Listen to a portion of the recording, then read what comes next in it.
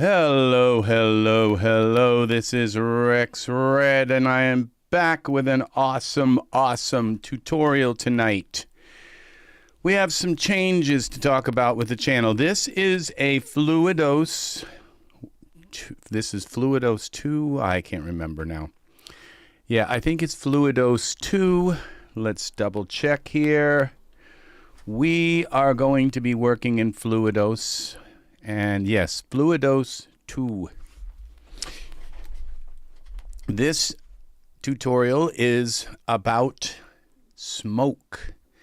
And there are some changes to my channel. We are no longer Daz 3DTV. I really didn't think it through when I used the Daz 3D. I always think of Daz Studio, and I know they have Daz3D.com. But I just thought that they stopped using the Daz 3D term, and it was more just Daz Studio. And but that's their prerogative, because I do believe that the Daz 3D trademark is their trademark. And even if it is, it's their trademark by association. They have used it for many, many years.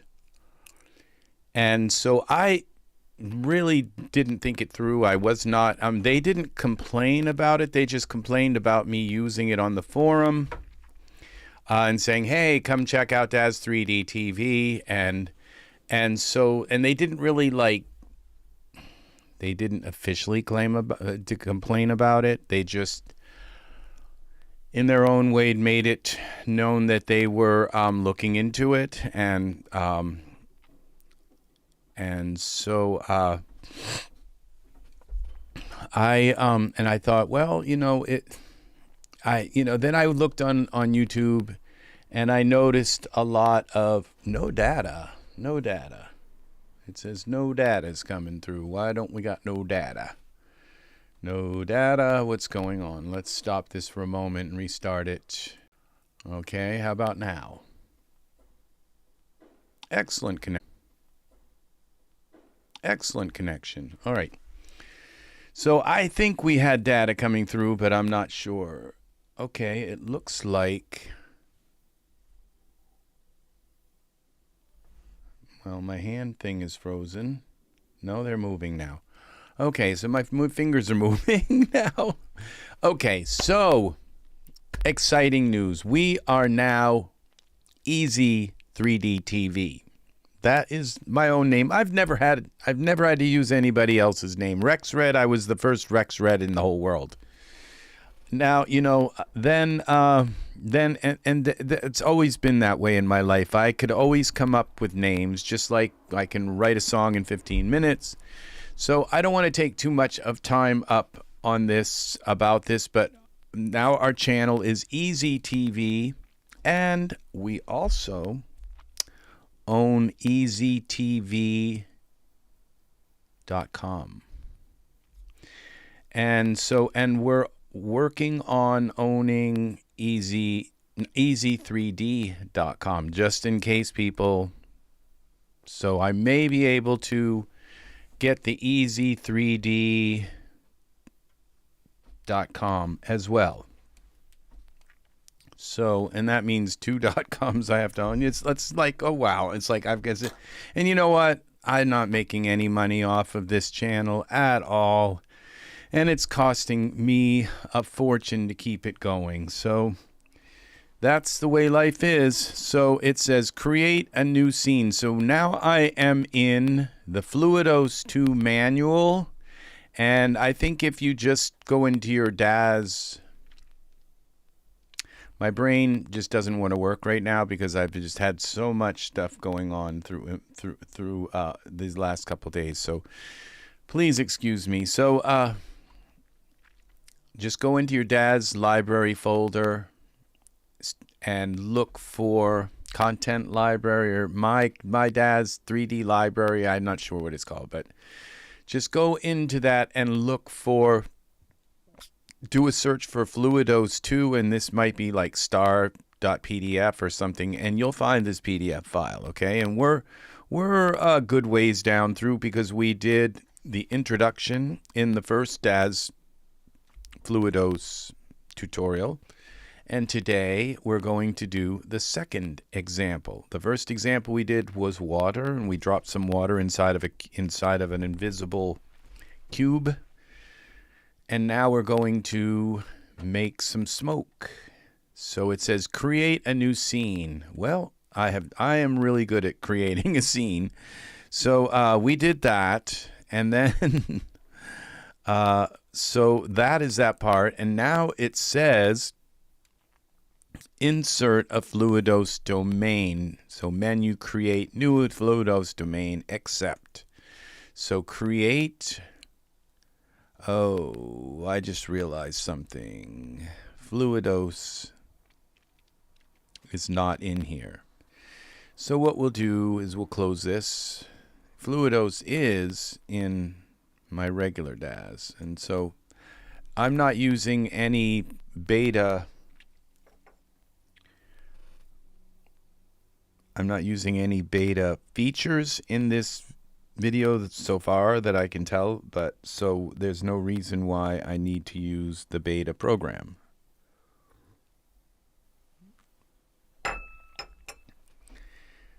All right, so we're going to go create new Fluidos domain, accept, and there it is. Wonderful, wonderful. Okay, and now we go into here. Insert Fluidos source sync. Now this is something I don't know what this is, and it's been a month since I did the first tutorial, so it's like I have no idea how to create water again. So create new Fluidos source sync. Well, of course, there's our source sync. Well, yeah. Well, it didn't say turn the camera, so let's go here. Okay, parent the source to the Fluidos domain. This will be the source set its velocity x property to 0 and velocity y to 100. Set the temperature to 150 and the smoke concentration to 2.0. Well, that's self-explanatory. Let's see now. We are going to go here now and parent. First thing we do is parent the Fluidos source sync to the domain. And you do that by just dropping that in there. And then we go in here to parameters. And I assume they're in the parameters here. Smoke concentration, velocity. Okay, so now it says here, parent the source, this will be the source. The source to the Fluidos domain. So we did that. We parented that in there. And then this will be set its velocity x property to 0. Velocity. So we're looking for velocity x to 0. Well, that's easy. And is velocity y to 100. 100. Okay, that's easy enough. And its velocity, okay, and it's nothing about the z. Okay, set the temperature to 150 Celsius. Where's the temperature? Okay, 150 Celsius. And the smoke concentration to 2.0%.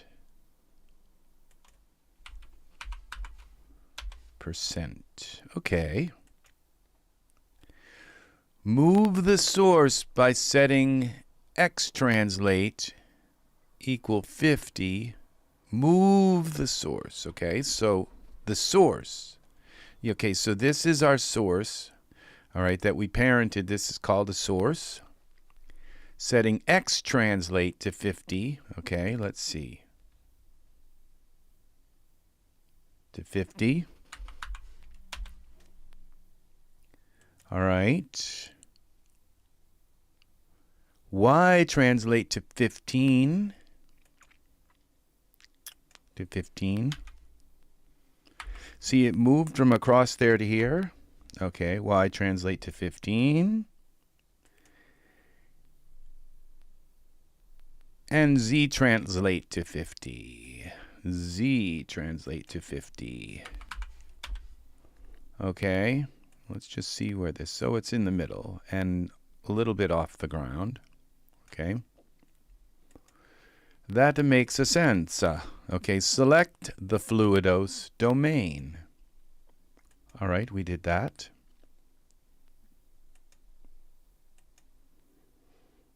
In the Fluidos domain properties, change the number of frames to 30 to obtain 1 second in the simulation. So, Fluidos domain, number of frames to 30. Where is that? Whoa, there's a lot of.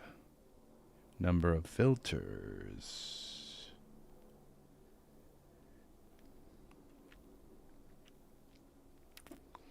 Baked files.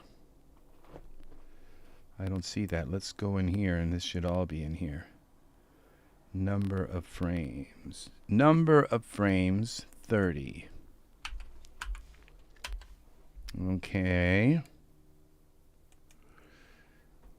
Properties change the number of frames to 30 to obtain a 1 second in the simulation. Let the cell size, I think that's supposed to be set, the cell size to 2.50 centimeters. Cell size. Okay, that's already set. All right, set the cell size to 2. This is such a well-written PDF file. In fluid type, choose smoke. Fluid type, we're going to choose smoke. Okay, a number for that didn't change anything now. All right, we following along here. In the Fluidos advanced settings subgroup, set the jitter factor to 1.0.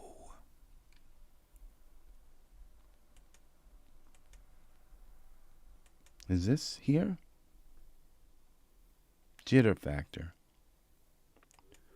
to 1.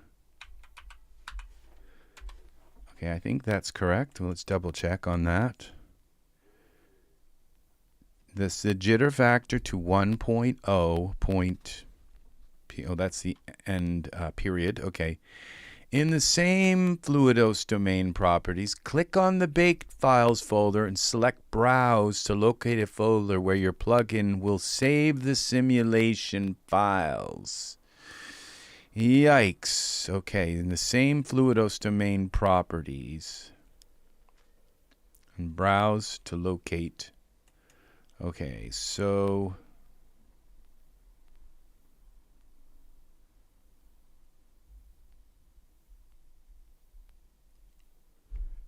enable OpenCL.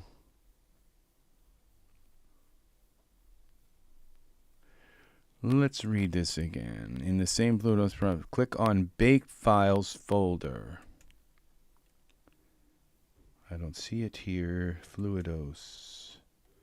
Smoked. Baked Files folder. Browse. Okay, and we're going to go here. We had a Fluidos thing here.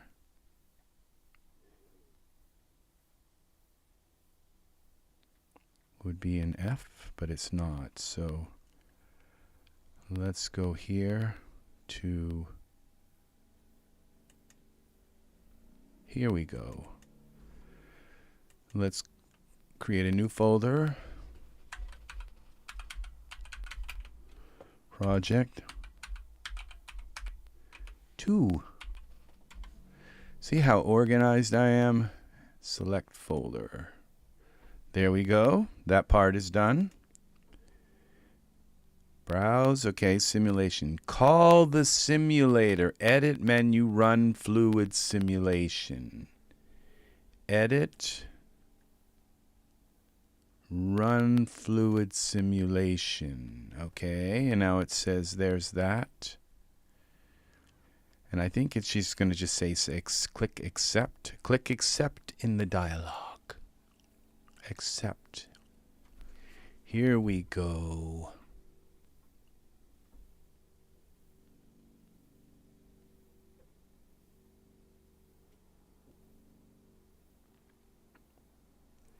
I don't see anything happening. I don't.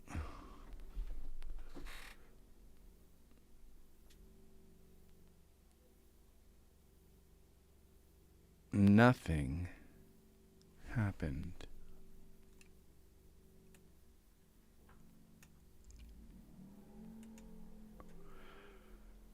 Wait for the simulation.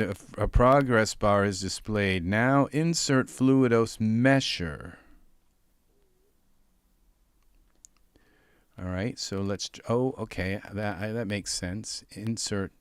There's something in here, but it's. I believe it's invisible. No data. Okay, let's stop this for a moment.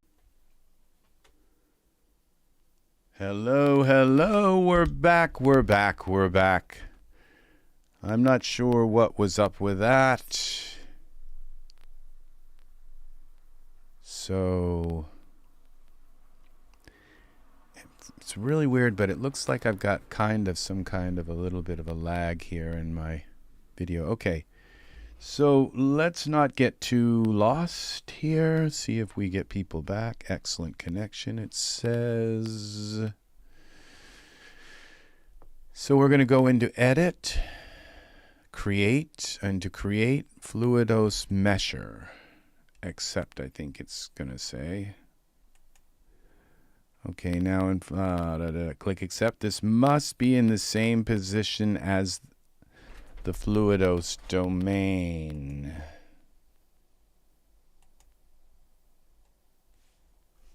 All right. I think what it means, it just has to be okay.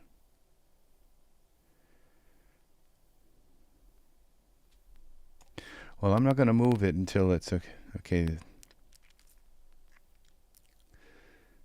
At the Fluidos domain, so set the same bake file folder, step 9, for the bake file folder for the mesher. Okay, it doesn't say that I have to. Okay, so we go to the mesher, bake file folder, browse. My Daz 340. Okay, this is, we got to go back to here. Fluidos project 2. All right, there it is. So they have the same folder. And then we go here. All right, so that's done.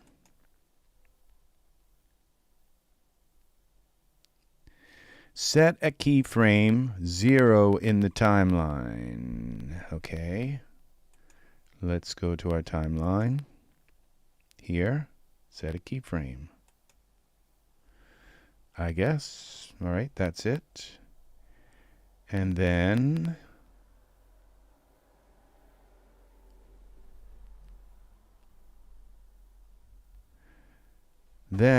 put a second one in the frame 30 by setting completion to 100. Okay.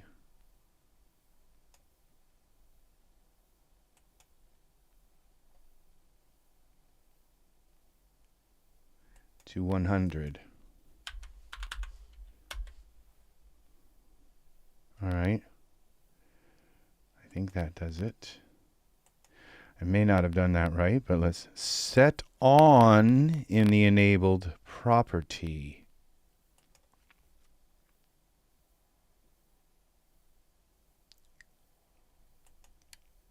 Ugh. Okay. There we go. You will see a preview. This is intended to get a fast scroll around the timeline. The final simulation can be seen by setting off the preview property.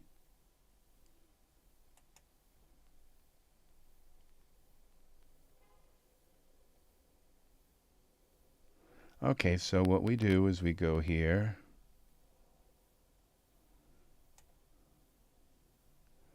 And we play it. Play.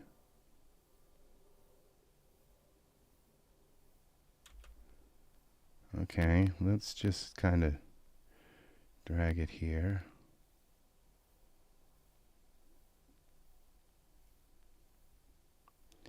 That is smoke. Now, it may not look like smoke. It may not smell like smoke, but it is. And so what it is, it's some kind of substance responding to temperature and fuel and all of this stuff kind of thing, I believe. And then it's creating, that looks pretty cool right there. Okay. I have no idea what kind of the last time I put water on there, but smoke, I don't know what kind of effect I would put on here. Okay, so we're going to save this file, save as Fluidos project to smoke.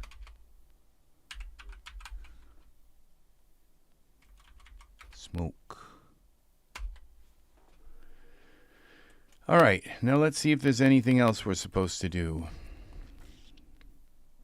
The final simulation can be seen by setting off the... Apply a smoke shader to this mesher.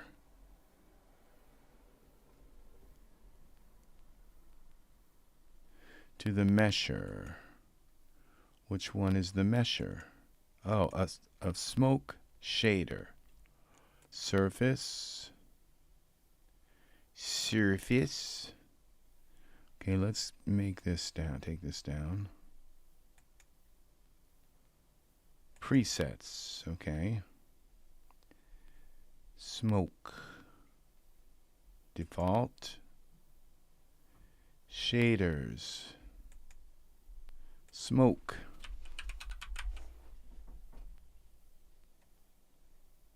Okay, smoke. Well, that didn't work. Let's try a different smoke.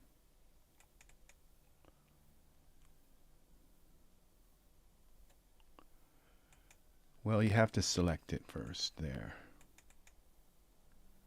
Okay, that kind of looks like smoke. Let's see what other smoke ones we have. Oh, these are from Fluidos, so these are... All right, that looks pretty cool. Let's change our environment here. Where is that going to look the most? In front of black? Well, they've got it in front of black. It certainly doesn't look very good in front of gray, but environment options. Welcome, Ted. Welcome, welcome, welcome. Glad you showed up. I just went through it's example number 2 in the Fluidos manual. Okay, so this is second example in Fluidos 2 manual. We just followed these instructions. And this is what we created. And then I went into the Fluidos Messenger and mesher, clicked on this and put this on top of that. And what I'm thinking is we will use this. This is an Iray mesh texture, okay? So what we're going to do is go into, now I could do this really easy by,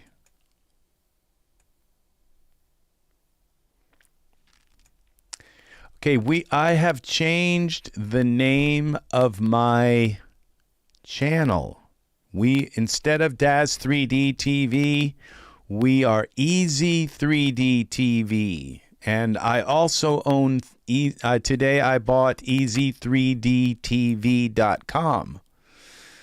So, and I'm also working on purchasing EZ3D.com. Okay, somebody, so I may own EZ3D.com and EZ3DTV, and they'll both take you to the same place. So somebody already has EZ3D on YouTube, but they don't have the EZ3D.com. So I will have that as well. So they probably don't even really use EZ3D, but that is that. So we now own, and it's because, you know, I really hadn't thought about, like, you know, using Daz 3D and going on YouTube and saying I'm Daz 3D TV. I honest to goodness, never really thought that you know, it's like, well, how would I feel?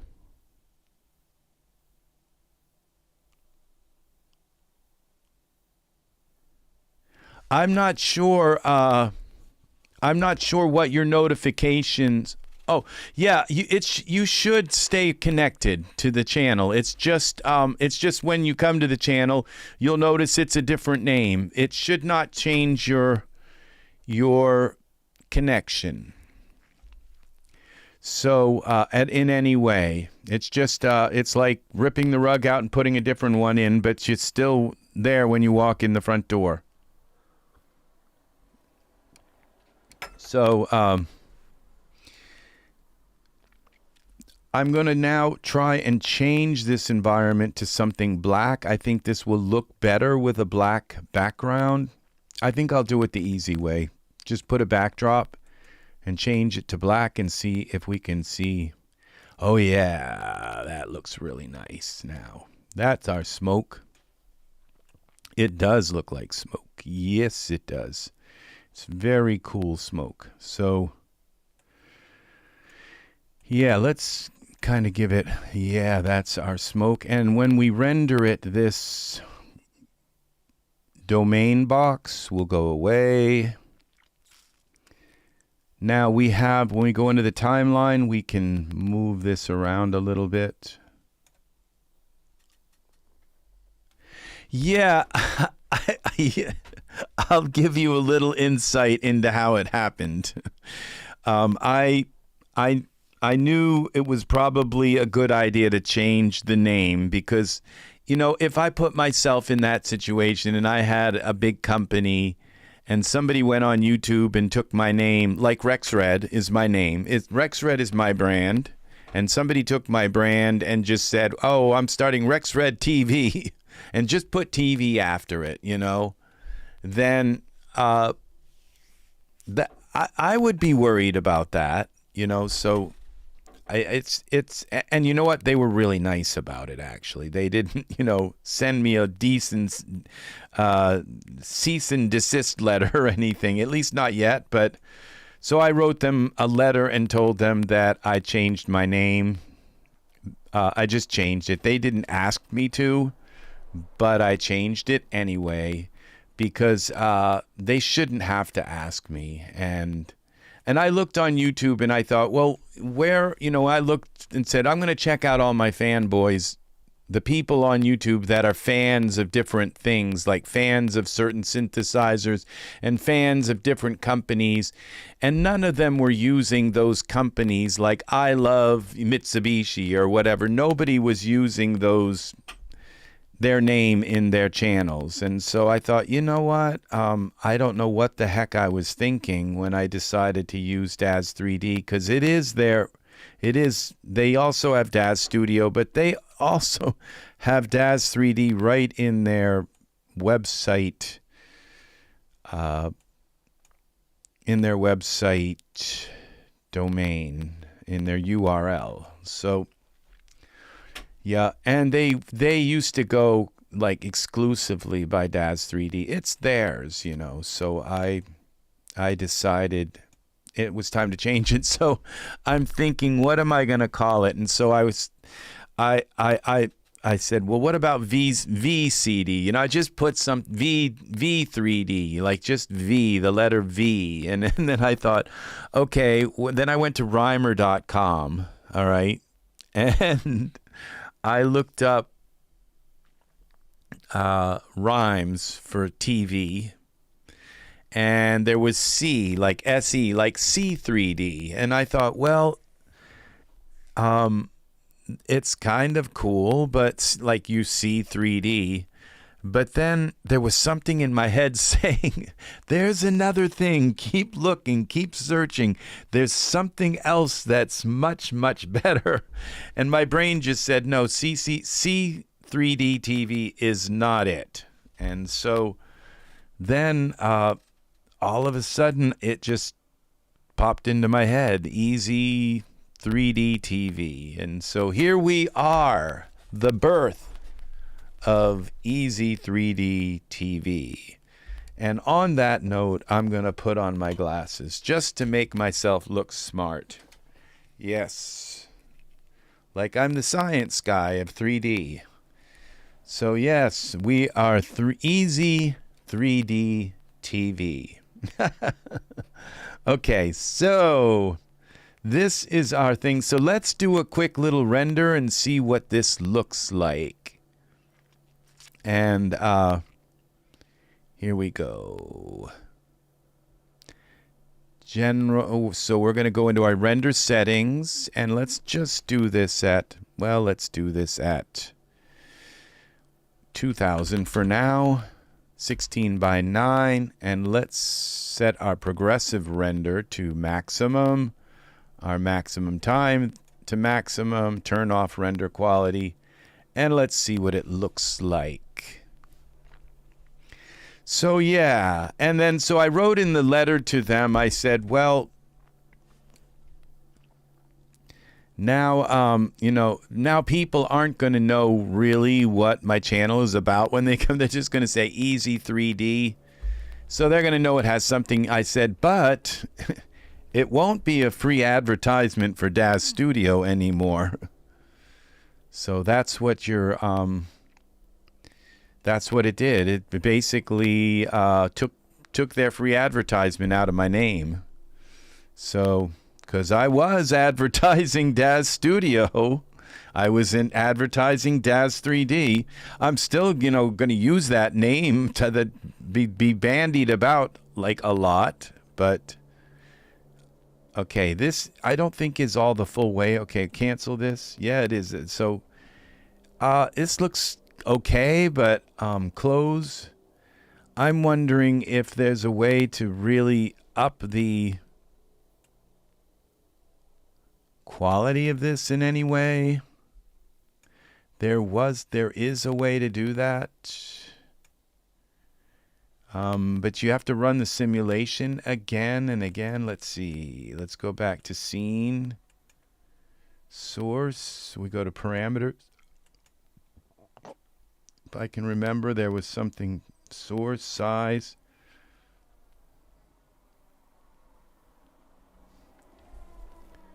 Temperature, 150. Smoke concentration. Let's just change this. Let's play around with this and go to 5. And then let's go here to edit, run fluid simulation. See what happens.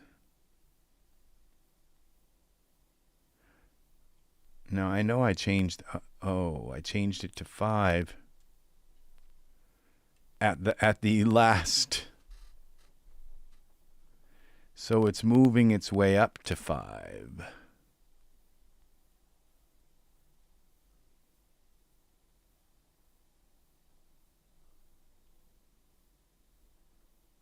That's weird.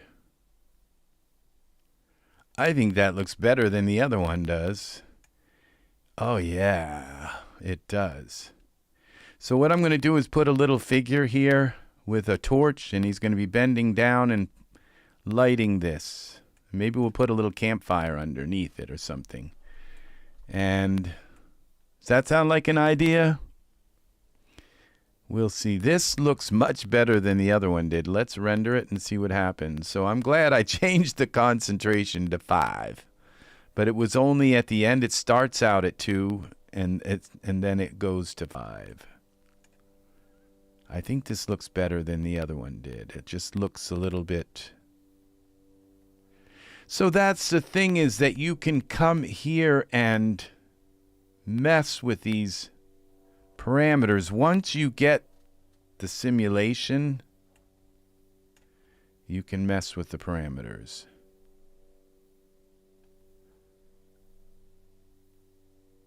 Now this mesher, okay, there's another thing I can do here. I think with the mesher, cancel the render. I think I can take this mesher and add object, geometry. I can convert it to sub D and smoothen it out. Let's see now. Let's do that and this. And then see what happens when we... Let's run the fluid simulation. Simulation. Okay, here we go. And see what we get. What do we get?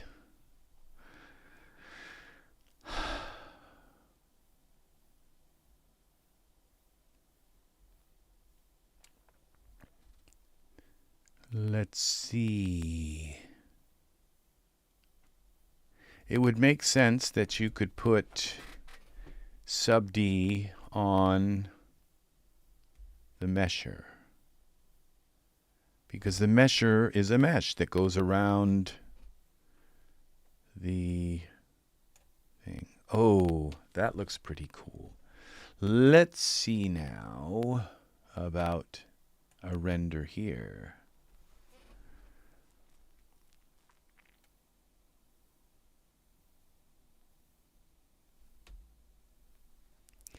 Yeah, that was so. It was. I don't think there's a better name. You know, C3D was kind of nice. Like, and I could have like done something like C3D, like using a C instead of an SEE, like C3D, like CPO, like Star Wars kind of. It's just none of it seemed to work.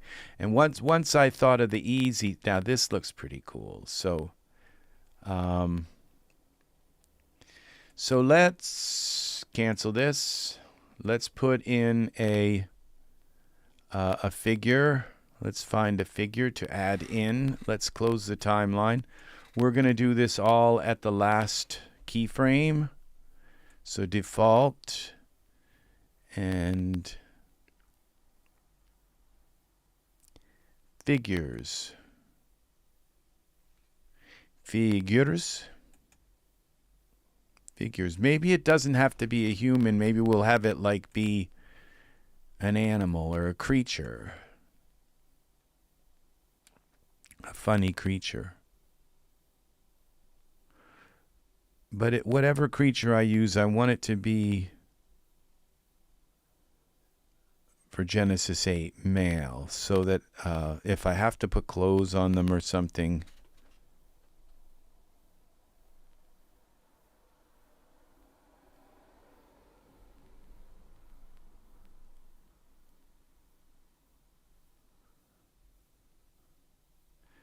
just to make this kind of interesting. How about animals? What have we got?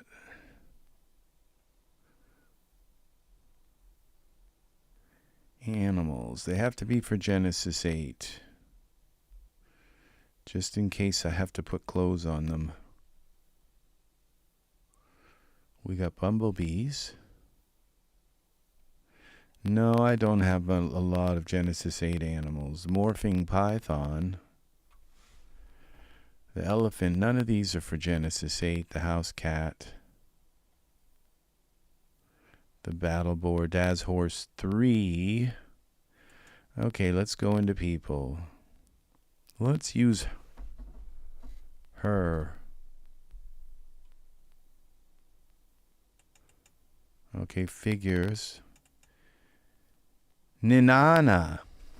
Na-na-na-na-na-na-na. Ninana is going to light our...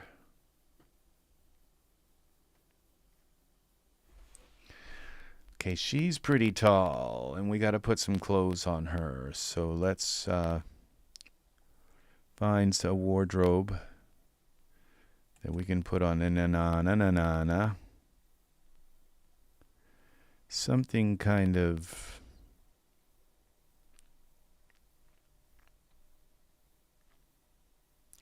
We'll turn this off. We can put just about anything on her. So we're looking for... Yeah, I don't think Angus usually hears when I'm here. When I went online tonight, it may not have given him a correct... because I changed the name of my title, and when I logged in, it was like it didn't actually log in, and it kept saying we're not getting data. And it wasn't until I logged in like the third time that it was shortly after that you came in. So if something messes up and Daz will only send out one, YouTube will only send out one notification to my subscribers, and if something messes up, they won't do it again. They just don't want to irritate people when somebody's trying to start a stream and they keep having problems and they keep stopping and restarting the stream. Then it can be irritating. So they'll only send out like one notification. I could probably give Angus a call, but maybe I'll message him in a little bit.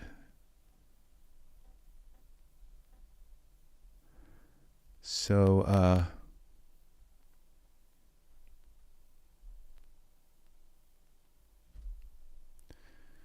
let's find something.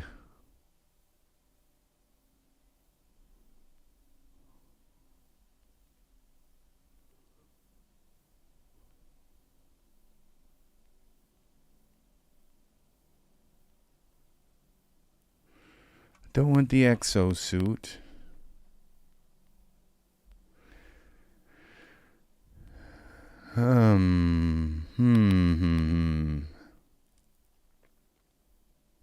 She's got to have something with the top.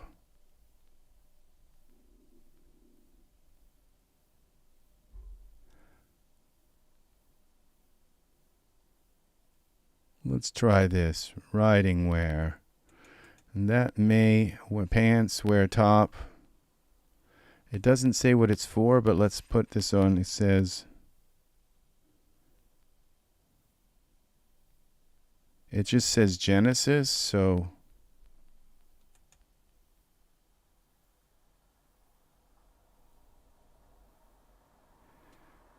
And I don't know why I have two here.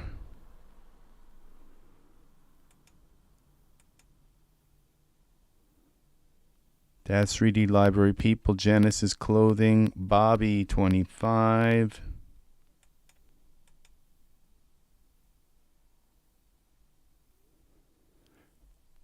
Author unavailable. We'll try it and see. We just got to tell it it's for Genesis. Genesis female. Genesis, you just have to say Genesis because, and it's full body. That's the top. And then we do the pants. Don't know which one. This would be Genesis, because Genesis was unisex.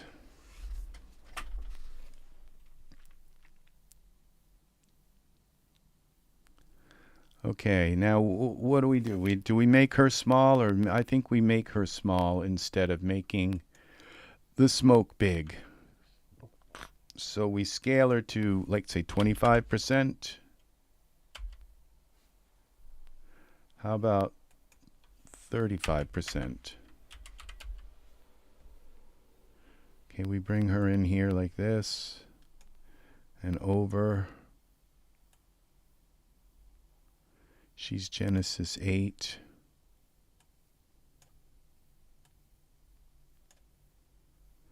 Now let's go to 30. Let's go 25.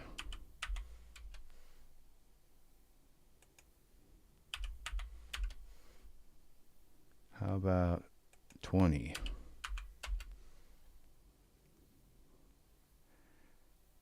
How about 17? Okay, that works, I think. And everything that I use in here is going to have to be scaled. I may have just I just may have messed this up because. All right, the Fluidos mesher, can we put that in there too? Yeah, I guess that works. Now, what if we take this domain and scale this to 300? That didn't work.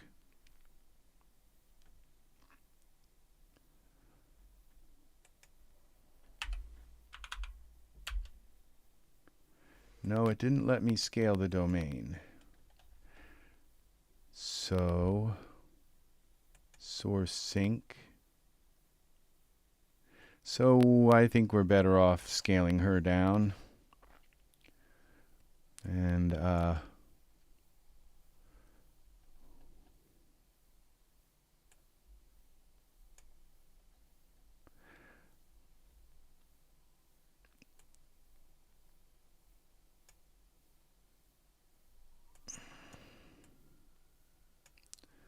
not sure that this is going to work.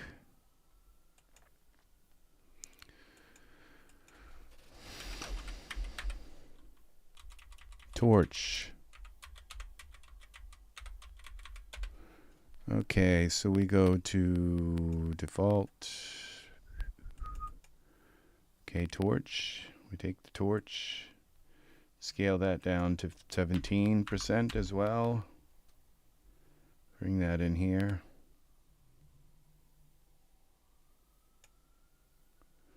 Rotate it.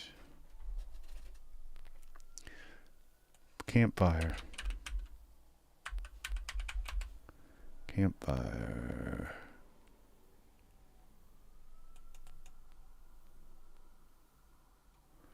Okay, let's put the campfire underneath there. Scale that down to 50.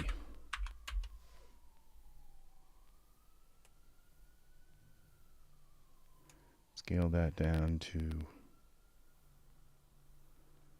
25.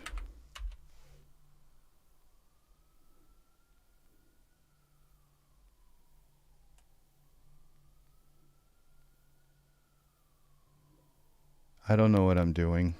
I'm just, I don't know that I'm actually very creative tonight. I don't feel creative. All right, so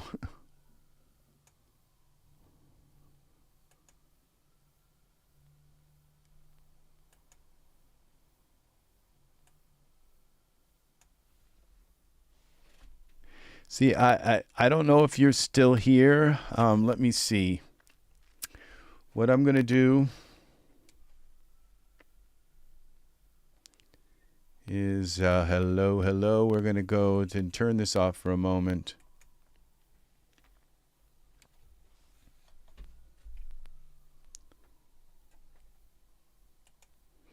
Say I.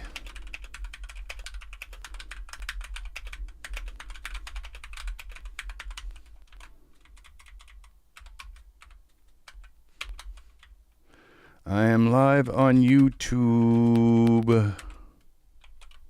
If you are not busy, Ted is in the chat. wondering where you are.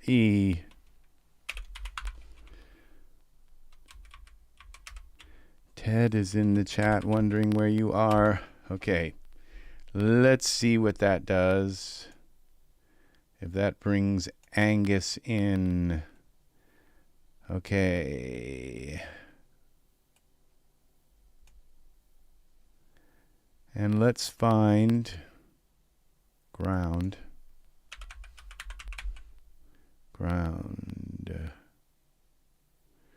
Some ground.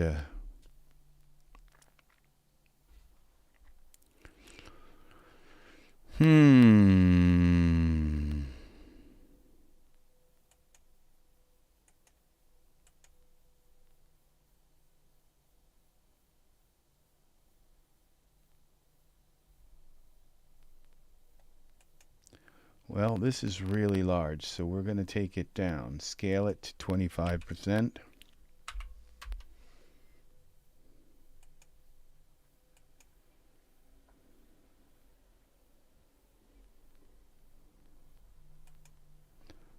How about to 15%?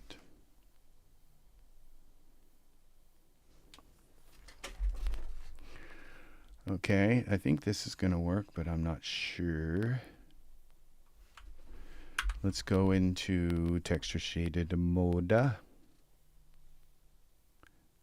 Angus, buddy. Hello, hello. Ted was one inquiring about you. Thank you for coming in. Thank you. I think there's maybe a problem with my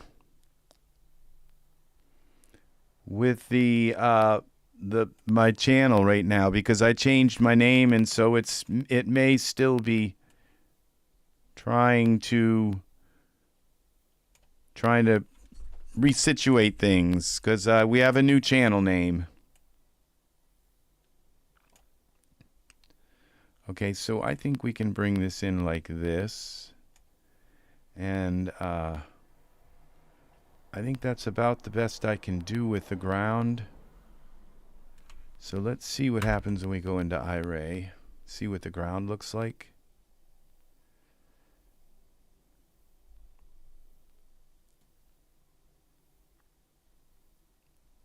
I think this, the ground looks finite. It's not like, well, what I could do is I could duplicate the ground. All right, so what we'll do is we'll duplicate the ground now that we have the ground the way we want it. Edit, duplicate, node hierarchies. Okay, let's go to 9. Control 9, okay. Let's take this ground now and move it over here. So now we have, now that covers that little spot, and then we'll take this ground and we'll select this ground again, edit, duplicate. I don't think that works. Oh, thank you, thank you, Ted. It's like, anyone just want to sit and watch me? Okay.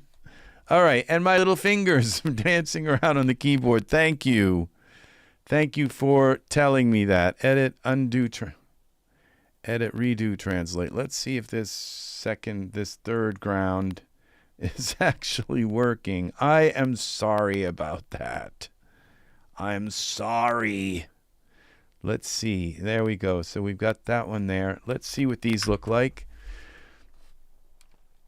Now, I don't have to put more ground, because the illusion of grass like this is that when you do it like that, it's like, oh, there's a big cliff beyond there.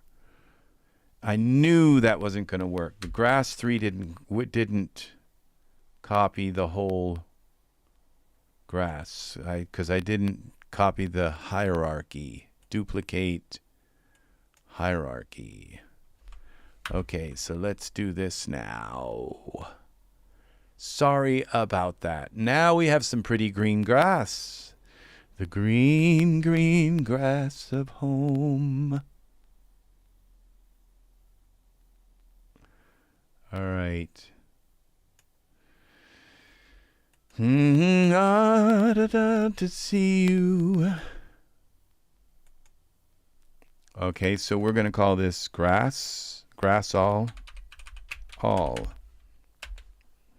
So now we can duplicate this whole group, edit, duplicate node hierarchy. And then we've got grass all 2.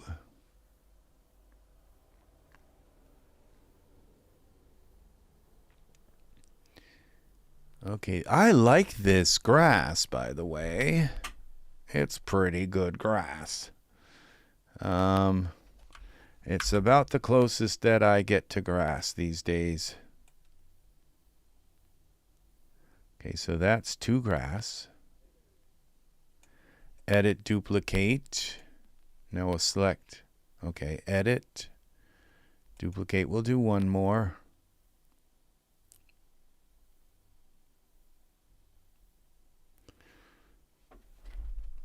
Node hierarchies.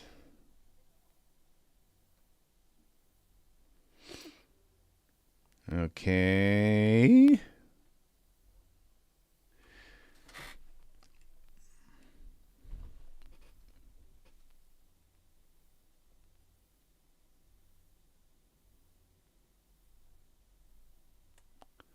It's good to touch the green, green grass of home. Okay, can we move this over a little bit? I may not be able to. Okay, I think what I have to do is move that over there like that. And then take this piece here, that grass, piece of grass, and edit, duplicate node hierarchy. And bring that over here. Good to touch. All right. So the green, green grass. Okay, so now what we're going to do is check this out in Iray. And while that's doing that, I'm going to pour some more tea. You know what? They're putting probiotics in, like the Celestial Seasonings tea. They're actually adding probiotics to your tea now. And they have a really nice one. It's a ginger Celestial Seasonings ginger tea. And it is very good indeed. Okay. Now, I don't think that is right, correct, actually under the smoke. I'm just doing this. The reason why I'm doing this is because I just want to have something, a picture for our second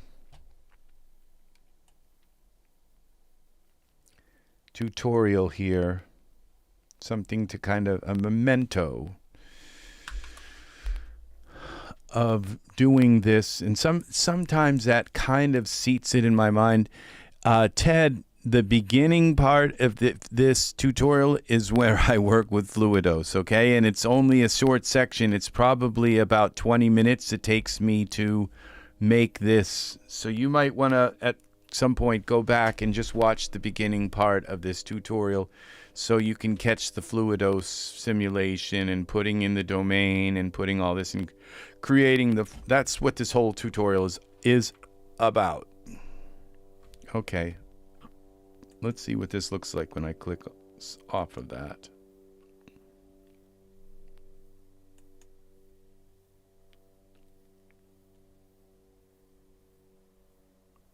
Okay, so we've got something. Now I'm going to put a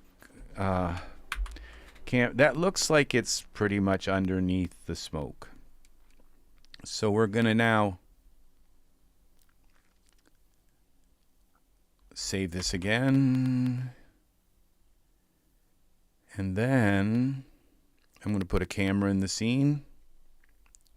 Boy, that grass, this grass is a really nice object. Scene subset. That's really nice grass. I'll tell you what product that's from. It's called Grass Mazes. This is a new product. And it's got these props. It comes with flowers. I think I got this free. Absolutely free. Grass Mazes was free. When you're a member, you get free things, and you get poppies with it. Maybe we'll put some poppies in the scene. I don't know. Just a few in around here. It's like, okay. And a spaceship up in the sky, maybe. Flying saucer. So let's... So did I put a camera in the scene? Create new camera, and we will copy our perspective view. And now that I have the new camera, I can zoom in on her and fix her, put the torch in her hand. And let's find a pose for her. Is she standing in the grass? Nope, she's not. And I can't move. Okay, I'm going to put all this grass into these two groups of grass. Grass all 1, 2, and 3. We're going to say,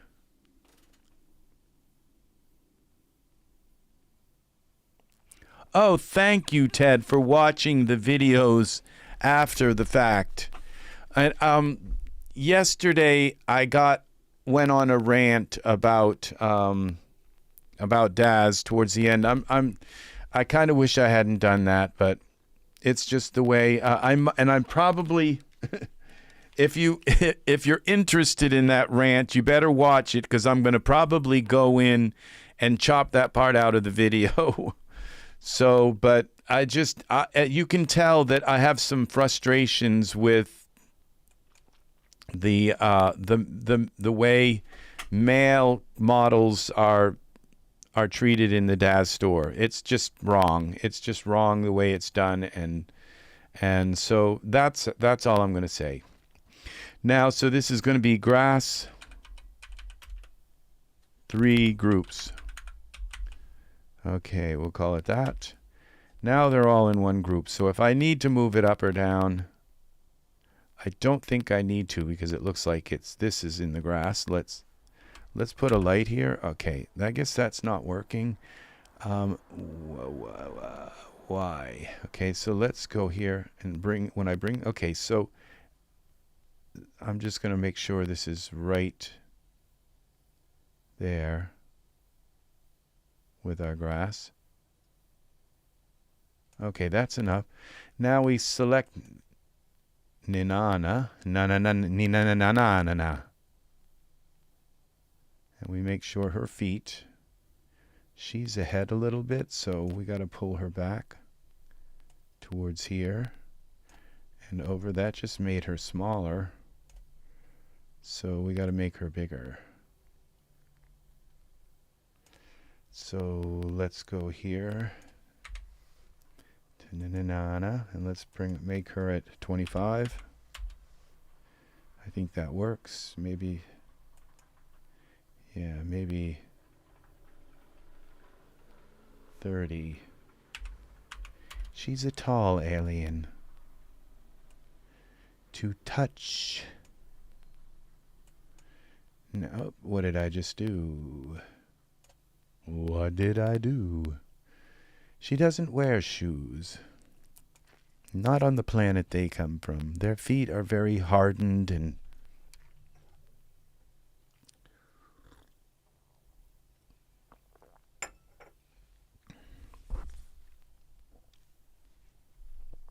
yeah, it's only about 20 minutes before you came in, so it's not that much, but it's really the most important part of this video. So in my estimation, unless I do something really fantastic, which it's possible. Let's go into Iray and see how the smoke is aligning with the campfire and what this all looks like kind of up close.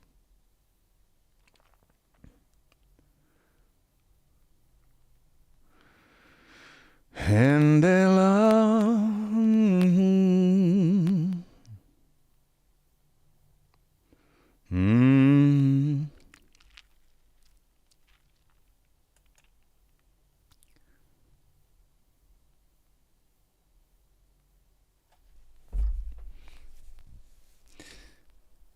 Okay, that looks okay. Now it looks like, so I want it to look like she's bending over and about to light the fire. Okay, so, or she just finished lighting it, who knows? But, all right, and so we're going to put the torch in her hand. So we got to give Nina, if she's a Genesis 8 figure, a pose, a standing pose that's going to look like she's about to bend over and light something. So let's go back into here. Pocket full of poses. Okay. The hand gestures. Standing. We want standing by function.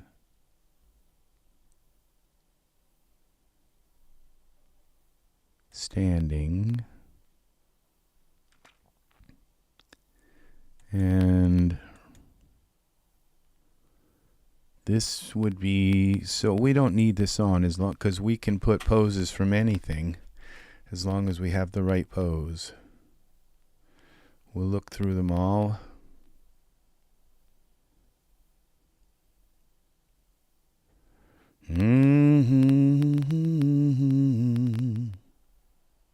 Okay, this looks like it. This is Genesis. Okay, that's our pose. But this may be, let's see who this is. Explore product. Genesis poses. I don't know that I bought the Genesis one.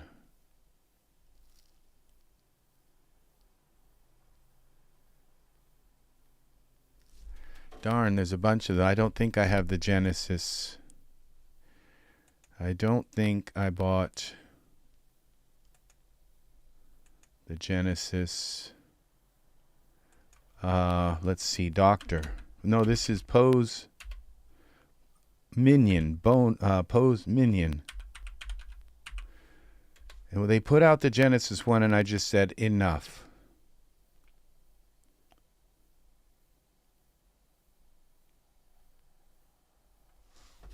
Bone Minion for, and this is the Genesis one. Bone Minion for Genesis 3, Genesis 4.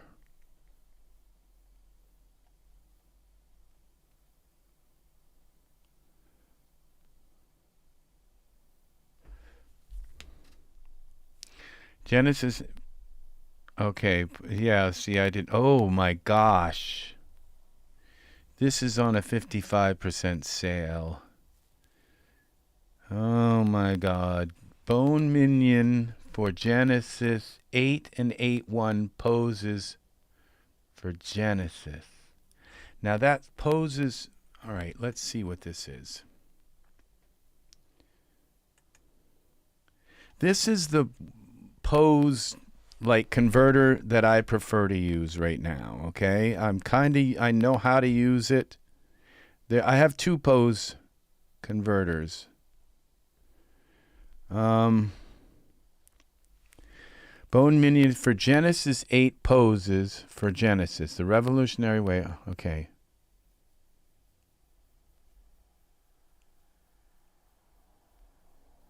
To use poses from Genesis 8. Okay, so I don't want that. We're looking for Genesis poses.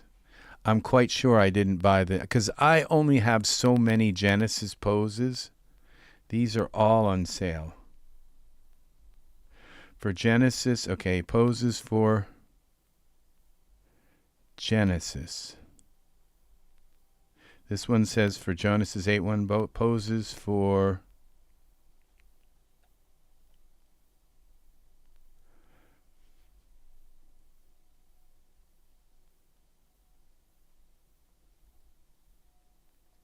Genesis.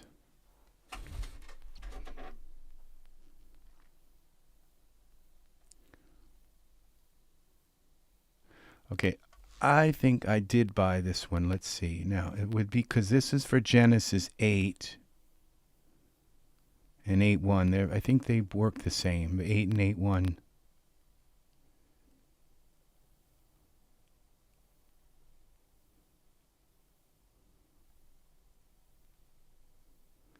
Genesis. Do you have any of the Bone Minion products, Ted? Bone Minion for Genesis 4. Okay, that's Genesis. Generation 4 poses for 8 and 8.1.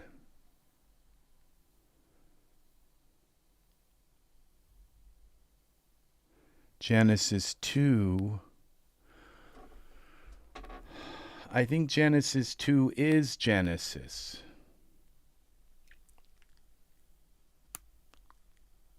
And this is $12. Genesis. Okay. Genesis 2 poses.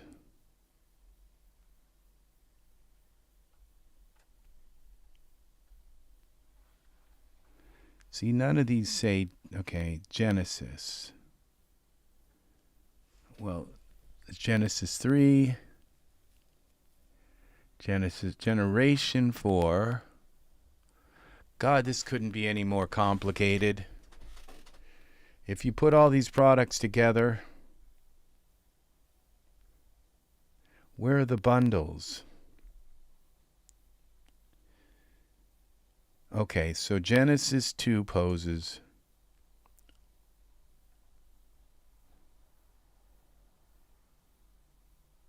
In this bundle. That's $22. I don't want to spend $22, but it's normally $49, and I don't have this bundle. That's what I did, was bought bundles. It might even be a little bit less. Maybe I can throw my $20 is a good price for this. All right, introducing the revolutionary way to use poses from different generations. Okay. All right, so what this gives me is it gives me all of these. Now, Generation 2 is Genesis. Genesis 1 is I don't think there's a Genesis 1. Oh, darn, why did I open that?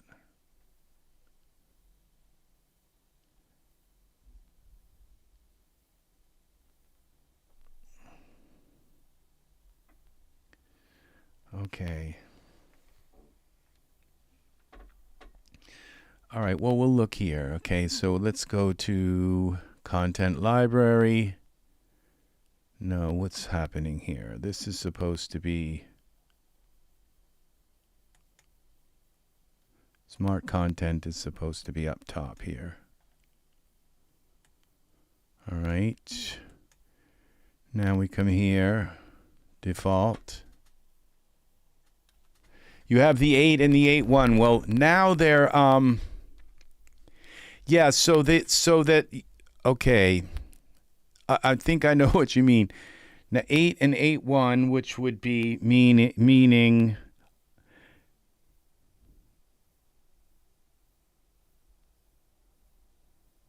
okay. All right. So I should have that too. Where I'm able to use all the 8, okay, all the 8 and 8.1 poses. All right, so let's try this. Let's put the bone minion here. Let's go to Minion. It would be Smart Content Files, Minion. And we go here to Default.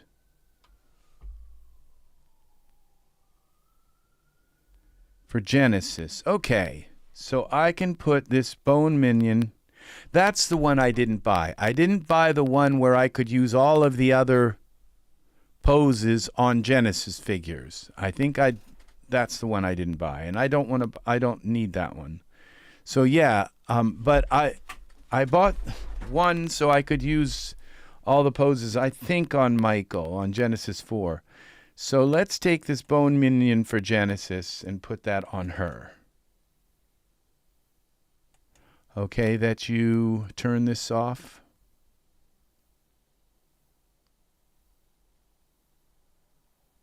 Turn limits off. Okay, so we turn the limits off on her. Now we can go back to our poses by... Now we select the bone minion. Genesis. And then we go to standing. Get rid of minion. See if we can find this pose again. Now that's going to be the hard part, is finding the pose again.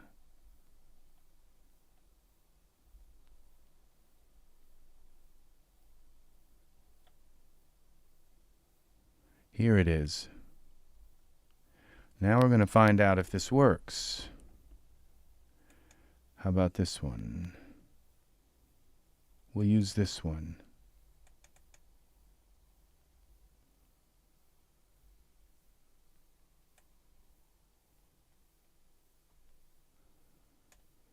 It did.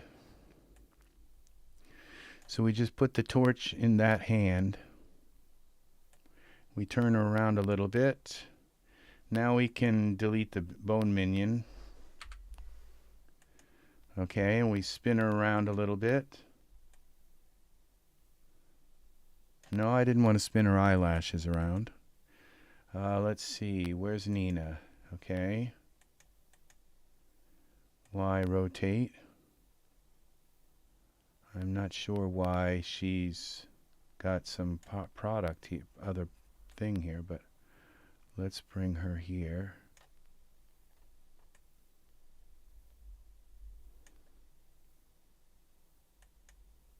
See, there is a method to my madness, and unfortunately, that's really the case, because I'm not just mad for no reason at all. And we'll rotate it this way. And make sure it's in her hand, actually. So it's got to come ahead. And lips like cherry.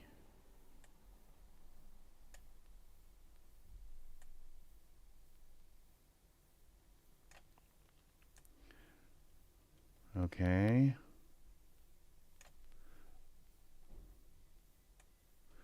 The green, green grass. Okay, so we're gonna do this number.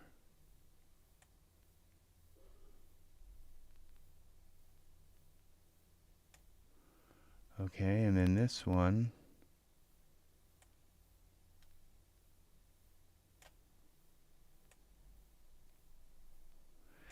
And now this is the only time that I ever use the window panes, and this is the only time that I really use this, what's it called? Power pose. Where's power pose?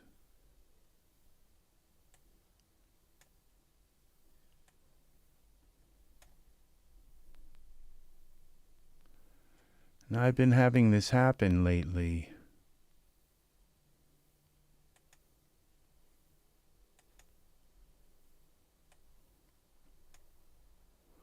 Where it doesn't show the... Oh, maybe I have to have her selected. There we go. Power pose here. And this is her right hand, which would be this one, I believe. Yeah, and this is the only time I do this, when I want to clench their fingers in.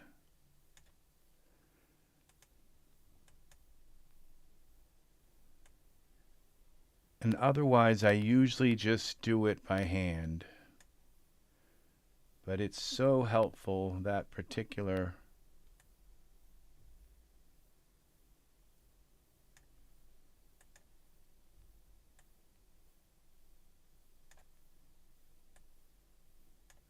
So let's go back to our camera view and see how stupid she looks here.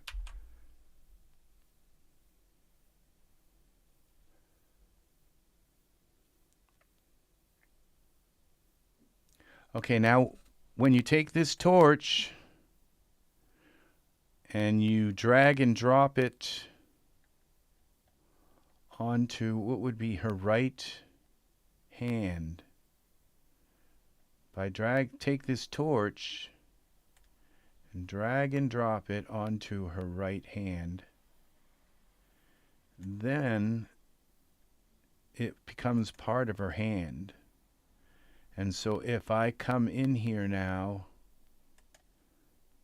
and if I want to bend her torso a little bit more, what would be this? Okay, let's make that so I can't touch that. Okay, and bend her torso. I think the torch will move with her. Yeah, see that? And let's pull her out a little bit more.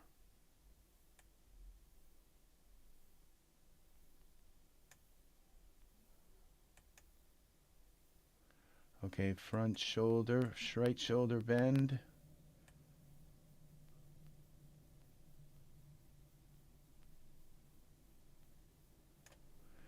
And right forearm bend.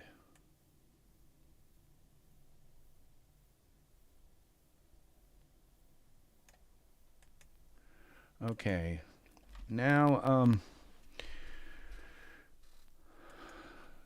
we're gonna do something fun. Okay, we're gonna use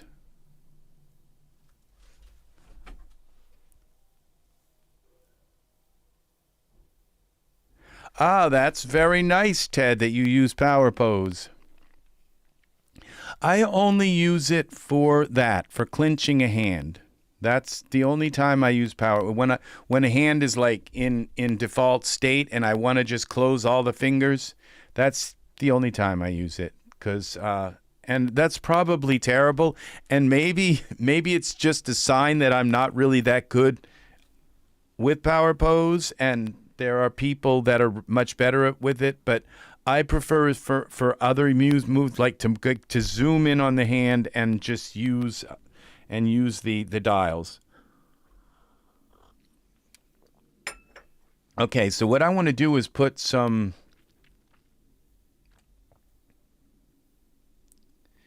I don't think I can do this like this now because this isn't one big piece of grass. It's like a bunch of pieces of grass. So if like this one, I was thinking of using ultra scatter and scattering maybe I'll do them by hand. It's because just going to put some poppies around. I thought that would be kind of nice, but this is an absurd image. This is going to be like absurdity will be the label for this. Let's see what it looks like in Iray. I hope I picked a torch that's I know the campfire is Iray. I don't know if the torch is Iray. I'm quite sure she is Iray. So, and I don't know if the clothing that she's wearing is Iray.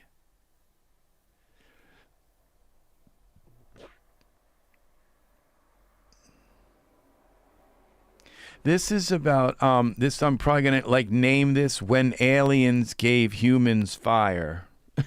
You know, something funny. I don't know. My brain is so absurd. It just finds absurdity in things. Now this black sky, it'd be nice to be able to change it. but I don't know that I know how to change it. There's a bug that once you change the backdrop to black or you turn on the backdrop, you can't turn it off. So I don't know about that as well. All right. There is the possibility of, okay, now my brain is going blank because I don't know. I think there should be a way to turn all of this, to meld all of these well, we have 6 planes, all these planes of grass. I should be able to somehow meld them all into one object. And I don't think that, okay, let's just throw them all together into here.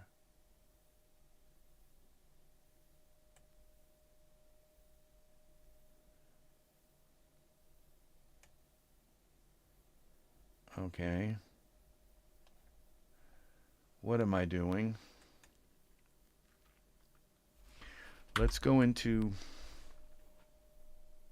Now, I mean, I could do a much better smoke with just using some of the smoke effects I have, but that's kind of... This is all about Fluidos. So let's take this grass here. Grass all. Okay, I think I moved the grass and put it somewhere I don't want it to be. Edit. Now the grass is back here. I don't know what I did, but let's... Okay, this is grass object 3. Grass 2, let's take the grass from there and throw them in grass 3. Okay, now all of the grass is in the grass, and then these are just empty folders. So these are all of the grass. So I would have to like do in order to put poppies on them all, I'd have to run a Fluidos simulation on each plane. I don't know how to make them all into one plane. Oh, I know what I could do. I can set up a dummy plane and just put them on the dummy plane and then make the dummy plane disappear. So, okay, this is my camera. I didn't want to move my camera. All right, so let's put the camera back here. See how that works now? So now you've just gotten a little tip there, okay? Is if you have a bunch of separate pieces and you want to scatter stuff along the whole thing, you just make a dummy plane.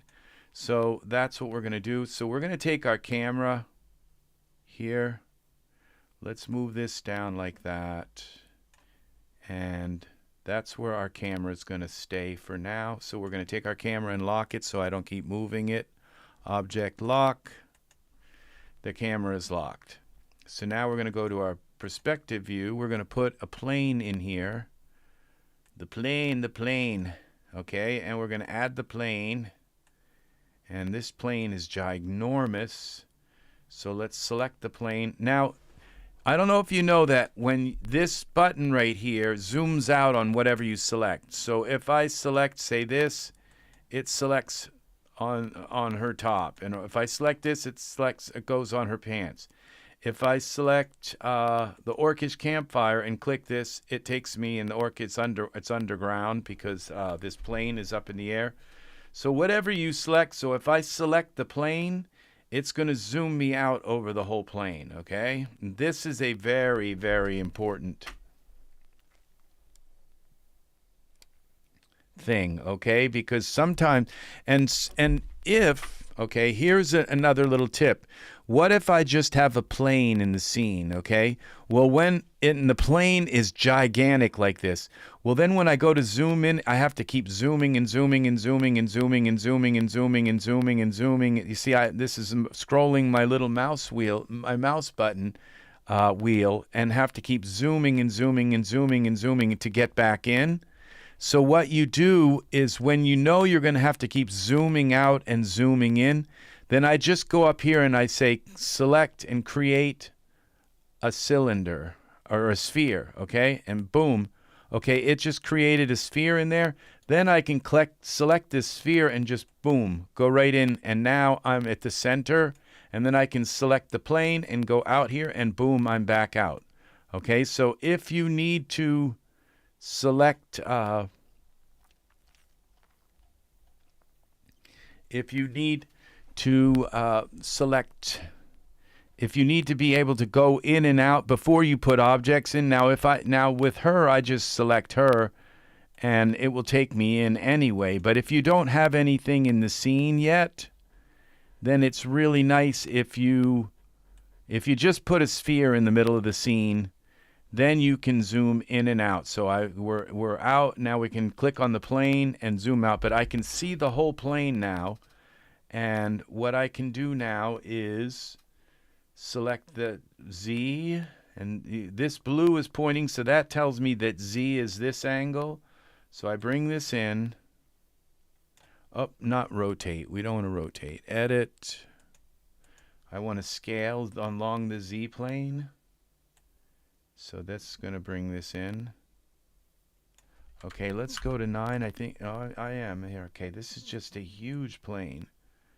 All right, so we're going to bring it in until, oh, I think I need it much larger now that I'm seeing this, because my grass goes out even larger than that. So this, you can scroll out like this. No, how big is the grass?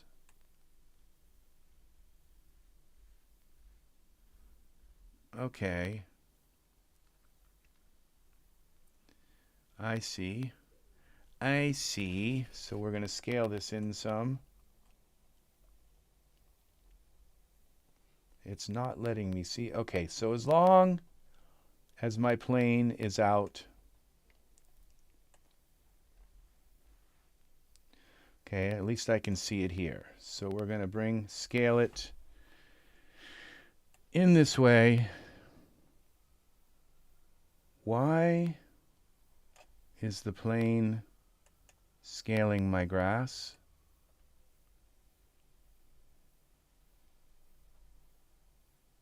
Oh, somehow all of my grass groups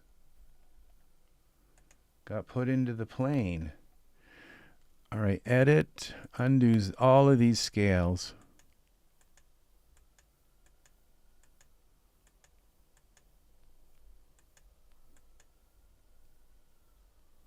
Not sure how that happened. This grass group 3 can go. Now we take and unparent the grass groups, and now our plane, we can look at this. Now when we scale the plane, it should scale. That's why it was scaling so hard. Okay, and Z translate. Let's move this over. Just as long as it's bigger than that. And then our other dimension here is the red plane, X. All right, so we're going to move this over like this and scale that some more. You know, a lot of these things that I do, anybody could figure out. That's, you know, trying to, it's the way the tools are made that we're able to figure them out like this. Okay, see, now I'm way out again. Now I'm going to try and bring this plane just below. Now these little, I don't know if you ever noticed these little plus and minuses. They are very helpful, but sometimes they're not very accurate. They're crude. And okay, so this brings me just below. That's actually where they're working. They're together, sort of, kind of, maybe. All right, so that's going to be my plane for scattering my poppies. So let's go to back to our camera. Okay. And now we can get rid of this sphere. I was just using that as an example. So plane, let's call this poppy plane.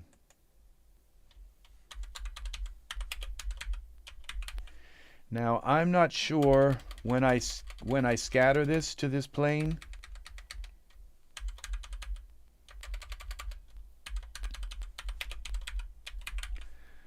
if it's going to embed this into UltraScatter, this plane. So I had better actually take the plane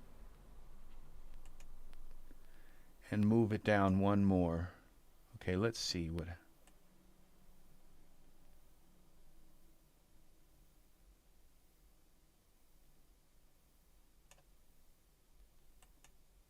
Okay, we'll bring it down one. Okay, so that's down below the poppy plane, down below our grass plane. What if I go 11, 0? Okay, and where is our poppy plane? A grass all is 10.44. What if we make that at 11 as well?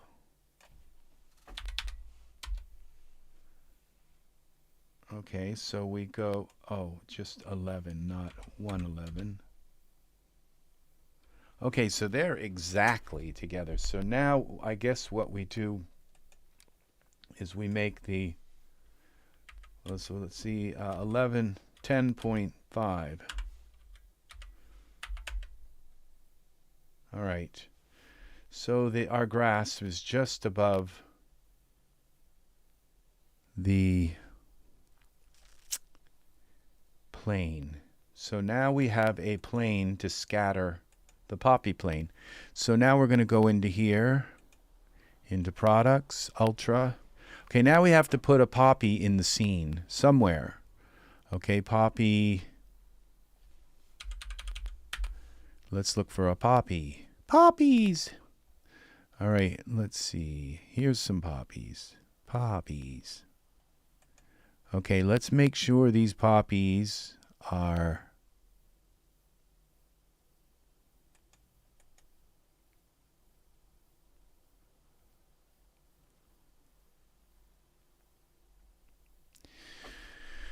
okay, let's make sure that these poppies explore product, that they are Iray. Materials, props,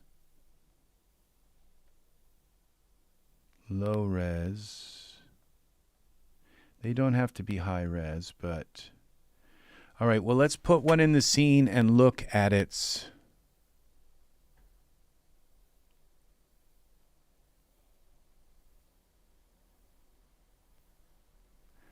let's take this one.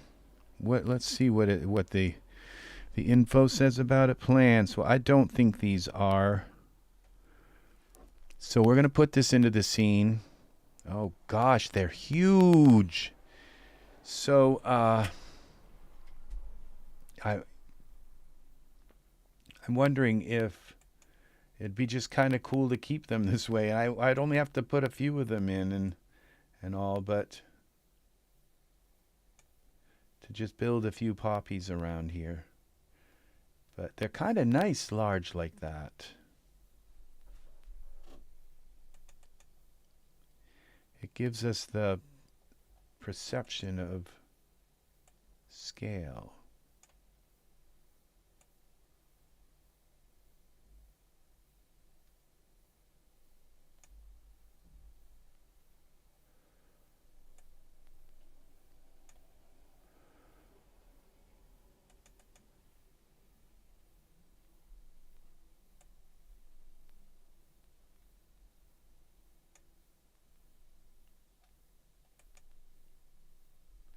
I think those are a different color poppy.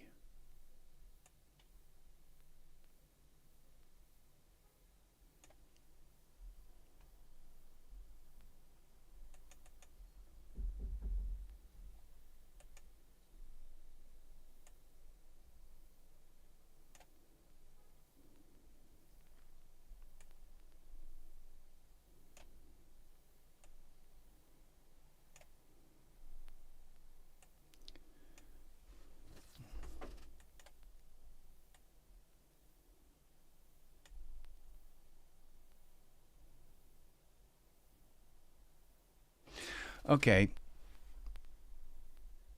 I think I'm going to go back to the ultra scatter idea. Better. I think it's a better idea. And then I get to teach you more in the process, okay? And that's what you're here for, is to see stuff done. Fun and interesting stuff done, okay? That's what you're here for. So we're going to scale this down to like a reasonable amount. Something like that. Let's bring it ahead so we can kind of see it and make sure it's sitting in on the ground right. Now what I'm actually going to do is put this one down below the ground, because this is our seed for ultra scatter. So that's going to be, okay, we'll call this seed.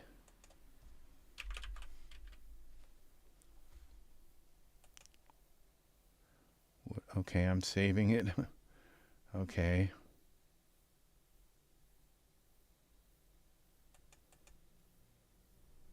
Poppy. Okay, we're going to call this seed. All right. So now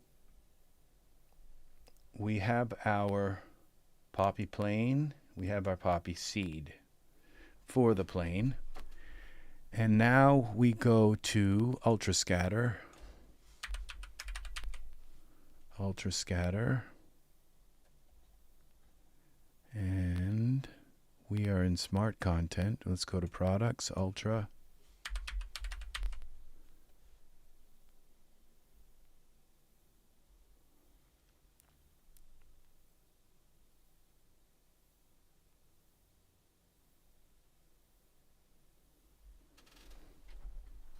Probably would have been better to use scatter instead, but it's right here. I know what it looks like right here. And it is, you have to use UltraScatter Pro, not...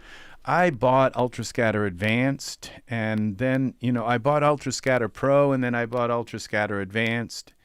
I thought, oh, it's advanced. And then I found out, no, actually, UltraScatter, that's the one below UltraScatter. And I didn't get my money back from Daz because, you know, I think I paid like $5 for it or something because it was on a big sale. And I thought about all the sale items that all the stuff that Daz has sold me like for next to nothing.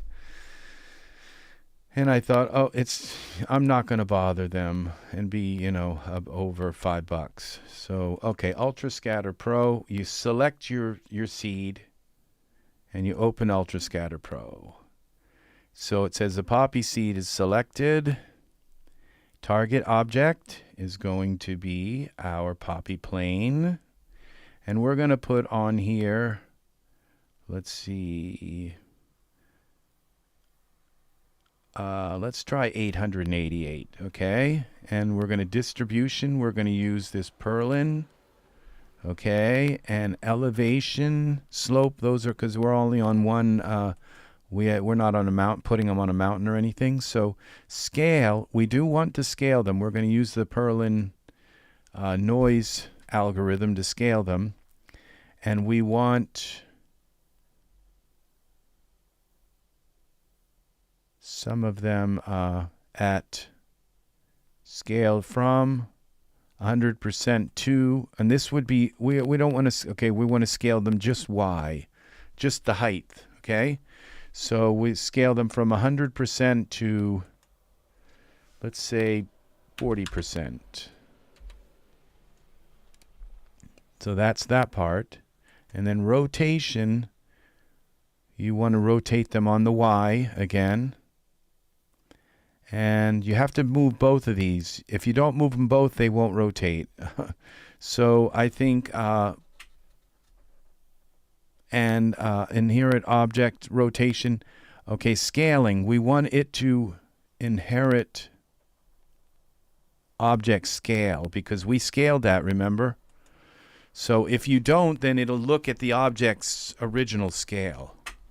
Okay, and this is plus or minus, okay, Y, which means this takes you 180 degrees that way, and that one takes you 180 degrees that way. So if you don't turn them both up, then it won't work. Okay, so that's all I know. Okay, and now let's double check everything here. Okay, and that's why I always double check. We want to restrict it just to the camera view.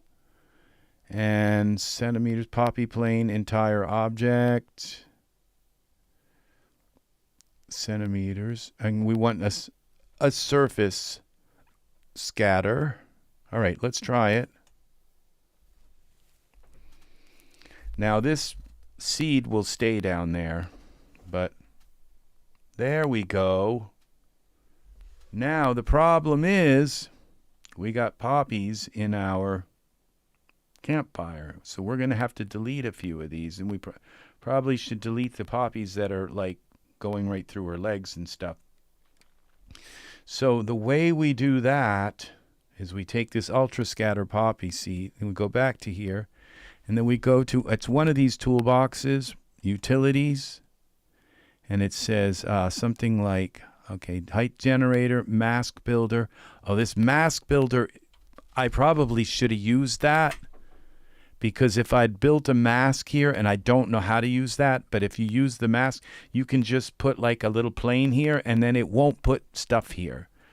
But I can do this another way here, and there's ultra scatter, UltraScenery. Okay, now that's actually, I'm thinking this is the ultra.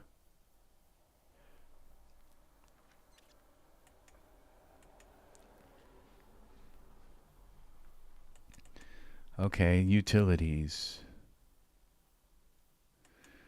Let's see if this works. Unpack.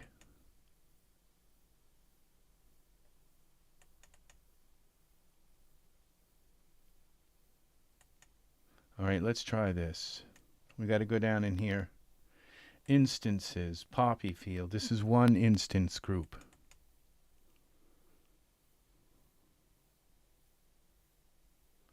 This is unpacking them all. So it's making them all into separate items instead, so it's loading about 500 poppies into the memory. But they may be the ones here that we need.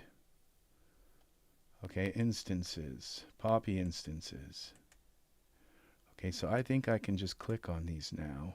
Maybe, okay, it just happened that all the poppies that, all right, let's go down through them. There's only 500 of them. Okay, there's one there. Let's go to the perspective view. Take me to the poppy. All right, that's not one of the poppies we want.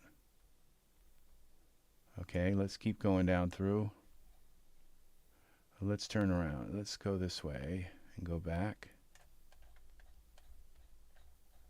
And then go down.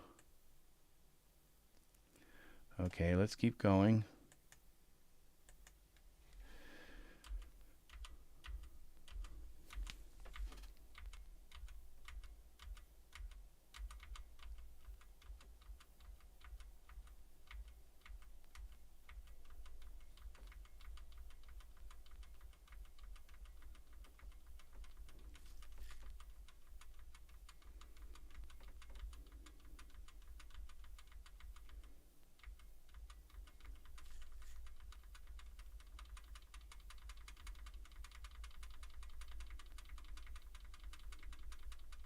When that scatters poppies, it scatters them.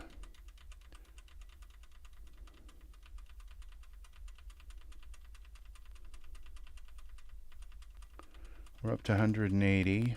There's only about 400 left.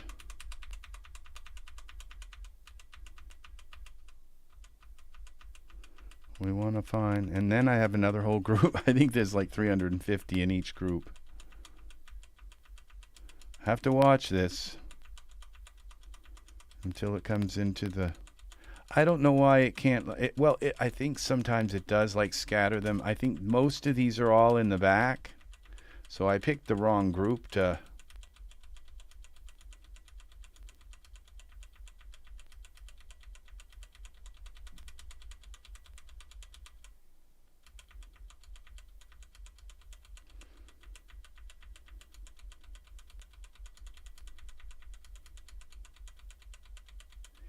So this UltraScenery unpack works with ultra scatter instances. Okay, so we're at the last one. Now, if I could go back, okay, I'm going to undo unpack.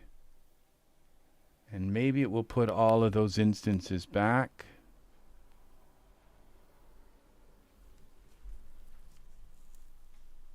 Or I could have selected them all possibly and repacked them. Okay, because I don't want them unpacked if... Okay, so it's trying to do this. It won't let me do anything. Okay, there's one. Okay, so they should be packed back in their group. Okay, so this may be another group. These are instances here. There's our poppy seed. Okay, where are our instances? These are proxies. Those are the instances.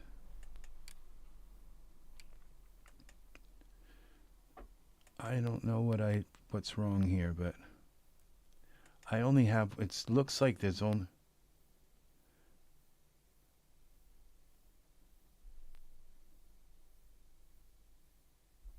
Oh, this is an instance and that is an instance. No, that is our poppy plane. There's our poppy seed. Okay, there's our seed in the front.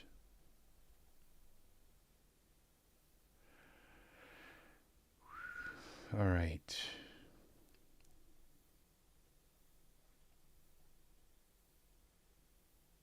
There's a way to repel.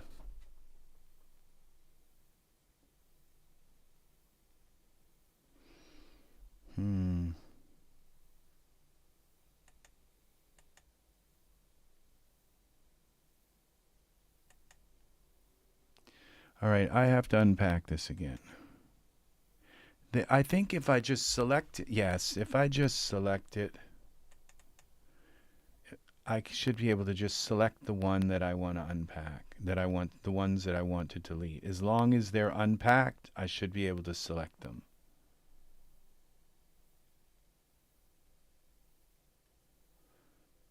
All right. Okay, let's see. Can I select this one?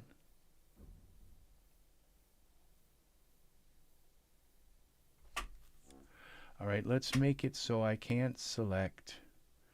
All right, the grass. Where's my check mark? Oh, here.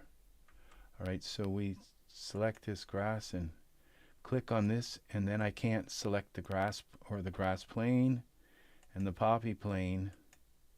That's there. Let's bring this back over. Where is it? Okay, let's unselect that. Let's select that. Now all I can select are these. Should be the... Why can't I select the poppies? Okay, they're in the poppy planes. Okay, so what we do is we turn the poppy... okay.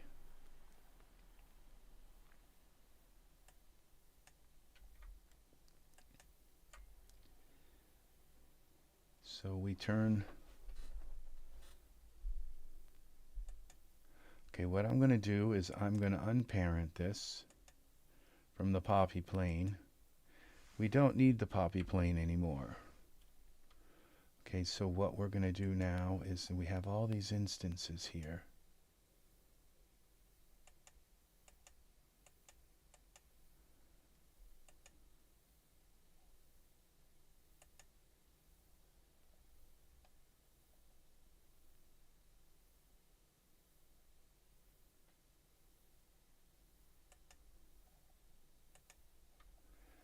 How many are there? 400.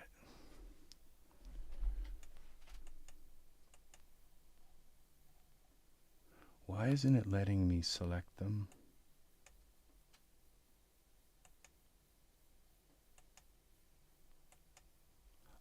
Okay,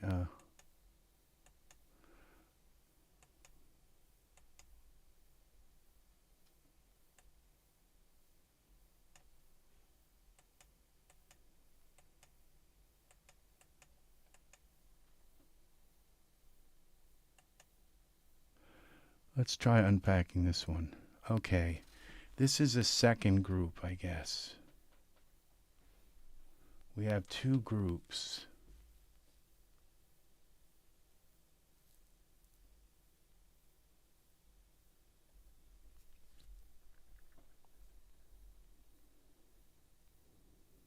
I think all these ones up in front are part of another instance group. Because most of the ones that was selectable were in the back.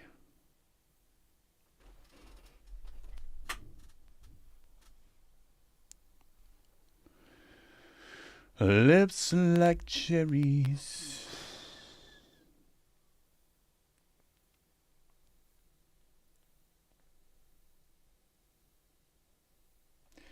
So there's more than 400. It looks like there's probably around 800. Okay. Where's the other instance group? Here. Another group, okay.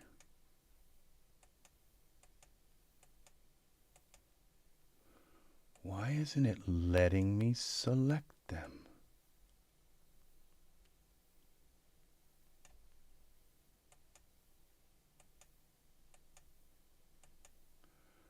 All right. Now, which group is the one I went through originally? Okay. Well, one of them is going to have a bunch of them up front here. That's the one I group that's in back, I think.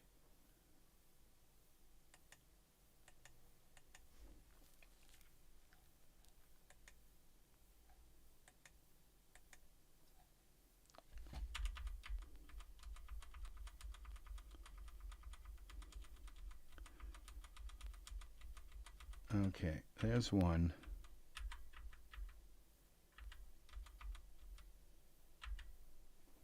Which one is this? I don't want that one out. Okay. But we're getting closer. Okay, so we go. I think I just want this one out here in back of her. Maybe this one and this one here. These, some of these in here.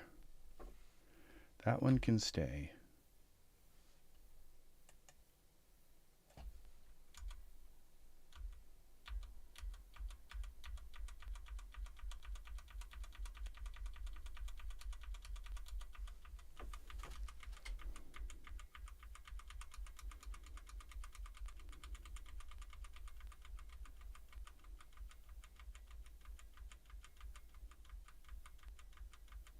I know it's supposed to let me select these.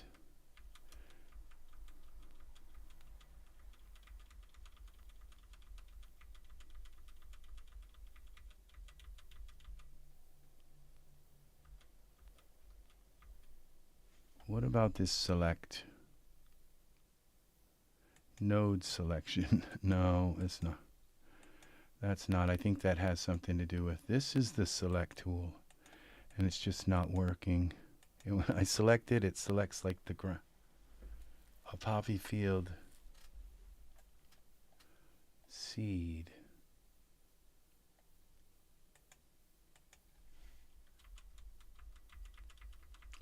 Okay, these seem to be. Oh. And that's what's really weird about how it scatters them. Now, UltraScenery doesn't do it like this. It doesn't scatter them so randomly. UltraScatter scatters them in patches. But then you have to find the right patch to I think this, oh. That came pretty close. Then you have to find the right patch.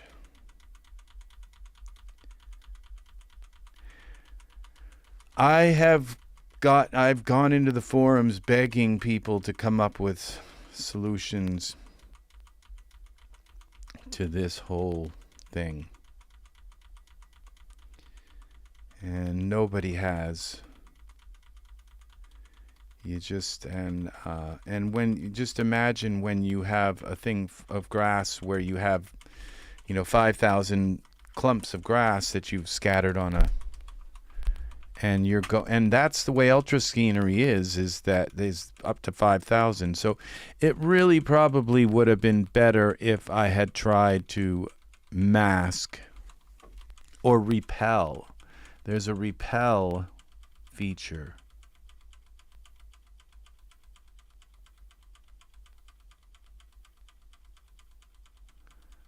And I can't really do the repel feature because I deleted the plane.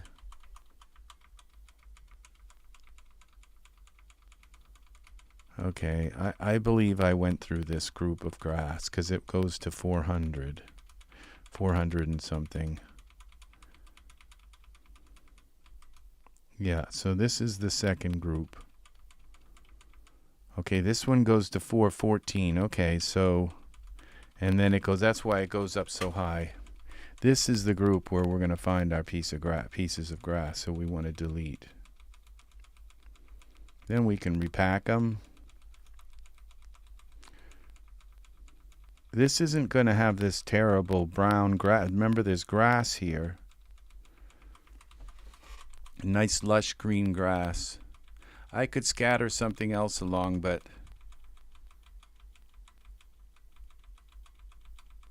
eventually we're going to land on the ones that we want.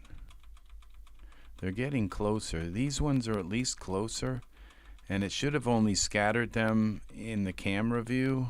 Remember, we selected camera. So it scattered a lot of poppies. We're up to 600 and something. I haven't seen it select one of these poppies in this little square area yet. We're up to 600.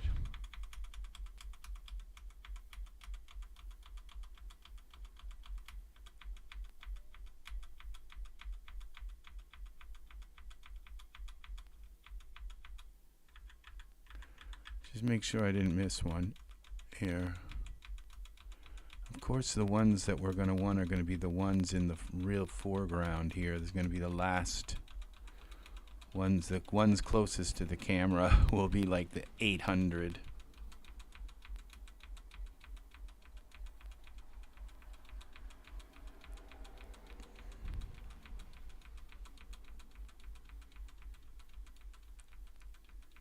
I think I've got something, maybe a check mark. Okay, that's all of them, and it didn't take me to them. So what I'm going to do is look, because somewhere here there's got to be a check mark that's making it so I can't select these or something. Oh, there it is. There's a check mark here. Where is it?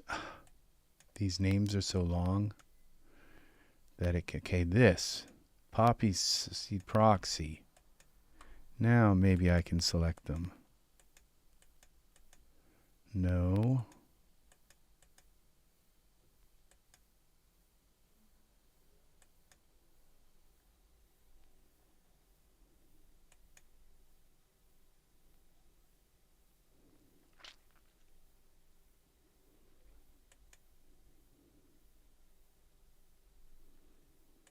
I wonder if these, I have to unpack these proxies. No.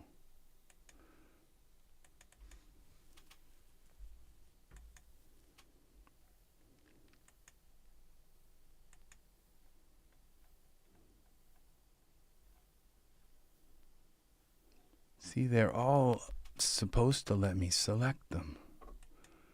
When I select things, just oh, I think I know what it's doing. Maybe it's hitting this box. The box is blocking me. Fluidos, no.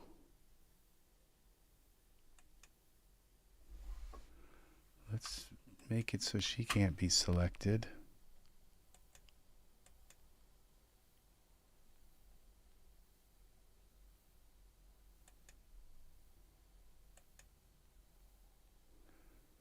Instances. We have another group of instances here. Looks like there's 3 groups. So this would be going up to like over 1,000.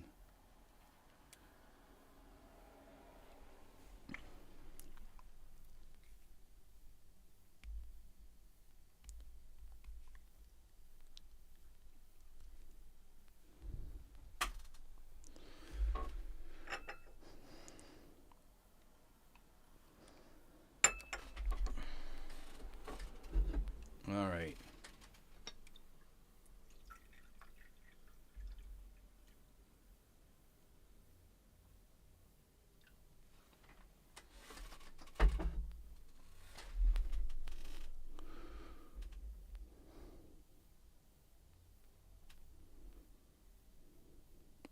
So EZ3D is what we are now, people. EZ3D.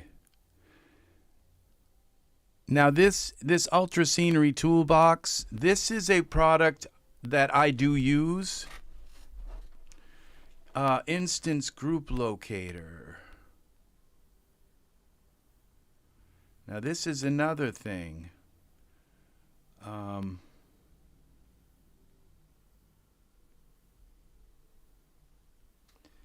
I probably could have used this instead of just repacking every instance group. That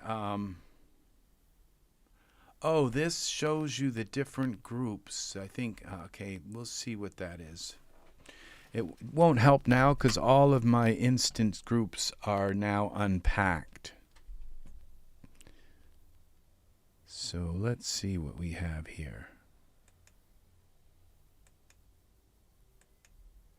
These should just select, and I don't know why they're not. It's really bothering me. Okay, now they're selecting here from the top. Okay, you can only put like so many things in an instance.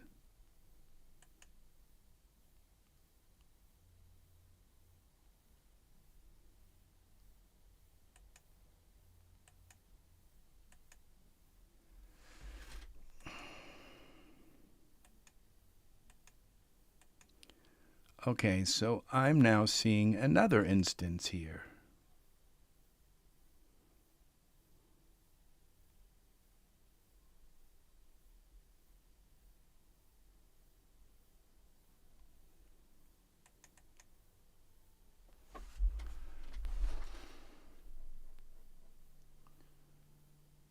Now I only saw 2 instances initially. And it says that there's 413 instances.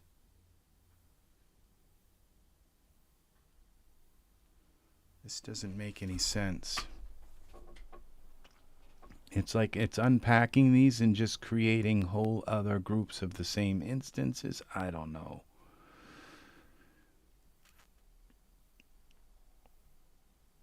I've spent so much time fighting with these things that I've actually gotten really good at using them. Okay, it looks like everybody's left. I bored you all. This was supposed to be the most exciting thing in the world. And it says concurrent. Maybe you're still here. I don't know it. Oh, now somebody's here. I don't know who. So okay, so we're unpacking another instance. It says that I don't have 413 instances because I told it to only put, I think, around 500. Maybe it was 5,000. I don't know. But 5,000 wouldn't create 413 instant group. No. Unpacking 1.0.0.5.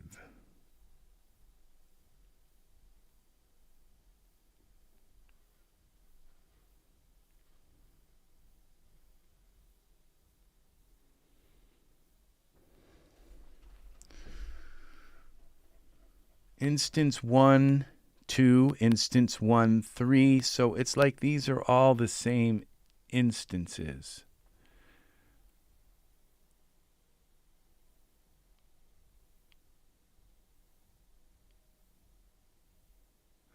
I bet if I delete them all, they'll still be there. So I'm doing something wrong.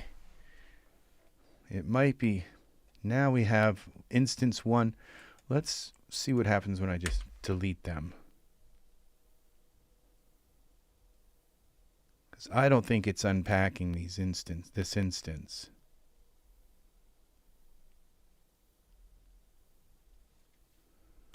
Hello.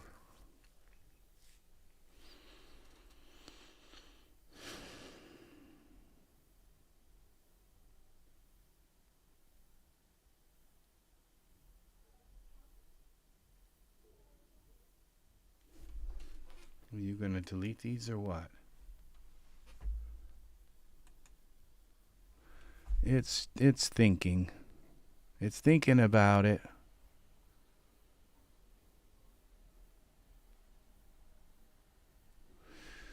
I probably would have done better to have spent this time messing with the... It looks like my fire and the girl are like way back. I don't know.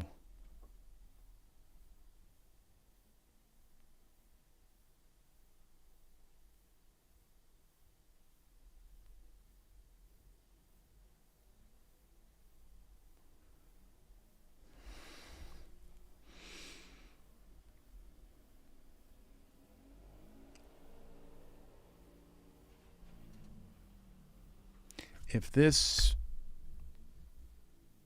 doesn't work right, I'm going to repopulate the...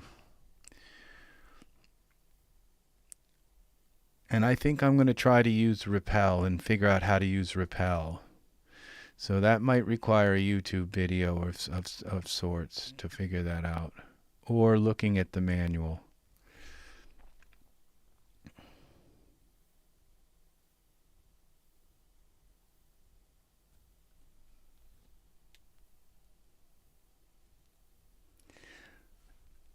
There's something that's completely evading me about this.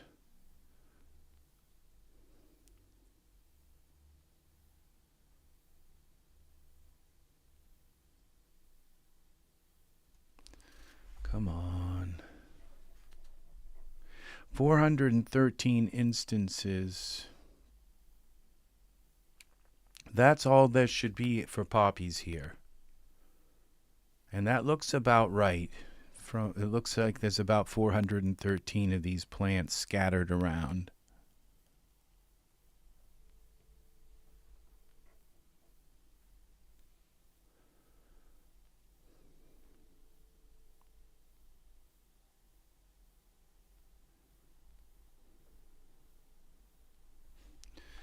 All right, I think I'm going to close this.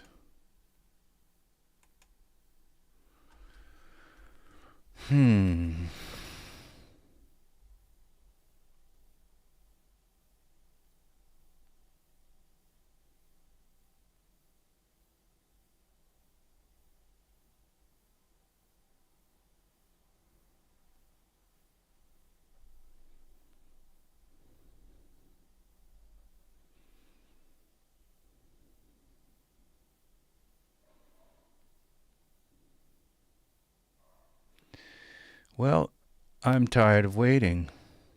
So we're just going to close this program down. I'm not waiting for this. No, it's just like way too much. Okay, let's go back. We've got a very simple little scene with 500. Well, it's not that simple with all those copies of the grass. That's not that simple. All right, let's go back here.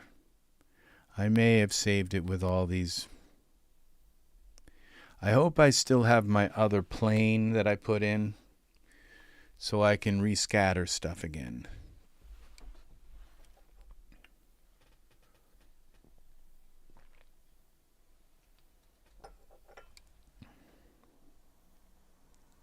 I have the poppy plane, nice. But I don't have the ultra scatter, but I have the poppy seed, the poppy field poppy. So, and before I named it the seed. Okay, we'll name that seed. All right, this is exactly where I wanted it to be.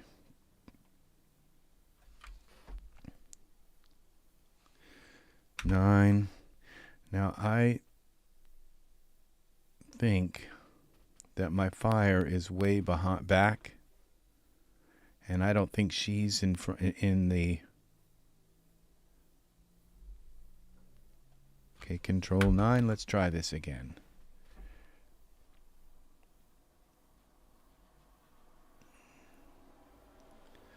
Okay, let's go to our perspective view. Yeah, see, because I think our fire, Orcish campfire, I think this is like somewhere up here. Under there, and she has got to move up here and back. Now let's go back to our camera view and see. That's actually better. But let's see what it looks like in Iray.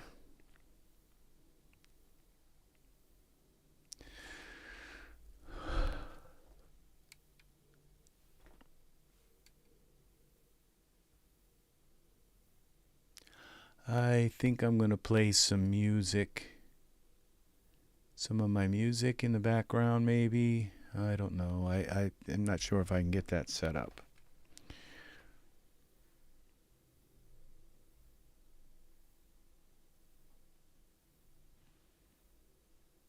All right.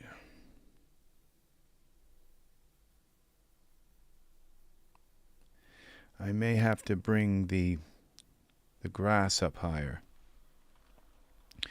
Okay, let's take the grass because it's such a huge object, and let's hide it for now so we can get around in the scene a little better.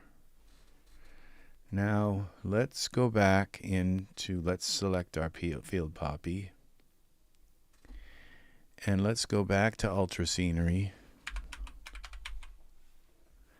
No, not ultra, the scatter. Let's go to scatter. There it is. Pro. Okay, how do we do repel? Let's do a search. Oh, this is nice. Tab-based PDF. I didn't know that worked like that. Search. We're looking for repel.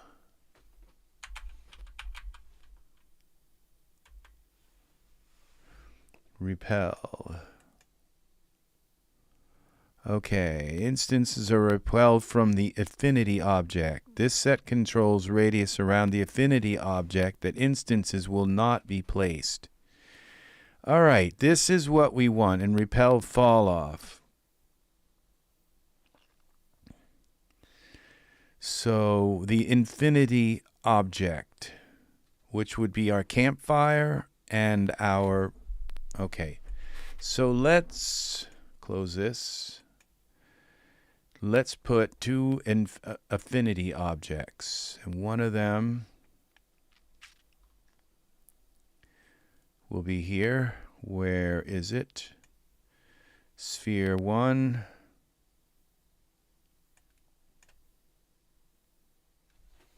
Point 1. Okay, where's our sphere?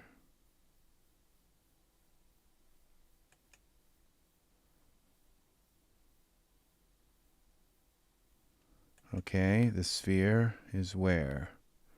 Right there. Okay, we're going to go into here, into texture shaded. Okay, so we're going to put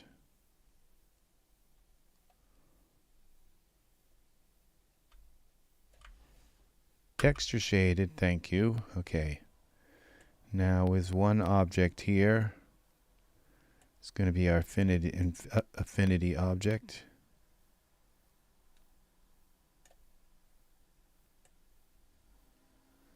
All right, repel, edit, duplicate, and sphere 2 is going to be her feet.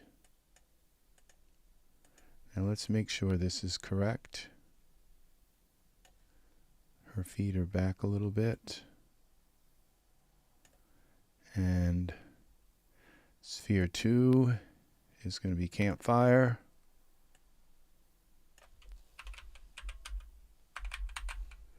It looked like they had several affinity objects. And sphere 1 is going to be feet. All right, make sure we got them the right one. That's sphere 1, that's sphere 2. Okay. Now we select our poppy. Affinity, where our limits scatter to. All right, so target object is going to be our plane, poppy plane. Distribution, affinity.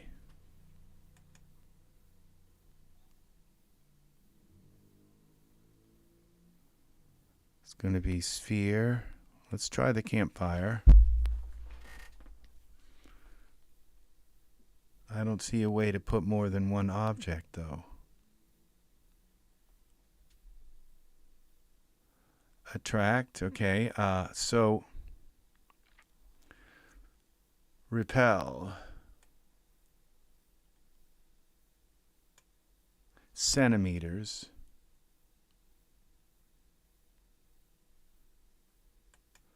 So let's say I don't know what centimeters. Let's say they're like kind of like inches.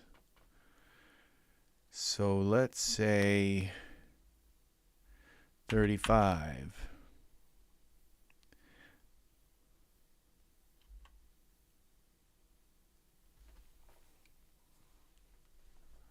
How do I add more affinity?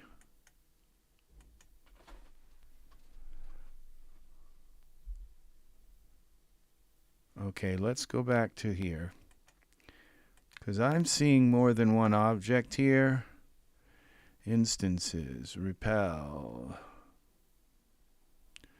Let's go back to here. Next. Instances are repelled away from the affinity objects. This setting controls the radius around affinity objects that instances will not be placed. Next. Fall off of the repel objects. Instance will be placed more sparsely, the closer they are to the edge of the repel. Okay. So,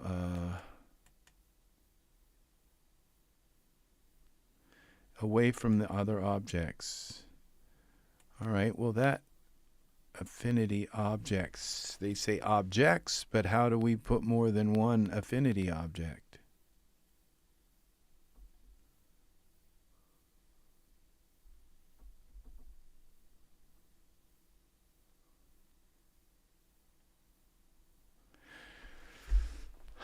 Okay, of instances is affected by other objects in the scene. This is especially useful for situations such as placing fallen leaves only under tree, for example. So it would attract to the affinity objects.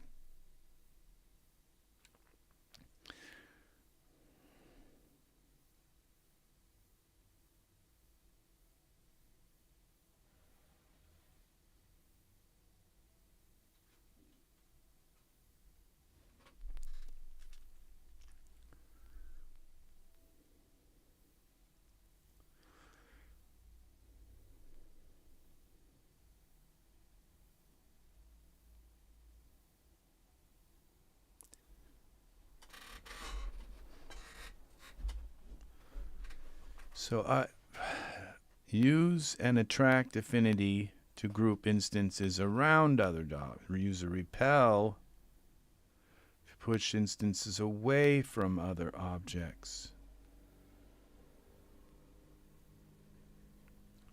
It doesn't say like that. Okay.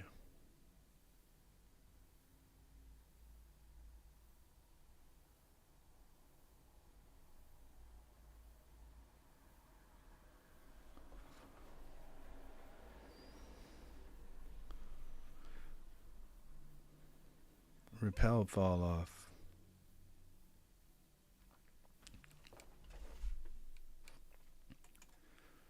All right. Oh, object or group. There we go. Object or group. So we put these two into a group. Okay, sphere feet and these, okay.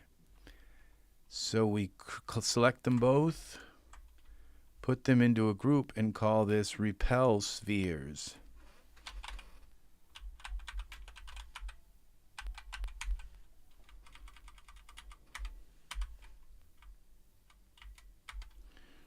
Isn't that cool, huh? So there, we have unlocked something, people. So now we go into here, we select our poppy seed. And now we can go into, this was distribution. Where was it? Settings.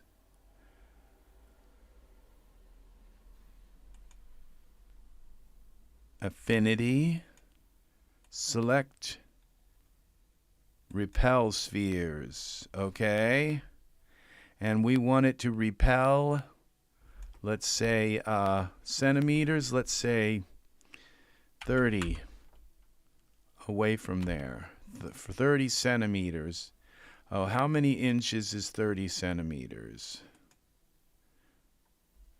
30 cm to inches. 30 centimeters to inches. 30 centimeters is 11 inches. That's not quite enough. So let's go to, let's see, 50. Let's get it to repel about, I think 24, 36 inches is a yard. So it'd be 91 centimeters.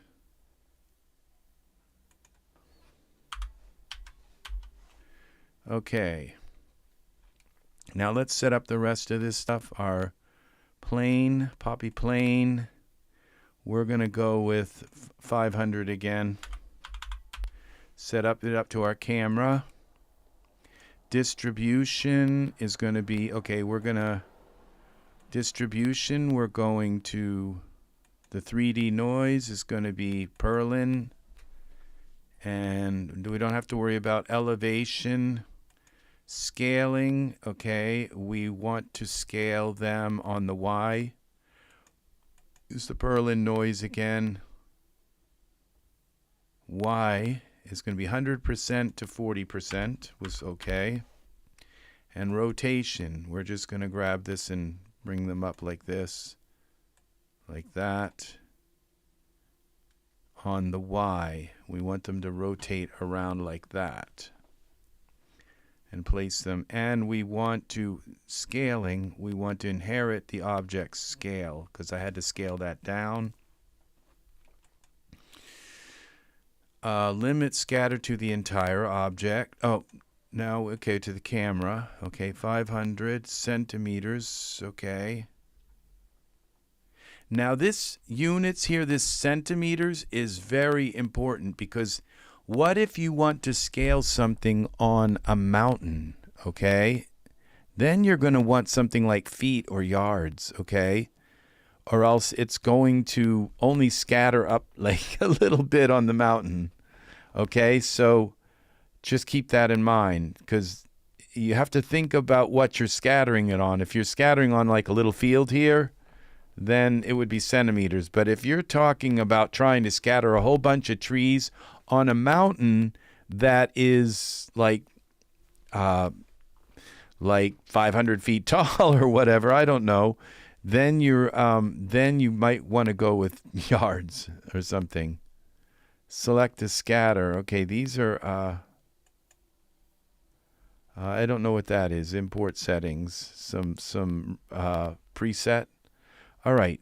So I think we're ready to do another scatter here and see if this works. Surface scatter. Let's see what happens now. We should look at this. Now we don't have any. Now I don't see any poppies in our little box. Oh, but we have to go back to our camera view because that's what it was using. See, this worked nice. So that saves me all of that trouble of having to find the ones that are in here and move them out of the way. So we can delete our spheres now. We can turn back on our grass. That's our plane. So we'll take our grass, turn that on, turn the plane off. We can't hide the plane without unscattering this. So that's pretty. Now you can see the height differences in these two. They're not all the same.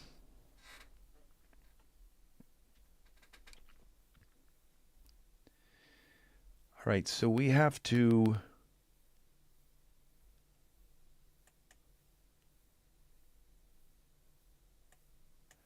put all of this stuff in here. Repel spheres and all of that into one group. So let's create a new group here. Undo parent change.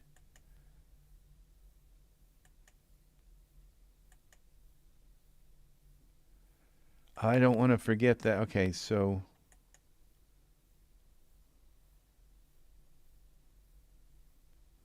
okay, let's put that in the poppy Z thing. And then the poppy plane, we'll just turn that off for a moment here. And our grass, turn that back on.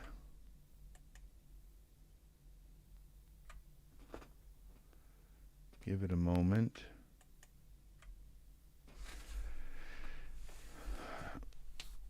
Not this again. That grass is a huge object. I turned it off and then turned it back on. Give it a moment. So I hope that was fun. That was worth going into UltraScatter to learn how to repel.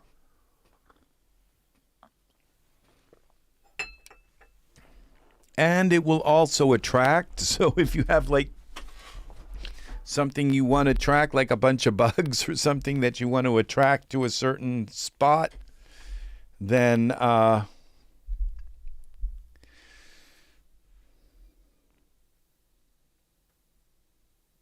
okay, it says our grass is turned on, but it's not. I think it's trying to turn on. Yeah, it is trying to turn on. And then we're going to get some kind of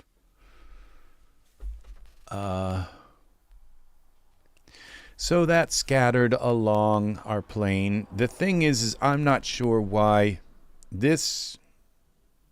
it scattered didn't put any. Well, it said a yard, and that's about, well, 3 feet, like the length of your arm is a yard.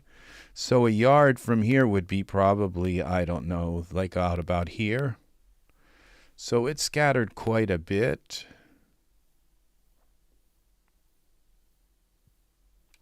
Iray is trying to catch up. So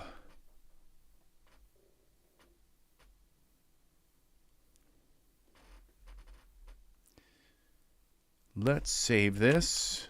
We have a lot of poppies we're trying to do here, and I think now I can get rid of the poppy plane. We don't have poppies coming in through our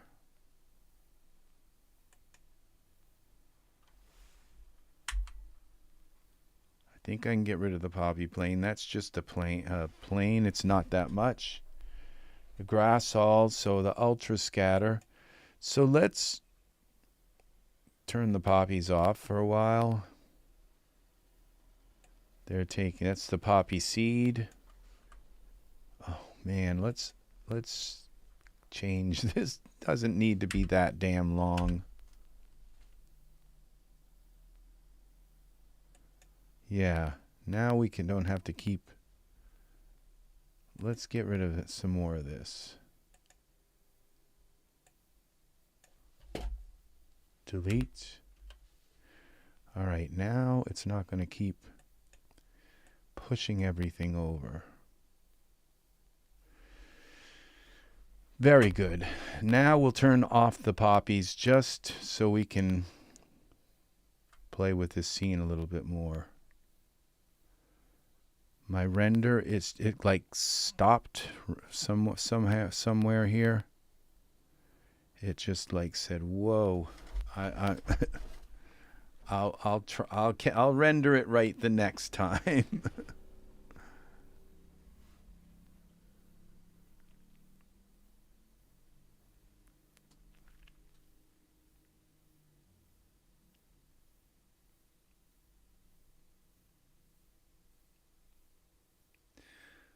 Okay, the top and pants should be part of Nina.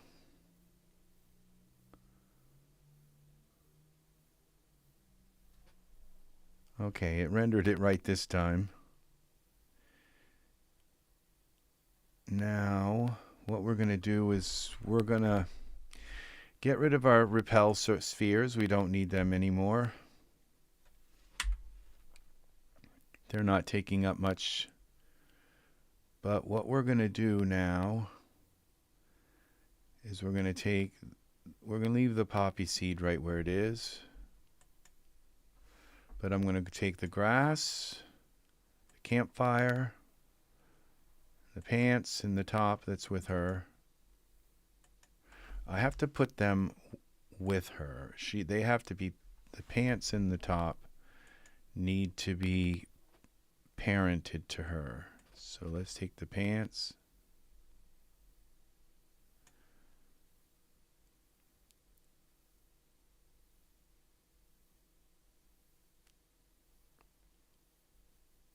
And the top. What the heck? Okay. Oh, the top was parented to her now. And now the pants.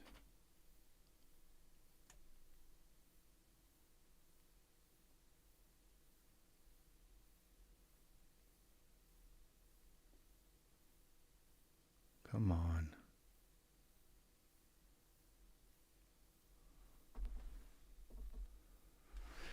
All right. Back to texture shaded mode.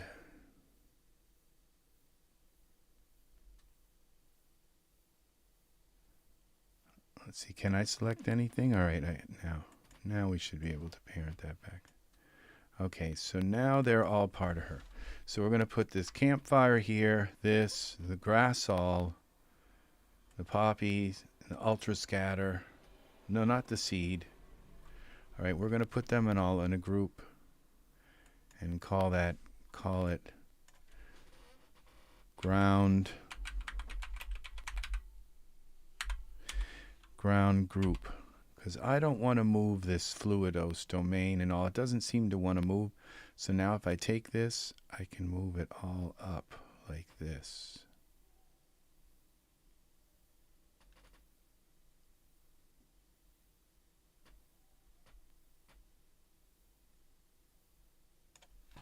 Now let's see what that looks like. I'll have to move my camera up. I'd like this to look like it's right under that spout coming out of the fire.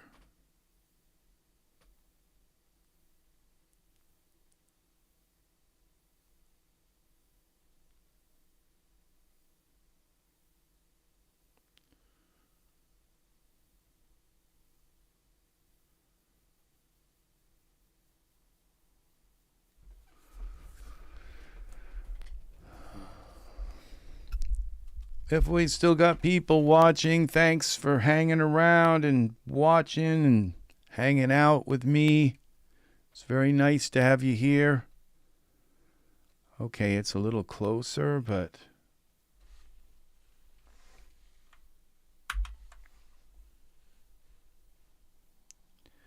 move it over a little bit more this way.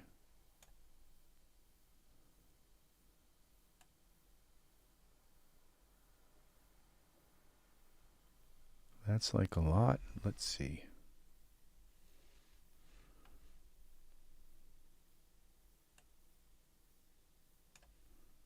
Try that.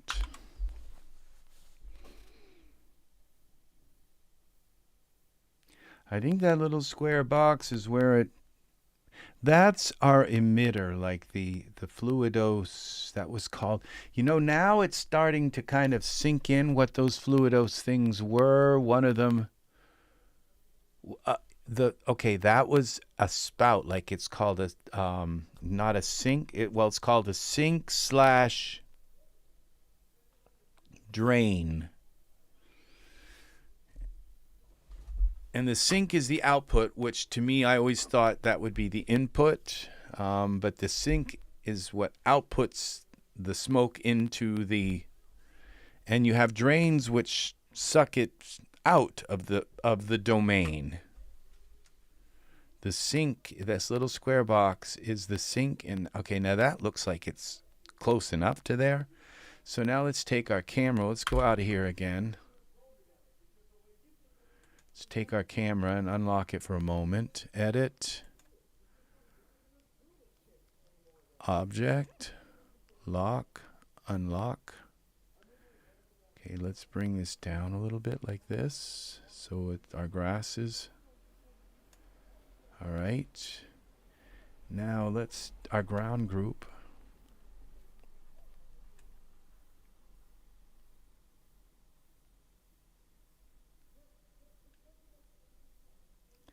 So touchy.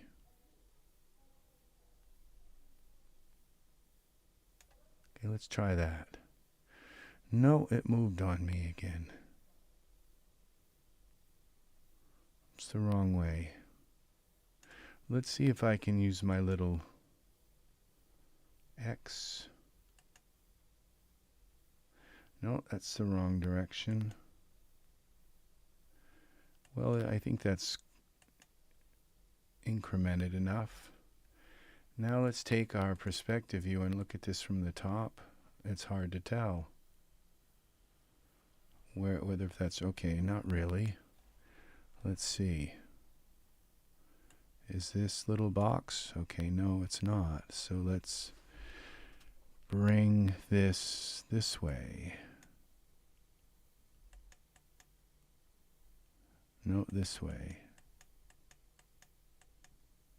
Right over top of our little box.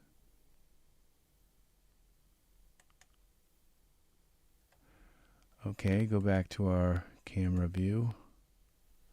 Let's see what this looks like in Iray. This is what detail, and I think that Daz artists, I think that they, when it comes to detail, that's what we are strengthening, like our detail muscle, okay? Our muscle that, and you know, we're all at various different levels of that because we're learning different details. Like today I saw a beautiful portrait of a man, but his beard and his eyebrows were a different color than his hair. And they were just off by a small amount. And the amount that they were off, I could tell was like, okay, now we're going to go see if we can bring this up a little bit. It was in the green sector that they had to just a little bit too much green. And that is something that I didn't know when I first started this. I didn't know how to tell the color. I couldn't see that. But I can see it now because I've learned that level of detail. And detail is something you can learn. It's not something that that you have to be just, it's not necessarily a talent. I don't think it's a talent at all. I think it's something you learn. And so, but I think there's a lot of people out there who haven't learned it, but that's why they're doing it. That's why they're here. That's why they want to, that's why they work on 3D art, because they want to learn detail. So you can't fault them because that's what they want to, they want to learn. Okay, now it looks like it's coming up out of there. See, so just one little detail like that is something. Now I'm going to bring this back so that's why we're here, is to learn detail. So, all right.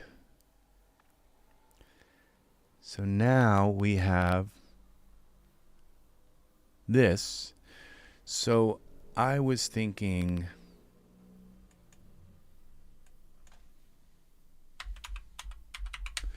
do I have any kind of flying saucer? Let's see, flying. Okay, all we have for, what? What just happened to you?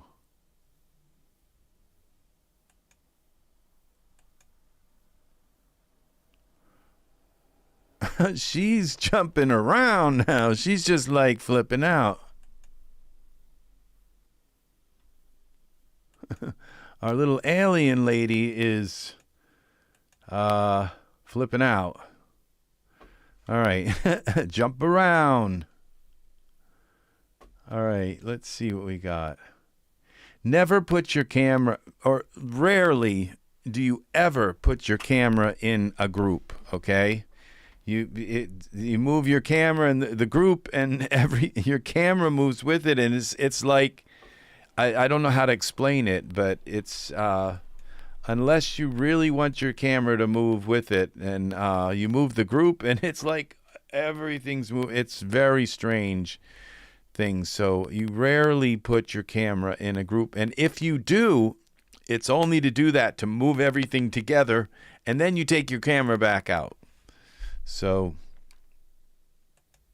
and because you want to lock your camera, and you can't put it in a group and then move it because it's locked. It's like, oh, there's some really strange stuff about that. So edit, object, we're going to lock the camera again. So let's look for saucer. Okay, we're looking for, oh, there's our flying saucer right there. Extraterrestrial saucer. Well, of course, everything is so large in this scene because I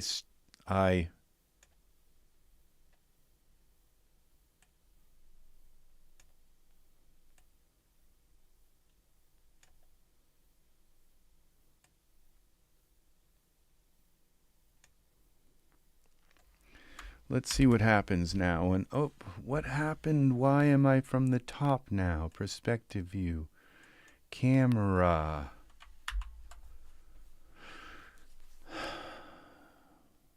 Okay, let's see what we've got. That's too small because she couldn't fit in there. So I have to make that bigger.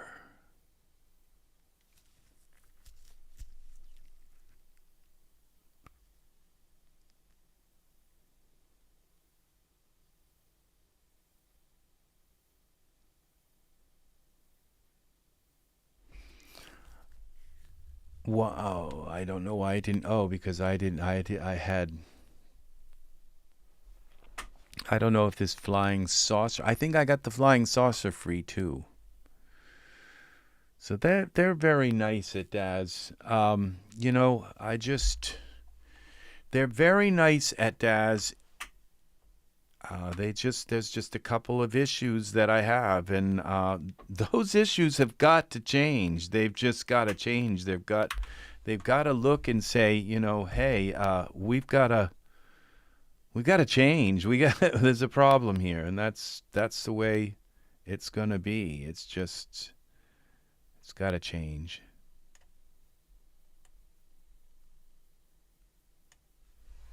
All right, let's see what we got here. It's going to cover up some of our, but that's okay. I could have put that in that group, and it would have repelled those.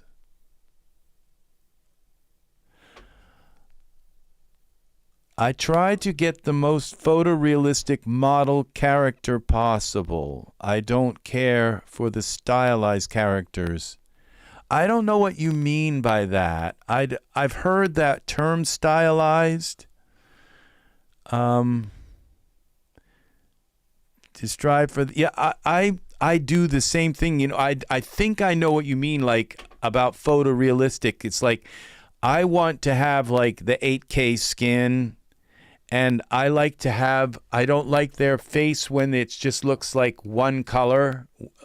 And I don't like it when, you know, on their neck it looks like they've got like reptile skin. It's just like all these little bumps and stuff. It just doesn't look real. Stylized characters.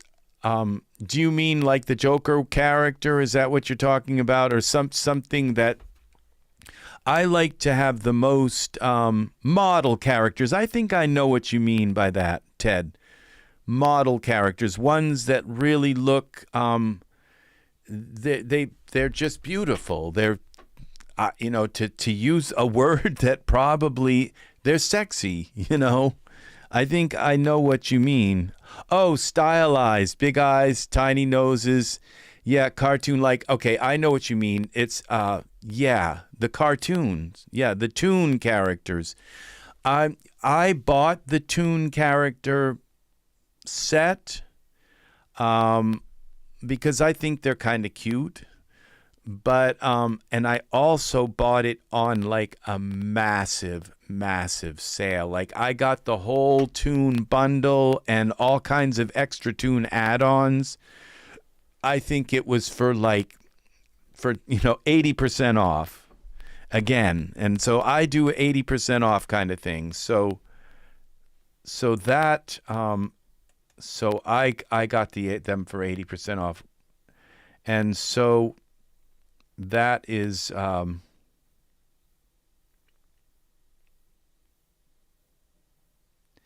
so yeah. But I haven't used them for anything. Yeah, so I agree. I'm not big on the big eyes, and they kind of remind me of anime, which I'm not. I'm probably going to alienate a lot of people, but I'm not a big fan of anime. I just don't. It doesn't grab me. Photography, realistic models, characters as possible. I have to totally agree with you on that. And the only thing about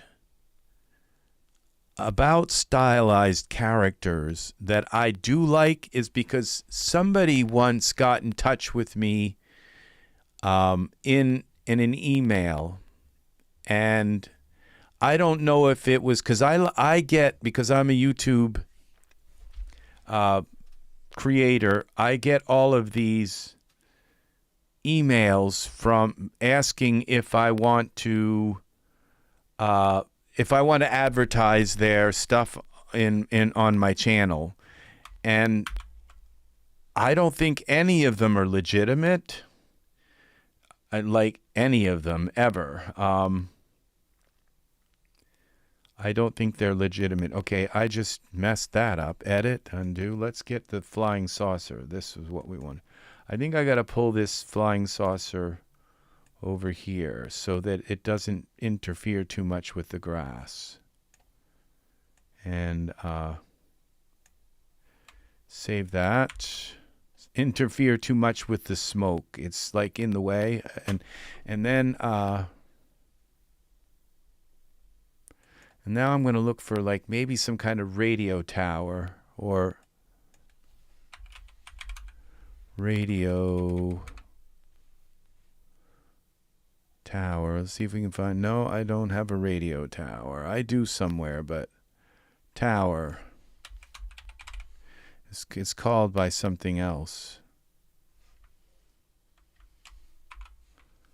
Okay, let's try this again. Tower. Okay, let's see what we have here. Tower, tower, tower. I'm a tower. Oh, the water tower might work, but that's wooden.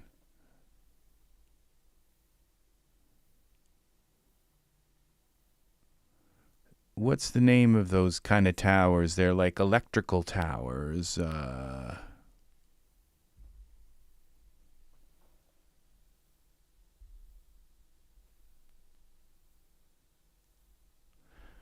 Okay, give me a realistic character with good skin texture and good looks. I also don't like to buy a figure, then have to dial it down to get it to look right. Good examples of that would be Rupert.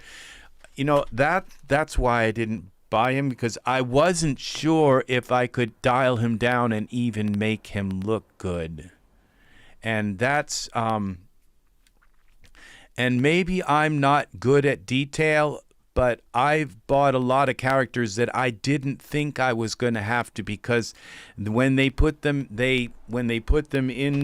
the store, the artists are so good at making them look good, and then when you get them, you say, "Oh gosh, I have to dial this down." And so maybe that's something I'm not good at seeing, is okay, look at these power lights. Let's try this. Whoa, power lights. What if we move them? Oh, edit, undo. Power lights.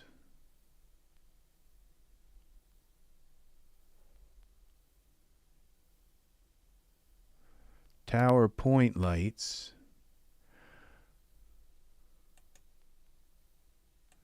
Okay, I don't think these actually are connected to the tower. I think that they're... Let's see what happens when we render this. Let's just see what it looks like. I don't think they're selected to the tower. Okay, yeah, the thing is about dialing a character down, because all I have to do is take their head. You know, yeah, I do have to dial a lot of times their body, because they made them fat. Sometimes, but the thing is if I dial the character down and I just bring their head back, because at least if I understand right, what you mean by dialing a character down is when you take a Genesis, like you buy, say, a Genesis 8 character. I'm not even going to name anyone, but let's just think of your favorite Genesis 8 character.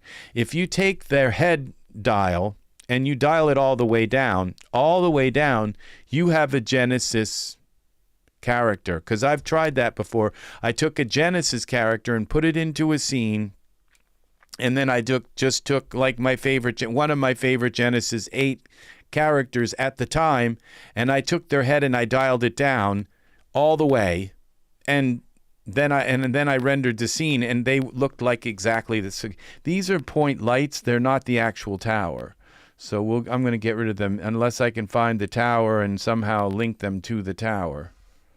All right, so that's what you're doing. When you dial it down, you're just bringing it closer to Genesis 8, and I don't know how they did it, but Genesis 8 alone, he's just a really perfect, his face, I think they went by this idea of what are the dimensions of a perfect face, and they put that perfect face in.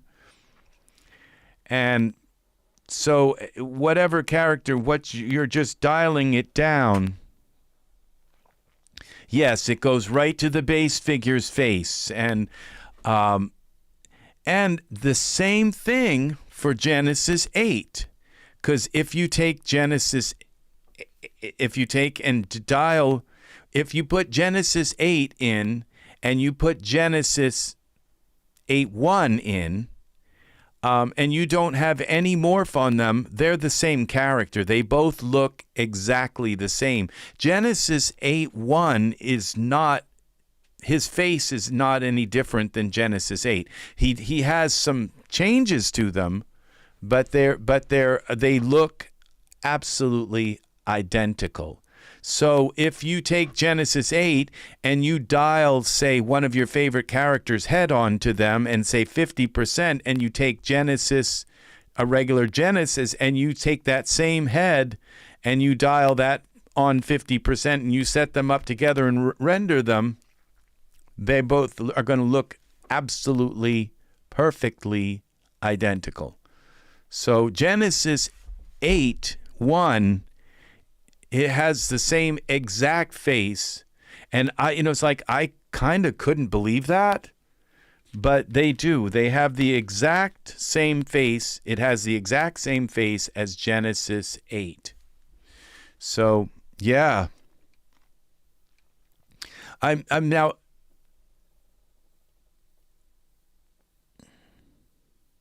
So I do dial here and there. Sometimes I like to mix and match heads and bodies, but I do it very subtle. Yeah, I'll do one third of this character and 1/3 of that character and 1/3. I don't like 100% of this character and 100% of that character and 100. It just doesn't work. It just throws their looks right off. Just a little bit of this character, and that's the problem that with Genesis 9 is they're not giving us good heads. It's like the Genesis 9 body is perfect. I've got all the morphs I need. Because as long as they've got some fairly nice abs and a little bit of tone to their body, boom, they're done. Okay, but it's the face that is so important, and they're just giving us, there are two, maybe there are 3 Genesis 8 characters, because I'm not a fan of Michael 9. I like his skin, but even his skin, he's got a few wrinkles in his skin. He's got these really weird things by his eyes that I don't know how to get rid of. It's like to bring him and make him into your normal kind of like model kind of character, like supermodel, like is like really, really, really difficult to do that. And so I would rather start with Genesis 9 than Michael. But then Genesis 9 is like half female. It's like got half these breasts. Their face, I have to change their eyelashes because they're too long and curly. It's like I have to take and mess with Genesis 9 to turn him into a guy. So there are only 2 other characters that there's Adam, okay, and then there's another one. And so there are really only 2 characters right now out of a couple months of Genesis 9 being out. I only have 2 characters that I really feel comfortable using, and that's it for Genesis 9. So, and on the other hand, though, yeah. So I'm not against the duo for Genesis 9 and all that. I'm not against it. The only thing is that I just wish that I could just, click and, that with the duo that they just gave me a male that I could just click on and say, here it is. You don't have to put in like this zygote and then frig with it to turn it into a guy, That just drives me nuts. And so you have to take and mess with it and turn it into a guy and then save it, and then you have it right there. But then every time I bring it in, I'm always suspicious that I didn't get it all right, and that that there's something. And I turn him sideways and look and say, oh God, he's still got like halfway boobs, you know. It's so they just like made it impossible, and then they're not giving us. And you know why I don't think they're giving us really sexy male characters? Because I think the Daz artists don't know what the hell to do with Genesis 9 male and to make it a male. They're still learning like us how to, because you know they're just looking at it saying what the heck. And, you know, so, all right, so we're going to try space and see. I'm looking for some space stuff, you know, like spaceship stuff and alien technology.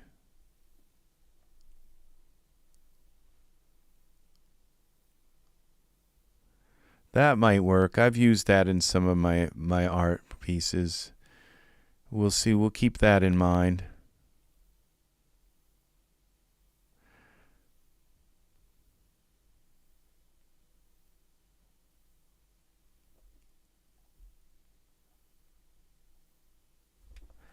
Maybe if we can find some kind of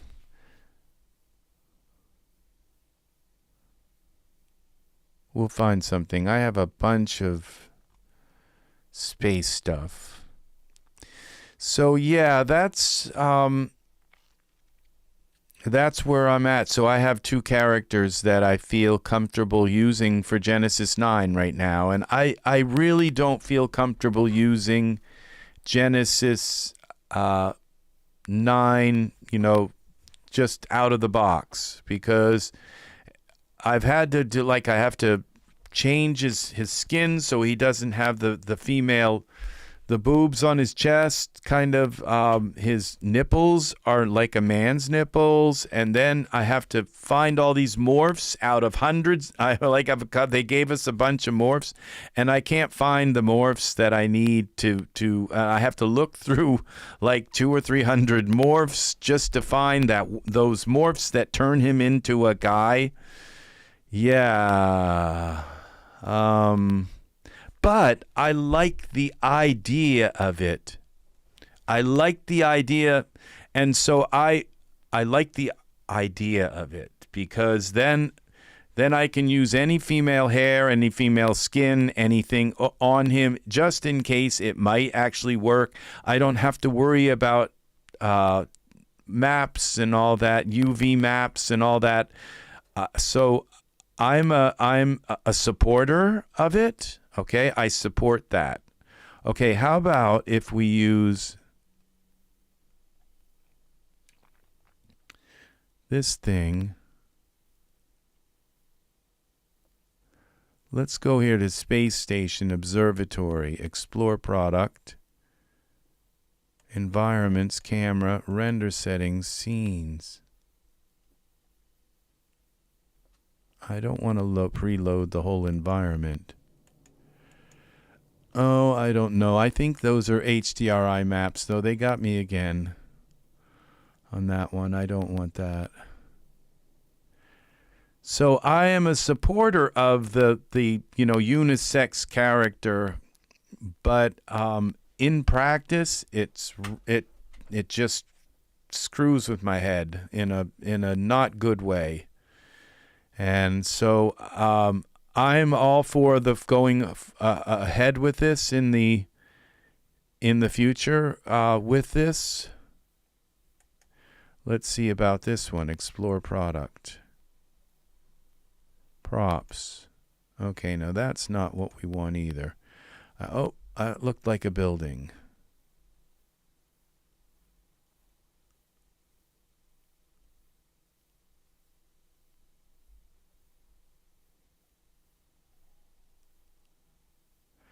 Okay, Let's just try something here. See what we got. Inside under dock.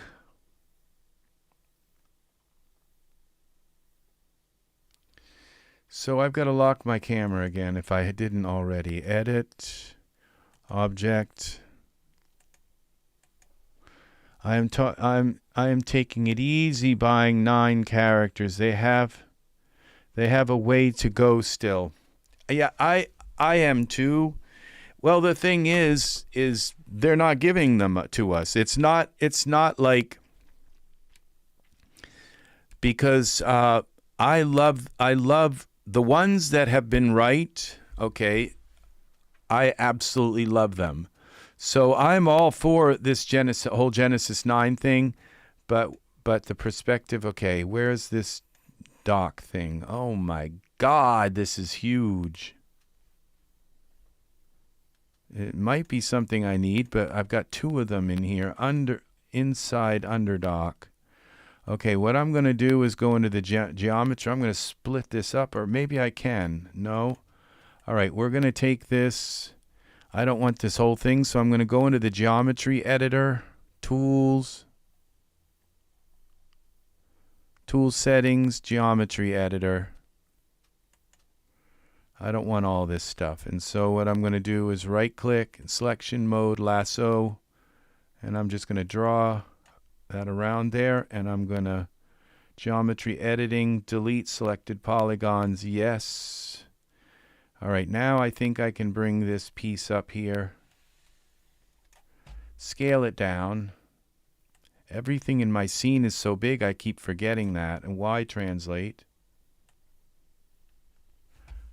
Okay.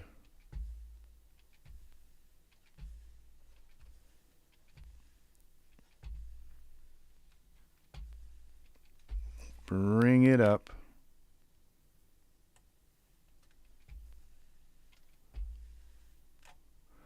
Okay, let's try some more.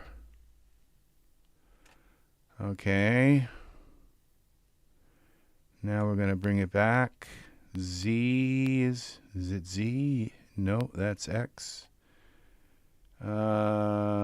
Z, this. Okay, somehow I got my... Okay, and I'm going to bring it X this way. We're going to rotate it a little bit like that. No, not that way. Edit. Y rotate like that. And then we're going to go X, Z. Okay, let's go here. Back to my camera. Yeah. Oh, look. See, this is what I wanted. Something like that. That's exactly. I just, boom, there it is.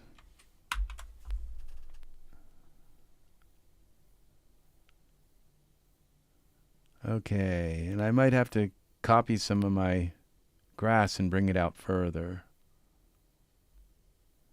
Let's see what this looks like.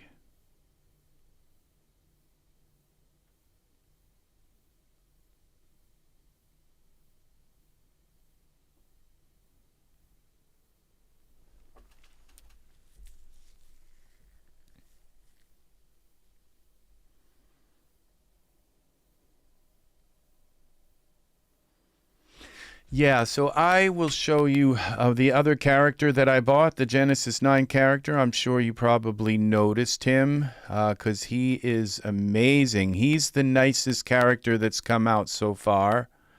I love David, but this guy I like a little bit more. Now, that's exactly what I want right there. I'm not sure it looks like there's grass or something going on here. I think I have to bring it down lower to... This looks like it comes with grass or something. I'm not sure, but inside underdog. Now it's showing me all... Oh, these are bones. Locked bones. All right. So this would be Y.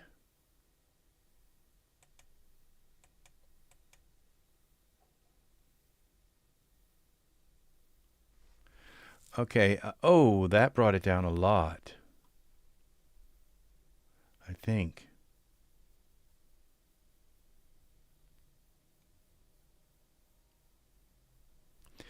So I'll show you the character that it's like the only Genesis 9 character. Like I said, I think there are only 2 characters that I bought that are like that I really can use. I bought those face morphs for the Viking character. I'm not happy with Eivor. You know, Ivor. I'm not happy with him. Ivan or Ivor. I'm just not happy with him. So, you know, I might have bought him if he had been like a secondary character. What I wanted for a character in the Viking, they didn't give me, not even close. And so, you know, whatever. And I just feel like that the next character they're going to come out with the female Viking character, and she's going to be like a 20-year-old, you know, with big boobs and just, you know, centerfold model kind of thing. Oh, but we get and she's supposed to go with, you know, 60-year-old Ivor. So, you know, and it's just, I'm not an age person like this, but when it comes to modeling, my fans don't want to see all these, they don't want to see all these ugly people. They don't pay me for that. They pay me for beautiful, they pay me for guys that look like the man in Superman. They want Henry Cavill. They want people that look like that. They don't want people that look like them or me. You know, so just don't know how else to say it. And if they're wondering why their male characters aren't selling, because they're ugly. You know, you can't make Beauty and the Beast and expect to sell the Beast. You just can't. So people are looking for beautiful male characters, and it's like, wake up. If you're not attracted to men, you need to hire somebody in your company who is. You know, that's what you got to do. This smoke isn't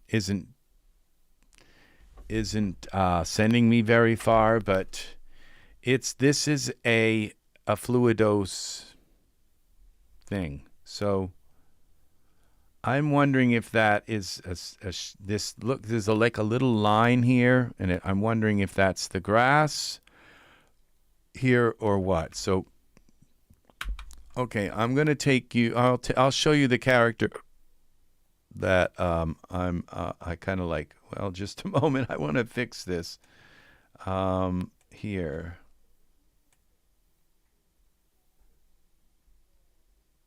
Okay, that looks like it's what it's got to do. Oh, I know what it is. It's casting a shadow because it's up in the air. This is going to look right. Now, I'll show you this character. Here's my favorite Genesis 9 character. Space. Okay. And we're in products. We've got to go here to this. Okay, now Adam is one of them, okay? And the other one is, I mean, they gave us this guy, this Stefan, you know. Again, he's just pasty looking. Look at the weird nose. And, you know, it's like, oh, that's, you know, and does that compare to like this? Like, look at Cassie and then Adam. I mean, Stefan, you know, and I try so hard to not criticize art, people's art. But what are you thinking? Is this did you scan your husband's face or something? I just don't. And then this, you know, this assassin came out, and like, yeah, another like kind of like almost 50-year-old guy. And then look, this Genesis 9, look at that hair. It's like, this is for Genesis 9. And then, just in case you need some extra faces, here you go. Here's your Genesis 9 faces. I mean, this is somebody at Daz is just laughing their ass off and saying, now this is the other one. Finally, Casey. Now, you know, that right there is not perfect, but I'll take it, okay? So there's one right there. One, I can take that face and I can manipulate it just enough, and that face is perfect to me, okay? Somebody did something. Oh, and then they gave us, okay, so Nikolai, Santa Claus. Oh, thanks. Look at, we got Santa Claus. I can go to bed at night now because I have my Genesis 9. You know, I don't know what to say. I just don't know. I can't fathom what they're doing. And then they gave us Tyson. Whoa, look at that sexy dude.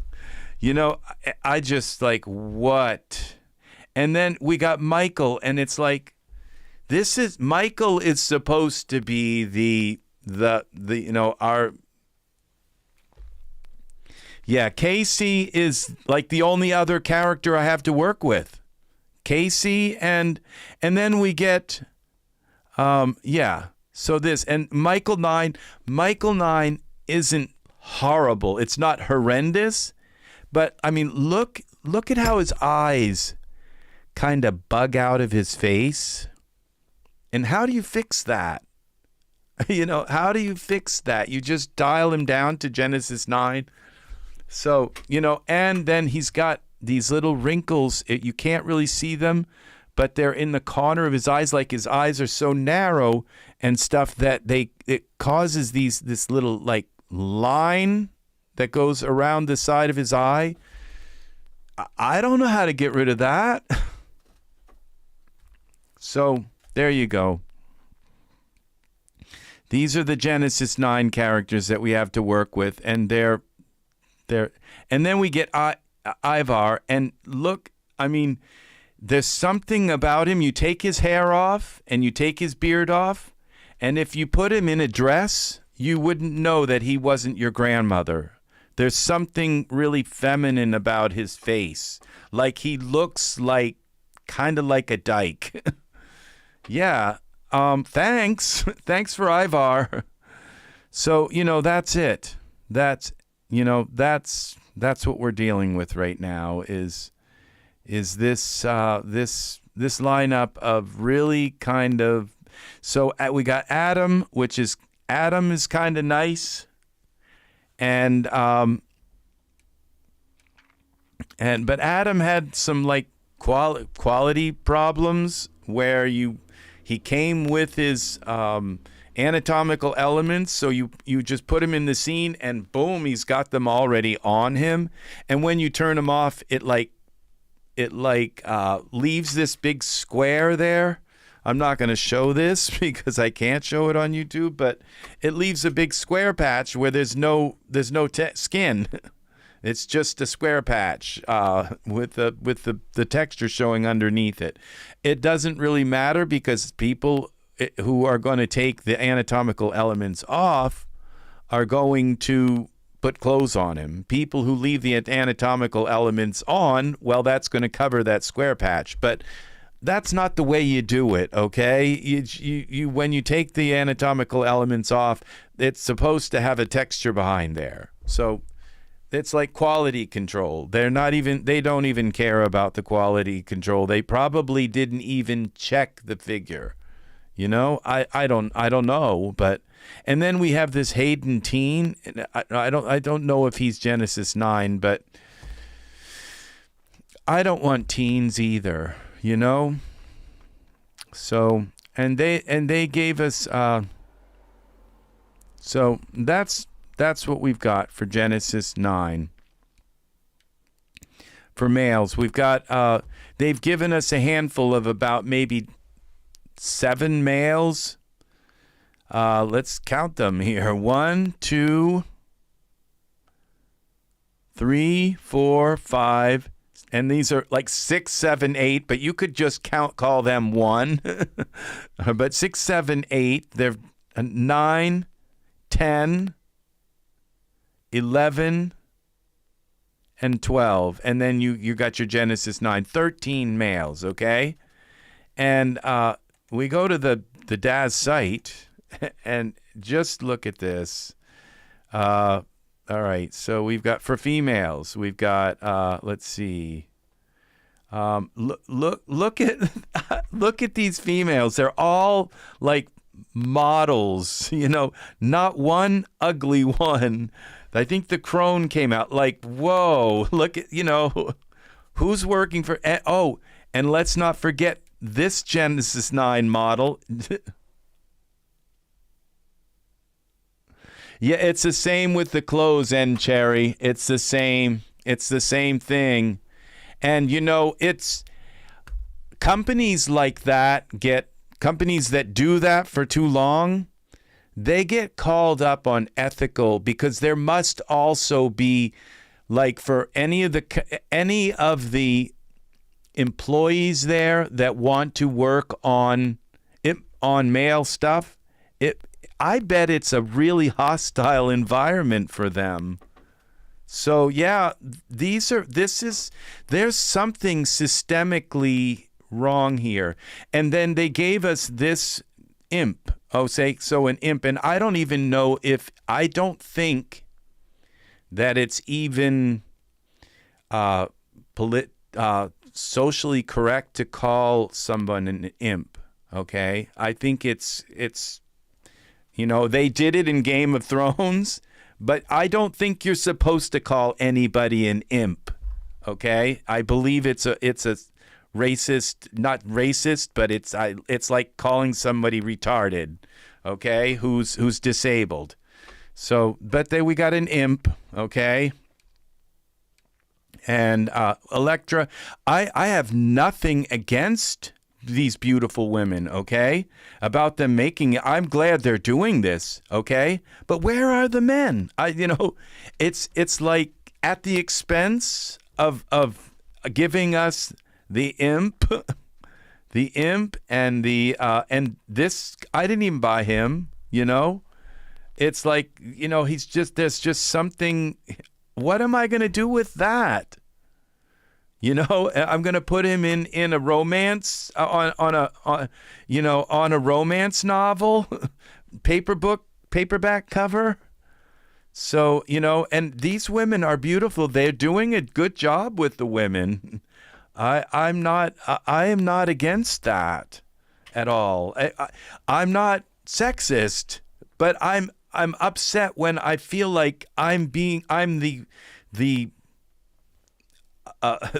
brunt of some kind of sexist conspiracy, okay? Then I have a problem with that. Many Faces bundle, and this right here, it's like they show Ivar here. They don't give us the sun, and you know, and Ivar's son, and then they show us. Look at this. Then they go into the hair thing. This is the kicker right here, because we have down here the most. This is the man we want right here. This is what we're looking for, Daz. Him. We want him, but they didn't sell us him. Okay, they didn't give us him. Okay, and that's probably because he is actually a Genesis 8 figure. He's probably not a Genesis 9 figure. I don't think they don't know what to do. The artists at Daz know what to do with Genesis 9. And then what do? They give him a Barbie ponytail and they dress him in tights. So they feminize him, okay? And he should have been Ivar. He should have been Ivar. And then they should have sold Ivar as his father, who hasn't picked up a sword in 25 years, because this is the Viking prince right here, okay? This is him. And they didn't even sell him to us. So, you know, so it's just that, look, and then look, here's I didn't even buy him either. This is Fishman, okay? They gave us him. It's Fishman, and you know, and you know what? I would have no problem with these products if they just gave us a few really attractive males. Then I would say, well, yes, it takes all types. But when we only are getting this, it's like, get on the ball here with this stuff. And the male, like, you got this beautiful female with Nosferatu or whatever, this ugly looking male here. Like, really you want me to buy him too? So and a couple of black guys. These guys are okay. They're Genesis 9. This is curly hair, but I believe they've got him, and he's not bad. But it's, you know, it's, I would say that I've seen black men that are much more attractive than him as well. Okay, and he's right next to Ariel. Just look at the contrast here that we're looking. Is that the most attractive black man that you could find? You know, and it's like, just look down. Just somebody with a discerning eye, look down. And then we got him. It's like, if you'd like to buy Mr. Bobble, you know. And, of course, you got the stylized caveman hair. Because, you know. And we've got Nosferatu for Genesis 9. Like, really? So, you know, and right next to them we have, let's see, if you go down through all these females they're selling, we got the makeup set here. I believe she's a character. No, for Genesis 8:1. Okay. So it's just, and it's like, there again, I have no problem.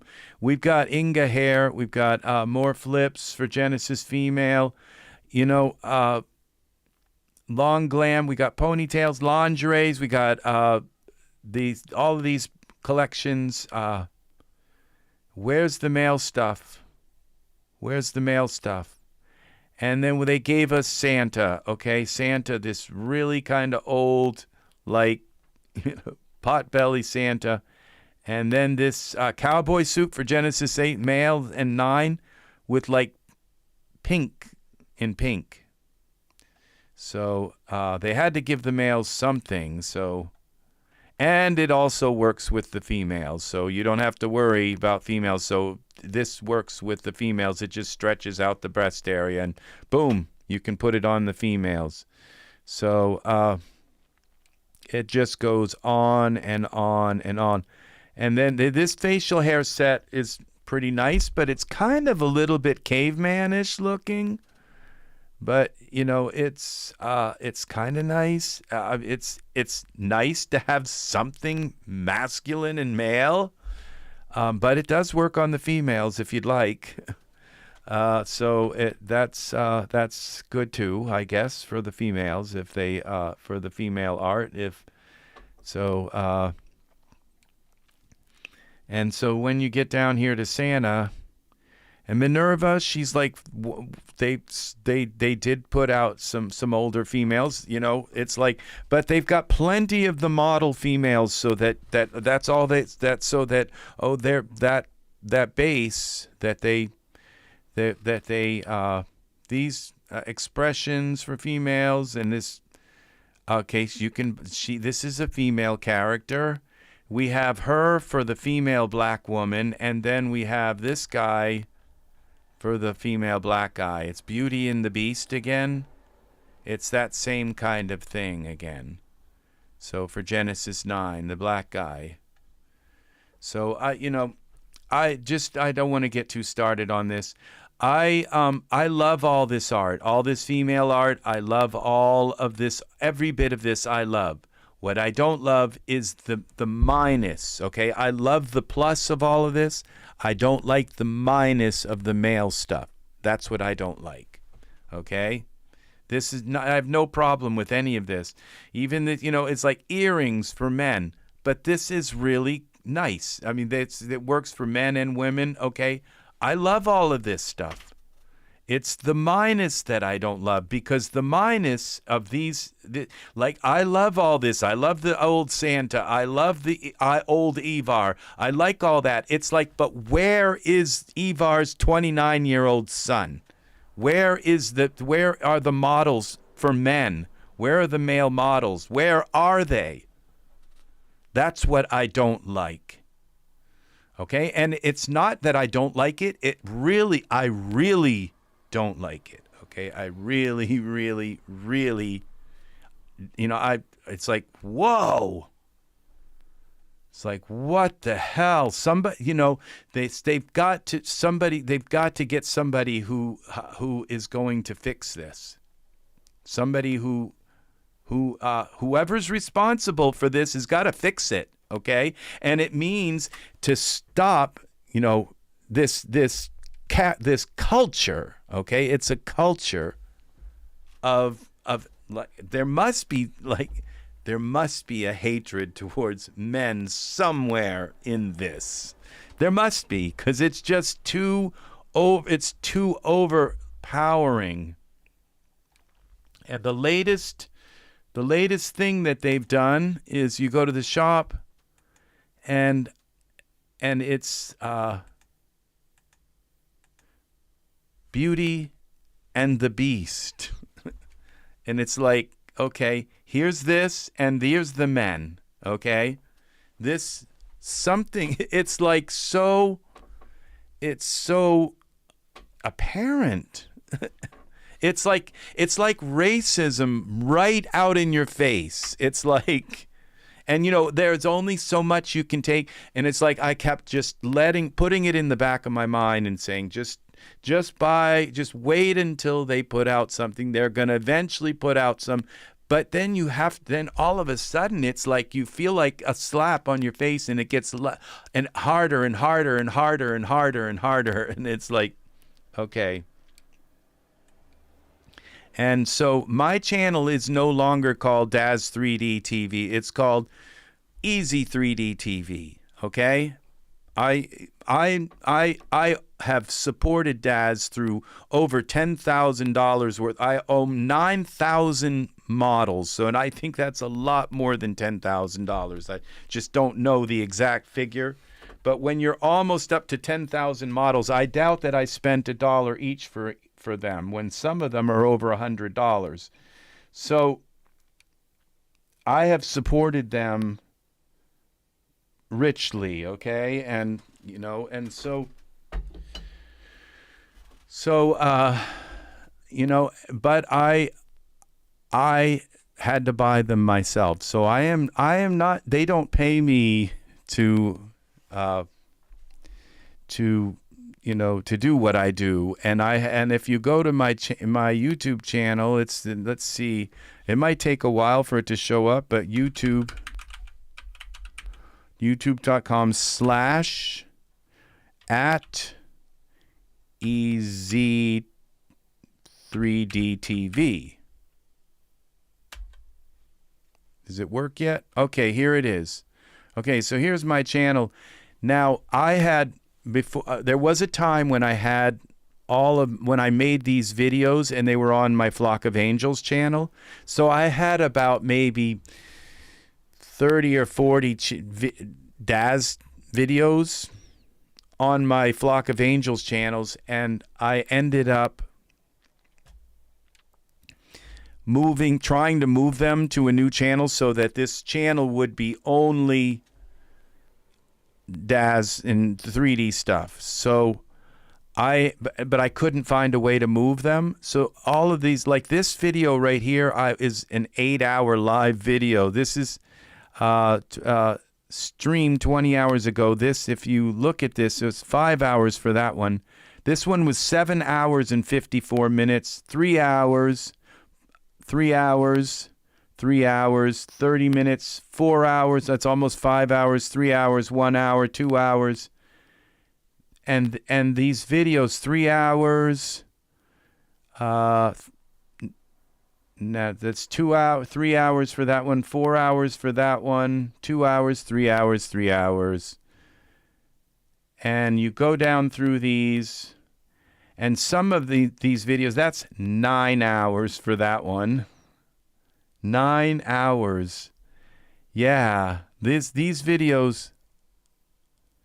Angus, you have a lovely, lovely evening. Have a lovely evening. You take care, and I will talk with you tomorrow, my friend. Thanks for hanging out. It's 11 o'clock. Wow. So these videos, and if you look at how many there are, how long and these videos, and then there were another 40 of them on my other channel that I ended up just deleting because I couldn't get them moved over. Yes, have a good night, Angus. I hope you are well. So this is these are all of the videos that I've made that are on this channel, and so it's all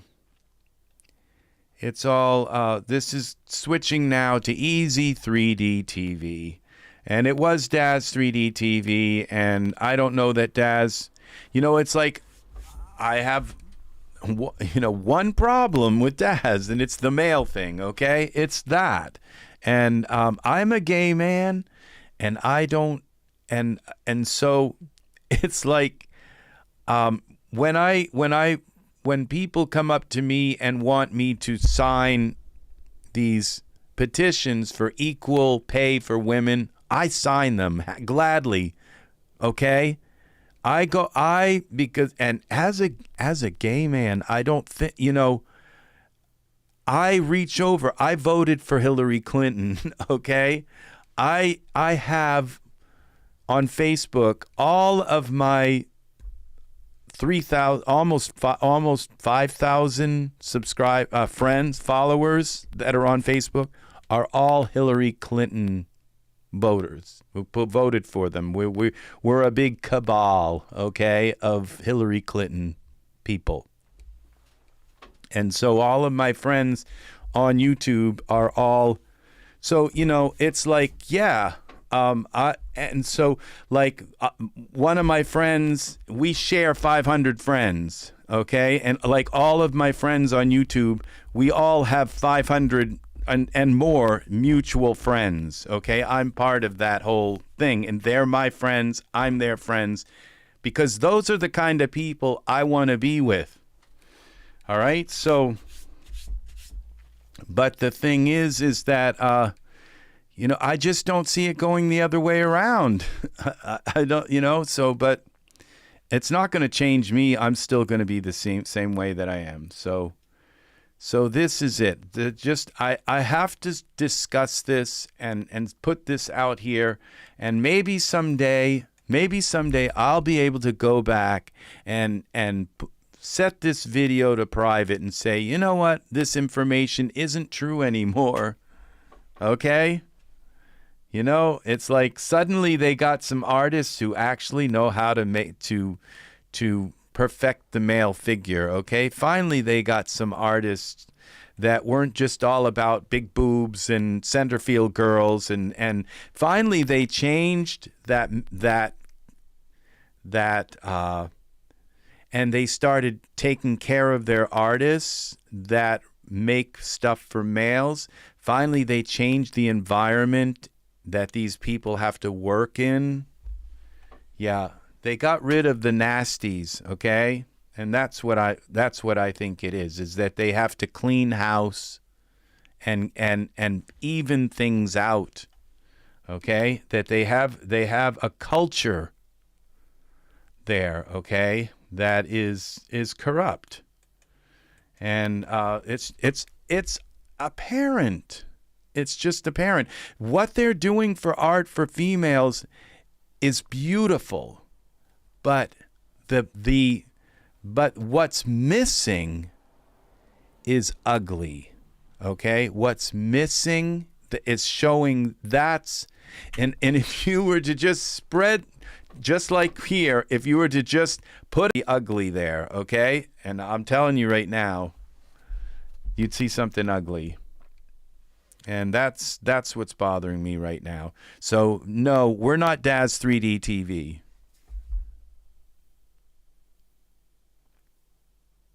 Oh, I hope you're not serious, Ted. If you don't like Hillary, that's okay. I just, I think you're kidding me. You must be. So, I am, if there's a bully on the playground, okay? If there's a bully on the playground, I'm not going to friend up to that bully, okay? I'm not going to go up to that person and go out of my way to be their friend so that, I can, I can squeak by, okay? If there's a bully on the playground, I'm going to find every person that they torment, and I'm going to become their friend. That's the way I am. That's the kind of person I am.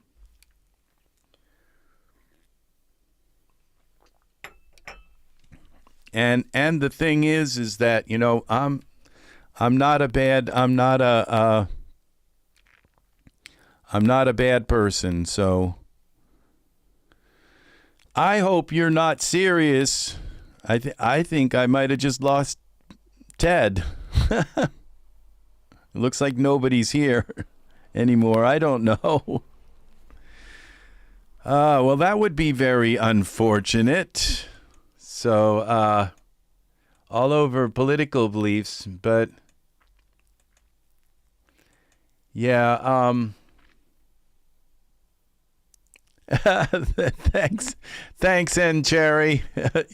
I'm glad you're here. I don't think Ted was serious about that. So I don't know. I don't think he was serious about that, but I don't know. So here we go. My Hillary friends, they're obviously no longer associated like that with Hillary, because Hillary is not running for any kind of political office right now. So, but what I find is that they're very fair and nice people. They are nice people, and that's what I like about them. They're very fair and they're very nice, and so they all like Pete Buttigieg. They all like the same kind of things that I like. So I'm very happy about that. So, all right. So we have a scene here. Let's put this in Iray, and I might do some kind of other thing here.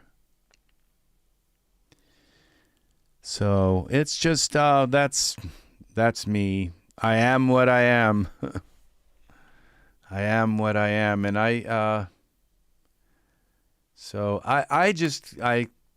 can't imagine that anyone who doesn't like my political views, that I might not get along with them. It all depends on how what they say and how they are, about how they treat other people, and that's what's important to me. So I'm happy with who I am, and so here we go. Now what I have for a sky here, this is, this image isn't like one of my best images. This image is here. I made this image because it's supposed to, it's just okay, we can turn on our Poppies, see if they're still here, I hope. Ground group. Okay, where are the poppies? You know, I think I might have deleted my ground group. Okay, they're in the ground group. And we turn on the ultra scatter poppies. So,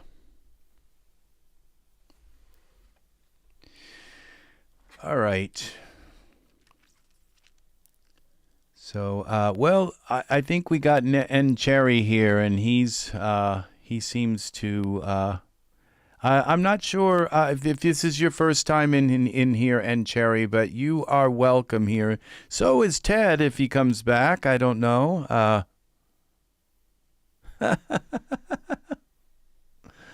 So, all right, we have poppies in here. I'm not sure what else I could put in here, but you know, this scene I think is kind of done. I wanted to have black here so that this would show, but let's, I think I have a star field that I could put in here. I have to turn the poppies off again. And so,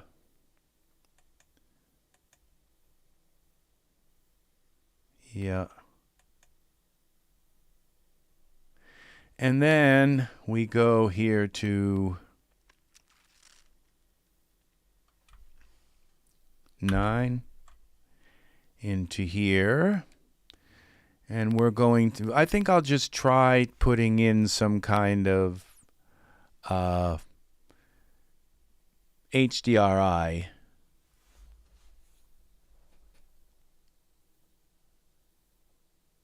Well, thank you, N. Cherry. That's very nice of you. Well, if my political views didn't scare you off, then I don't think anything I could ever say would. So, that's very nice.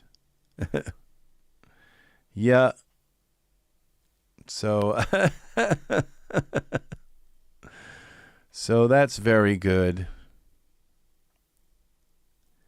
Yeah. I don't imagine my political views will change from what they are.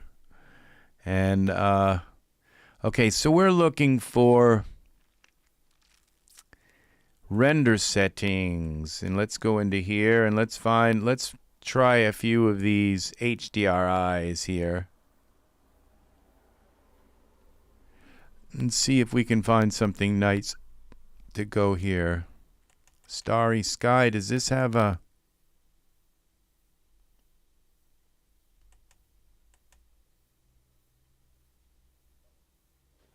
These are render settings. I don't know that I want to change my render settings.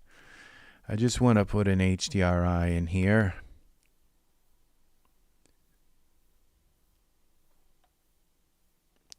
So, yeah.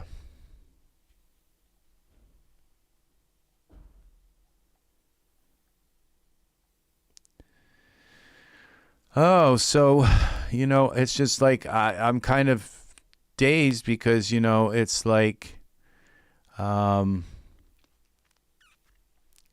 we didn't get Hillary, so we ended up with Trump. So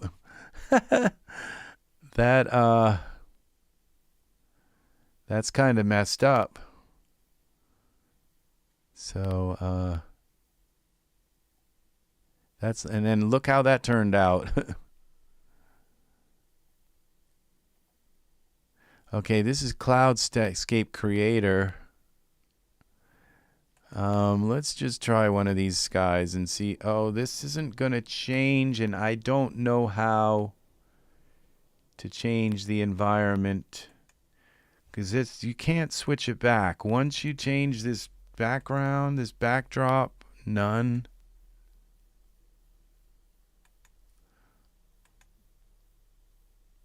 Is how to get rid of the background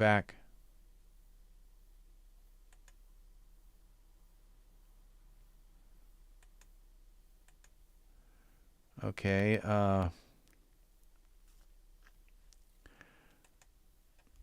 how to get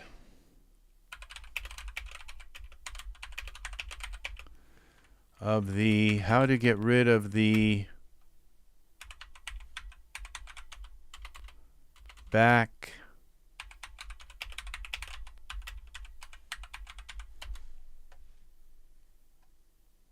backdrop in Daz Studio.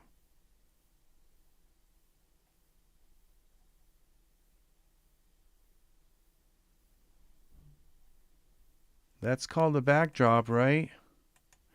Oh no, that's called a background.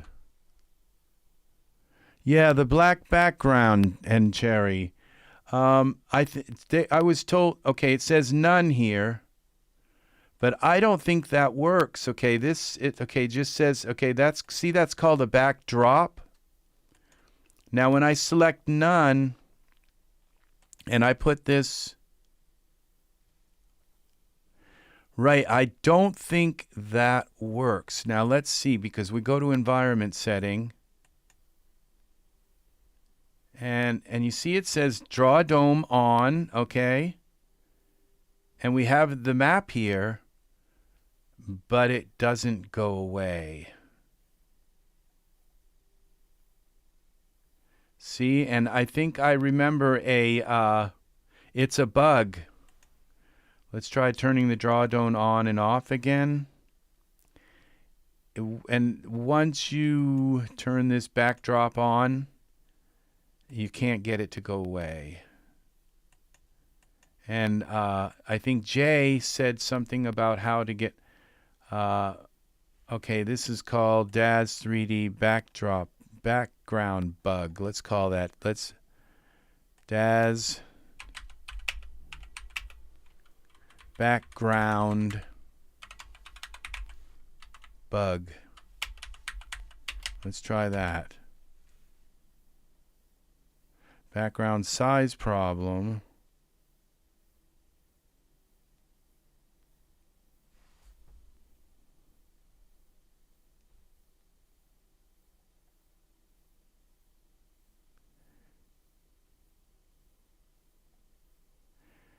Background tutorial. Backdrop tutorial covers all the steps how to configure your backdrop in size down. We cover as well as backdrop images.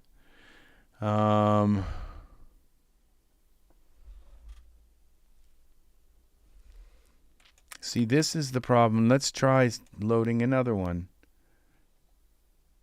Now you see it loaded another image. Oh, okay. I know. It's like it doesn't show anyway unless I'm in Iray. It doesn't show the backdrop anyway. Let's see. We'll go into Iray and see if it works now. That's probably what it is, because it only shows in Iray.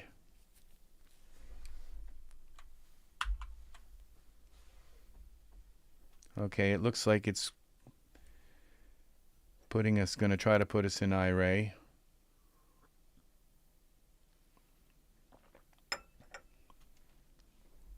At least I have one friend. Thank you, and Jerry. So let's see. It looks like it's trying. Now, I may have to put this into, I think I might have to go into my render settings and set it to memory, because I've got a whole bunch of instances in this image. And I don't think I've set it to memory yet.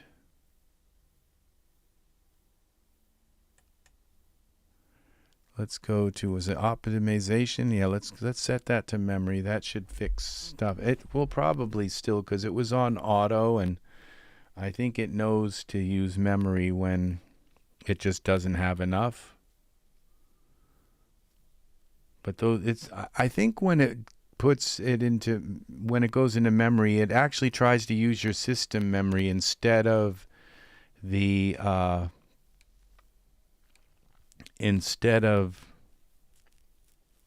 okay, I think it's gonna show now. Instead of the video memory.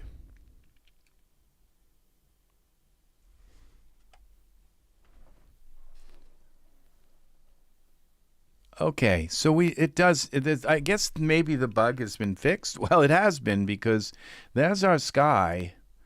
So all I did was switch it back to none. So I might have, by turning the dome on and off, that might be the thing that does this. But okay, this guy's, now we can start like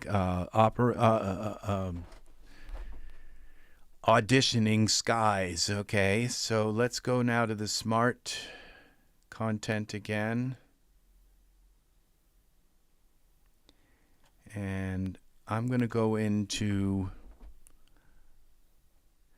now what I do with skies is, now I'm going to go into the scene and I'm going to turn the grass off, because that's like taking up a lot of memory as well. And then I can go in and out of Iray a little faster. And everything else is pretty much not that small, not that intense. So what I do is I did a, if you go into your Daz library and you do a search for star.hdr or star.xr, EXL or something, you do a search for them, and they are here, HDRI all. They're HDRs and EXRs. Okay, well, you will find every one that you have ever bought. Okay, and what you want to do is not move them, but copy them into a folder. And I have, in this folder, I have 3,555 EXR items, HDRs and EXRs, okay? And they're all like 8, and some of them are 16 and 24K. They're all huge, okay? So they take a long time to, and then I had to download a special program so they'll actually show in this. And so what I did was I took these all into Photoshop, and we can close Photoshop because we're done with that. This is a Fluidos. This is what I save changes. No. All right. So I took them into Photoshop and I batch converted them and changed them all and copied them. So what I did was I copied them all out of my thing. And I searched for HDR and I searched for, just search for HDR and for EXR. Is it EXR? And EXR is the Apple type of HDRI, and Daz will read them both. So you copy and search for them all like that, and then you batch convert them, and Photoshop will batch convert them, all the EXRs and the HDRs, into JPEGs. And so when you have them here, look at this. They just show like butter. Okay, they show you every one of your images, and so it's like, so suddenly instead of like about maybe 100 out of all the HDRs that I bought, they don't show up in Daz. Okay, and so the only way to get to all these things that you paid and purchased, okay, and so I can look at these and click on them and view them, and it takes only a minute for them to come up and show. And so all of a sudden it's like, oh my gosh, I didn't know I had all of these.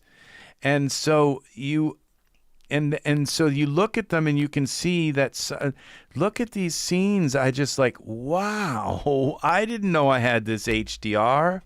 And I mean, it's like I remember buying them, but they just all, and they don't show in Daz. These do not show in Daz. And some of them, I don't know why I bought them, but it gives me, it shows me all of these HDRs. And now look at these space ones. See, look at this. Space station. See, I would never have known I had this. So what I can do now is, okay, this is station 12. So then I go back out of here. Oh, well, I go back in. Let's see. Back to this. I think it was station underscore 12.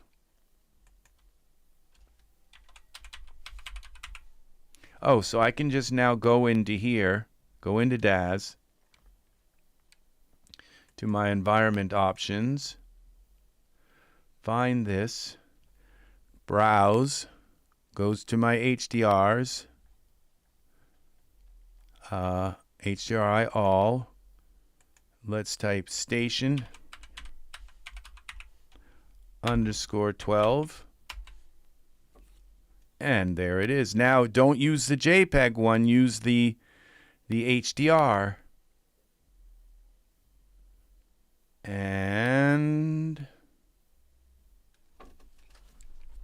give it a moment. This is a gigantic environment.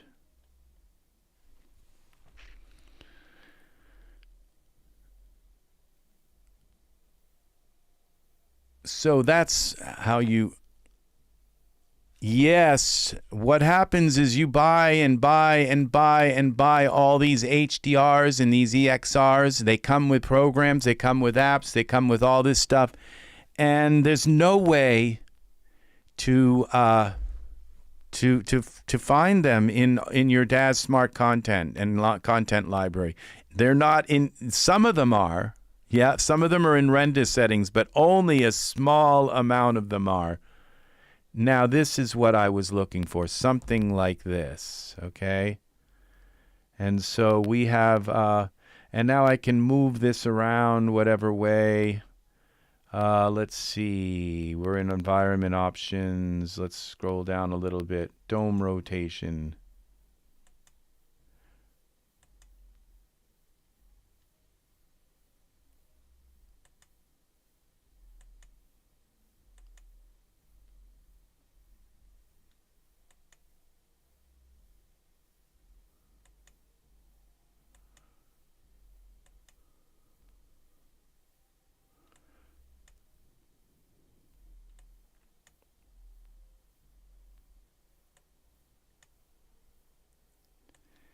Yeah, so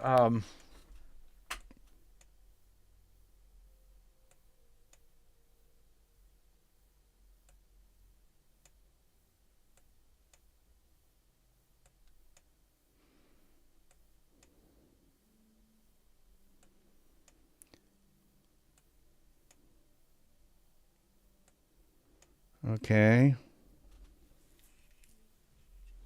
So what I can do is I can go into here and I can look at this here. Browse. It's going to take me right to that same folder. Browse. And now I can just type in station. And it should give me a bunch of these station ones. Space station ones. And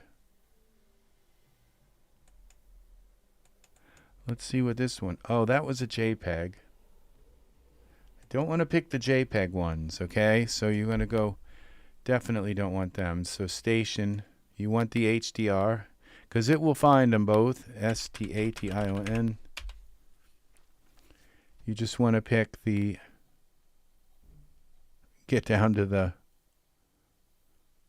oh, I must be in the JPEG folder.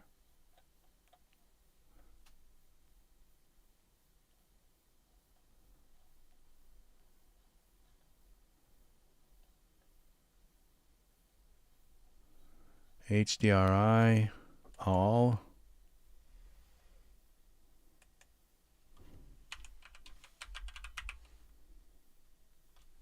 Underscore. Oh, there they are. There's the HDRs. But you can't see them. So you just have to grab one. Okay, in here they're not going to show them. So station 32 HDR. Let's try this one. This, I think, is the one I wanted. No, maybe not. Let's see. Well, let's try it now. Dome rotation. I hope this...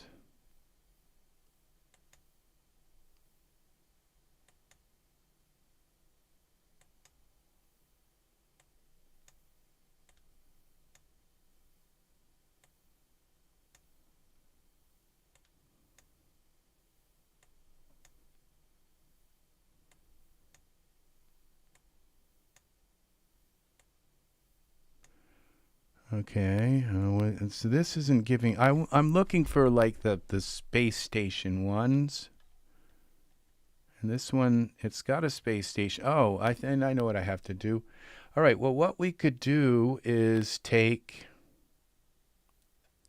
And let's spin this around so the Earth is on the other side, not the environment lighting. Let's spin this around so that the Earth... And what we'll do is go into filament mode. Filament mode lets you see your... It takes a moment down here, but filament mode converts your HDRI so you can see it. And once, like this, and then you can move it like smooth. Dome rotation. So we're going to move it like this. No, like this.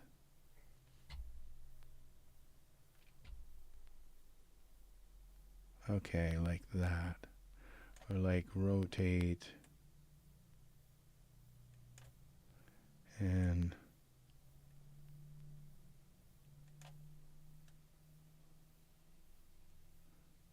X.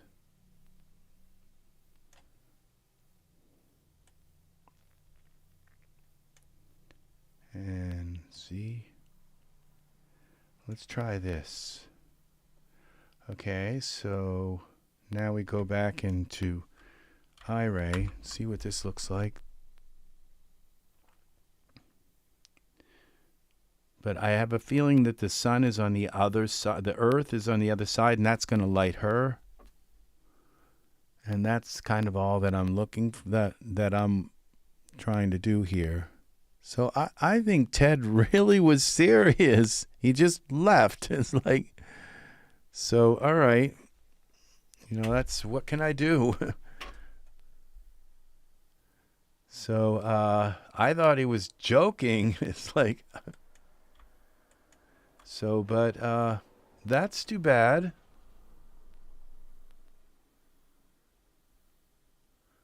Yeah.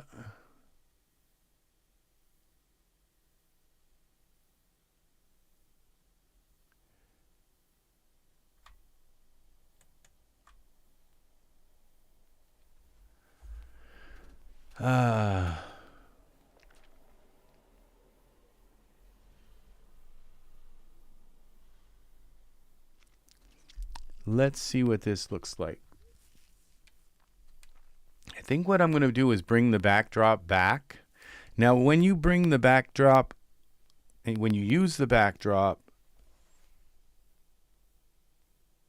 yeah, it could have been, you know, and maybe maybe it's so late. It is, it's like very late for him. Usually Ted gets done at about the time he left. About 10 o'clock is his time. And it's really weird that Angus got tired, and Angus's time is usually 1 o'clock in the morning. So I'm not sure about what's up with that. So why Angus wanted to leave, but that's okay. So my scene is really dark now here. So what I can do is put a distant light in. All right, but I'm not going to worry about the distant light. I think I like this right now. So I think the distant light. So we'll turn the ultra scatter off again, and the grass, so that I can move around again. Let's go into texture shaded mode. I'm almost done with this, so this will be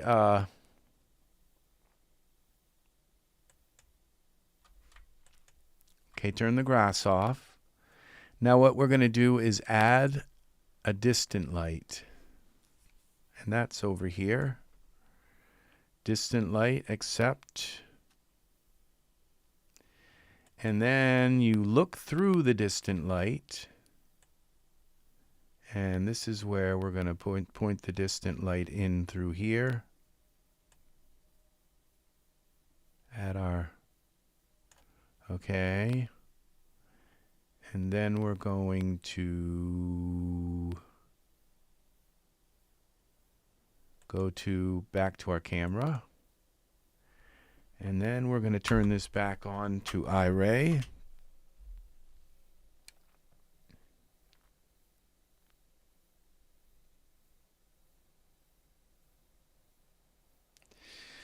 And the distant light is not going to have any effect until I put like about a 6 here. And let's make the temperature, bring the temperature down a little bit so it's not like a midday light.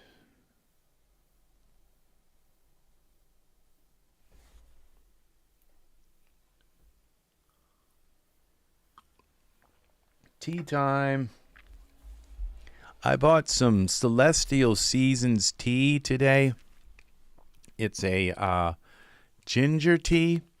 And they're adding probiotics to their tea now, which is really nice. It's making their tea very healthy. So I think that, well, that just lit up my subjects in the scene.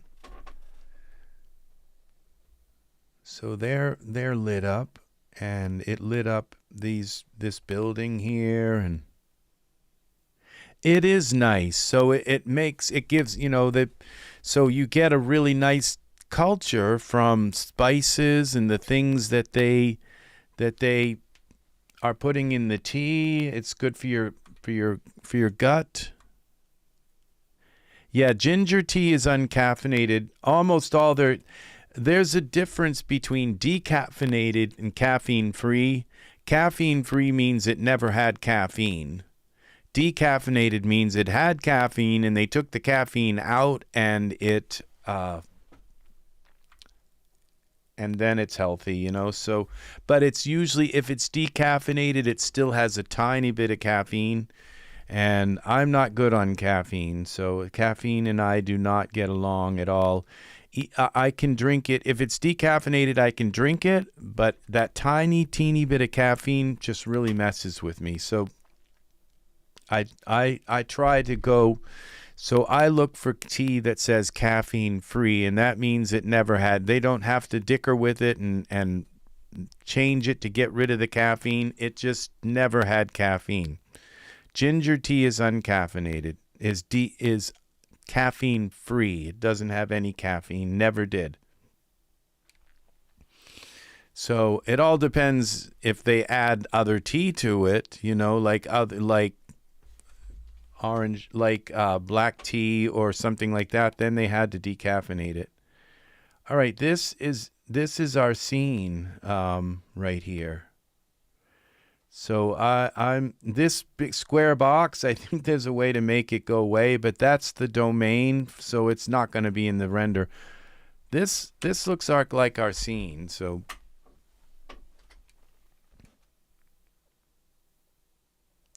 well, that was a very good switch to tea. I still occasionally drink decaf coffee, but I only drink tea that is caffeine free. So that's it, because it makes my fingers shake a little bit when I drink tea. It makes them quiver. It's a different kind of thing that coffee does to me. Coffee just makes my throat hurt. The caffeine in coffee makes my throat hurt. Now I'm going to take, okay, control. I'm wondering if I take this Fluidos domain and I rotate it. Y.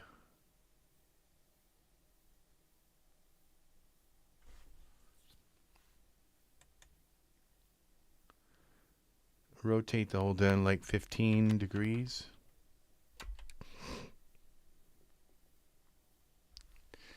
If it will rotate that.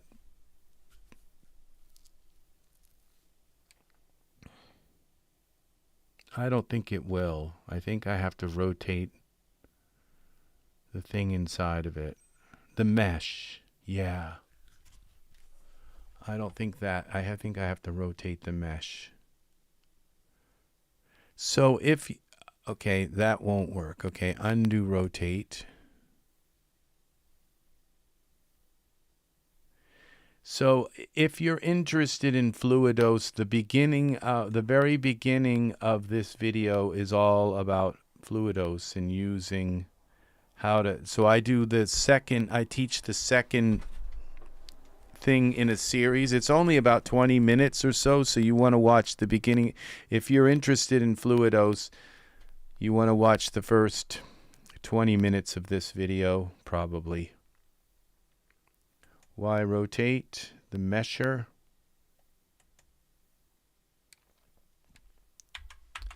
Let's try 15 degrees on the mesh. Well, it rotated something, but I don't know if that's the effect that I'm looking for. Let's see. It did rotate the mesh. Did it rotate it the right way?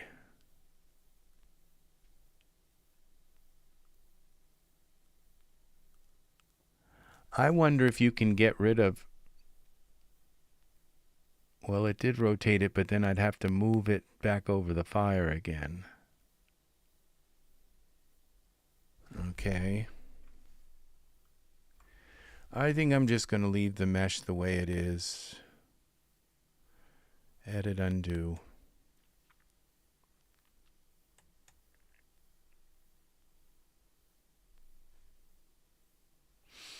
All right.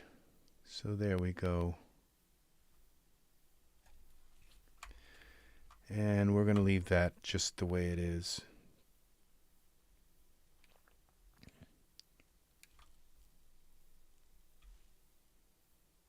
I quit drinking coffee over 20 years ago. I quit coffee, but I drink decaf. And but I quit drinking caffeinated coffee a long time ago. So all right, this is our image here. So let's now go into... Now, there's one other possibility with this image. I'm going to do one other try here. We're going to go into... I'm going to try putting this space station onto a backdrop. So we're going to go into environment, turn the backdrop back on, and then I'm going to go to my folder here of HDRs, and we're station...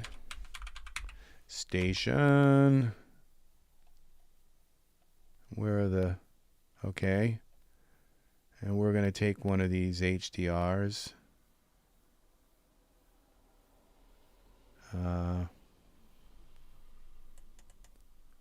Let's try one.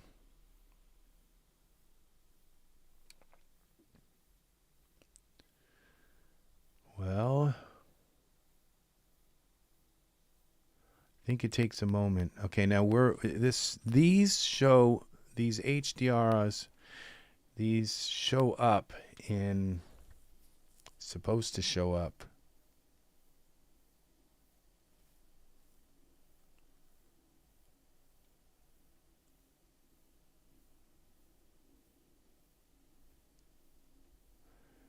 Environment. Okay, back to scene. I think it's just not... Oh, now I think I can take this environment and flip it vertical. Let's try that. Horizontal. And we have rotation, 90 degrees. It's not showing background, maybe. If we make this white, I don't know. Yeah, there we go. Flip vertical.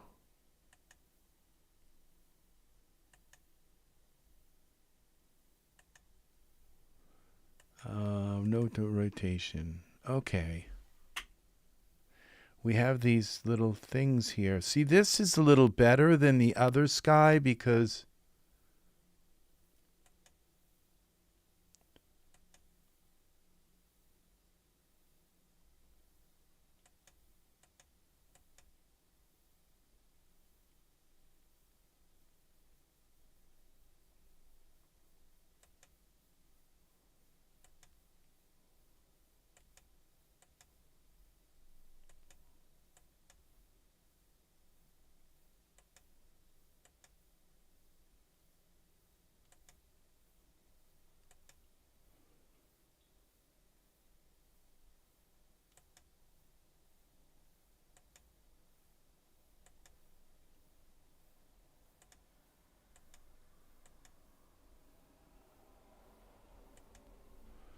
okay, no rotation. Okay. I think that's the best we're going to get right here. This one kind of is nice, but the stars are tinier.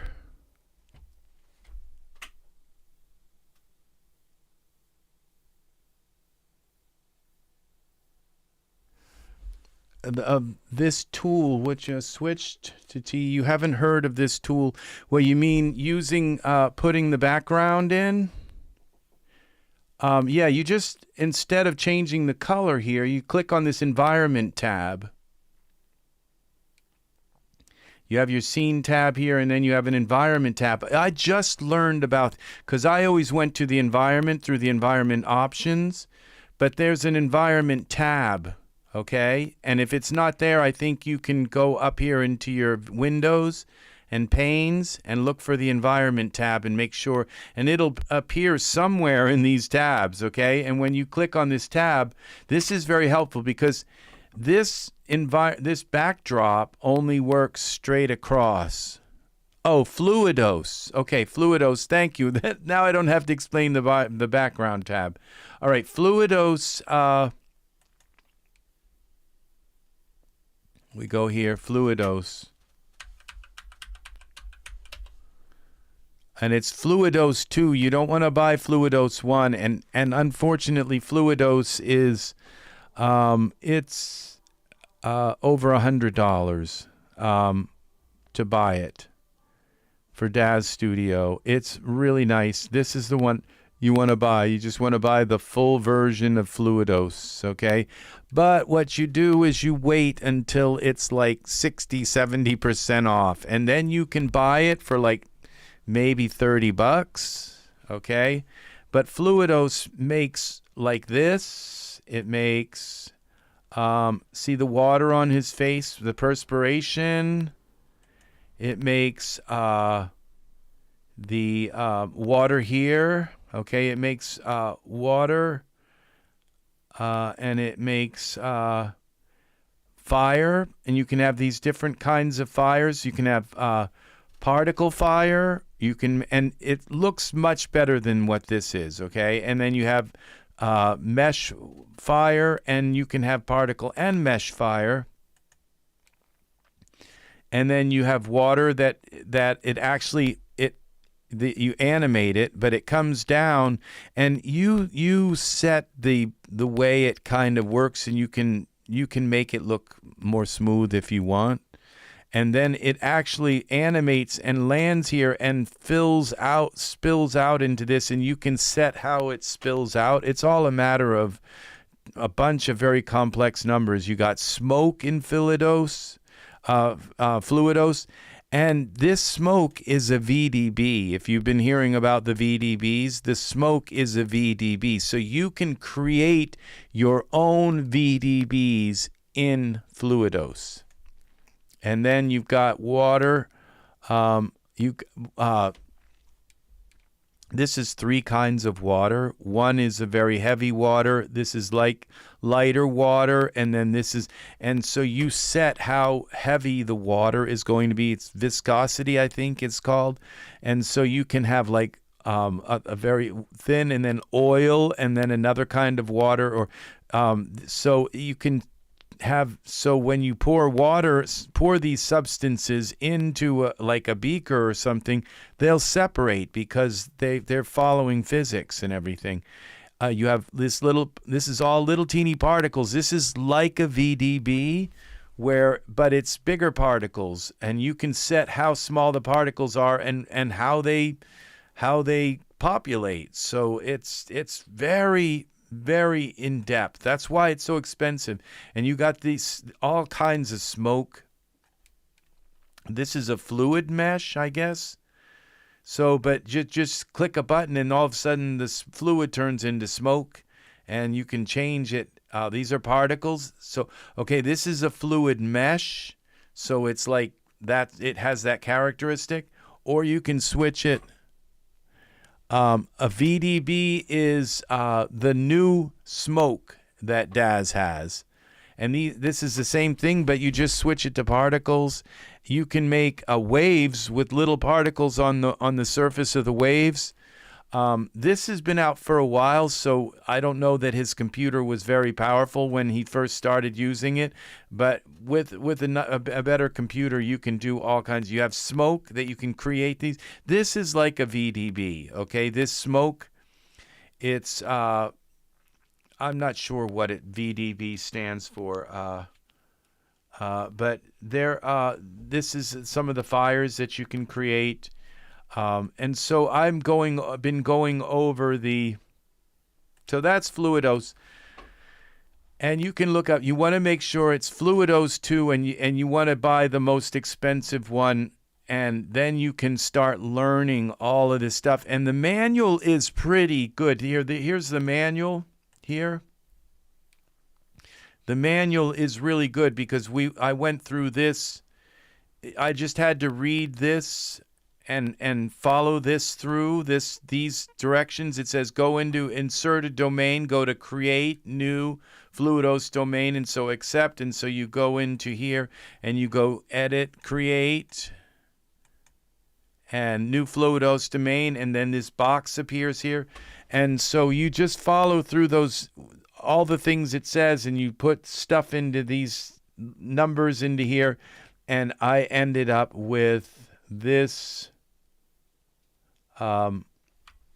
When I go into here, I think this is done. So this is done is about as far as I want. This is not like one of my favorite images that I've made. In fact, it's probably the worst image I've ever made. Maybe that's why Ted left. So this, but what this is all about is to celebrate that I went through the second lesson and this is about smoke, okay, about creating smoke. And what they do is they give you an example and they show you how to make smoke. And then you can go into the domain and the sink and the Fluidos mesher and everything. And it's like D-Force, where you have to simulate it. And once you simulate it, see, this is then it creates this smoke. So she's got a torch in her hand and she's lighting this. This is tiny and you can barely see it. And it's, like I said, it's my worst picture I've ever made. But it's to celebrate this Fluidos and that I made smoke with Fluidos today. And this smoke is pretty cool. It's an animation. If you go into the timeline here, I can actually move this here, and you'll see that the smoke changes. It's an animation. So you run it through a simulation, and it creates the smoke. And so you can stop it at any place where it's like, oh, that's the smoke I want. It is fun. This is fun.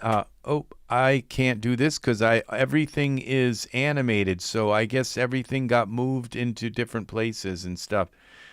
Because every time I moved something, it created a new keyframe. So I'm stuck here at number 30. So that's where it's going to have to stay. Let's go into. So I'm going to try and.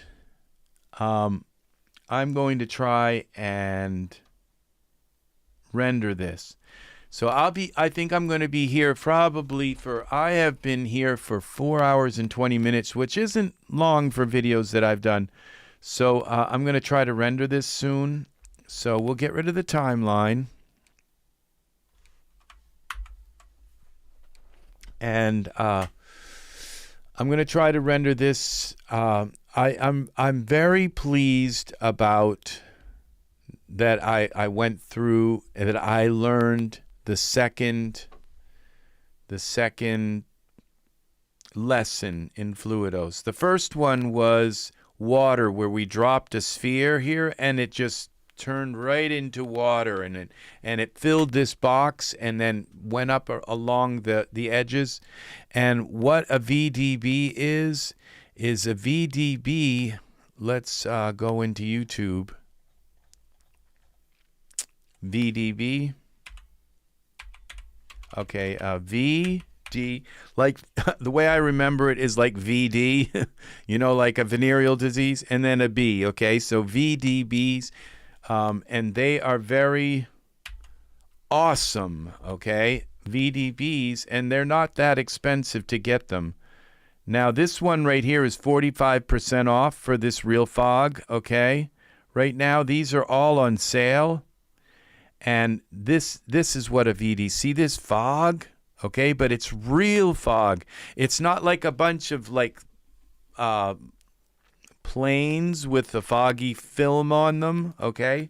It's actually little teeny weensy titsy particles, and you just put them in your scene. And look what they do.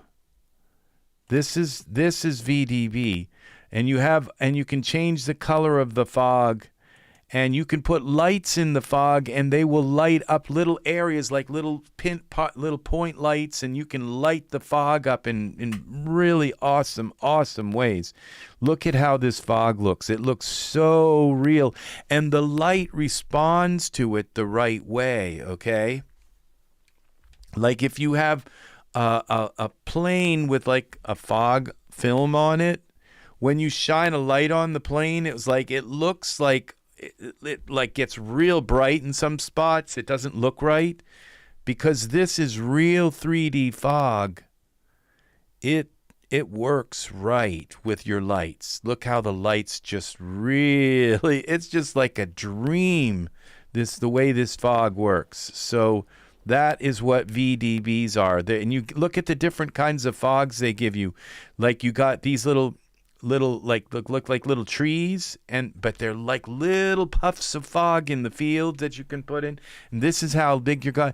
Then this right here is a little bowl of fog, and then this is a little like barrette or something, I don't know, kind of a fog that you can put your character in here, and it'll look like and you can decide how thick dense you want the fog. So you got these settings to change the fog. It's really nice. And then you got all of these too. So let's see, go back here. You've got these different fogs, and then so you get each one of these types. And fog wall, you get this dense fog, but this is carved out a little bit here. And then you get one that's not carved out. And then this one's a little bit lower. And this, I think, is the same fog, but just with less density. And then you get these right here. You get the poof, That's a big poof fog. And you can make this real thin so it's hardly visible. So you can do you got all these different kinds of fogs and these fog pillars. And yeah, this is these VDBs. And this is just one VDB set. And you just click on them. Look at this. Isn't that cool right there? Where she's flying away and creating that fog. You just get that. You click on it, put it in the scene, and there it is. It's really nice. This is a fog, wall there. Look at that. I mean, it's just so beautiful. I love these VDBs. So this is the kind of art that I really love. But when you type in VDB in the store, look at the different products. Look at these VDBs. This is smoke. Look at these. Look at how real this looks. You just double click and it's in your scene, and you can put it on in the ashtray over a cigarette or something if somebody's smoking in your scene or something. Look at how beautiful these. I own this product here. It's just like a freezer kind of thing. Yep, cigarettes. Look at that.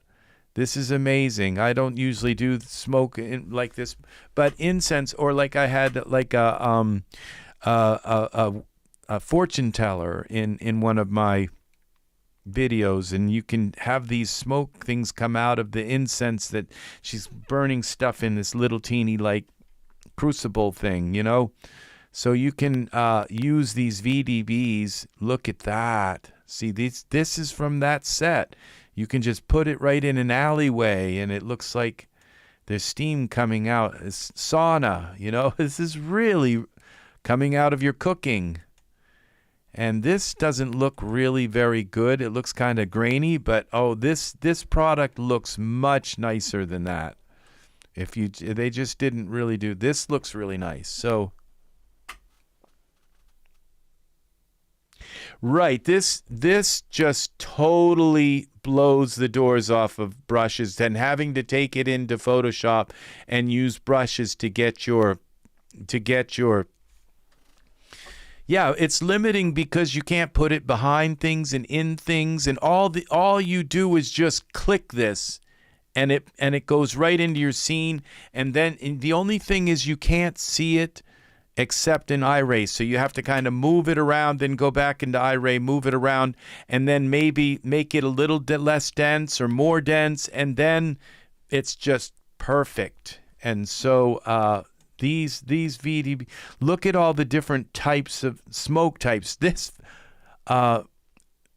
is 596 unique VDB volumes to choose the one that fits your scene. You get 500 different smoke patterns, and you just put it in your scene. Look at 600 patterns. Look at this. So they're all, and then they show us, and this is the density, okay? So you can make it very thin, and so when you make it less dense, there's less like particles in it, and the more dense it is, the more it's going to respond to light in the room. And then you can put like little teeny lights, like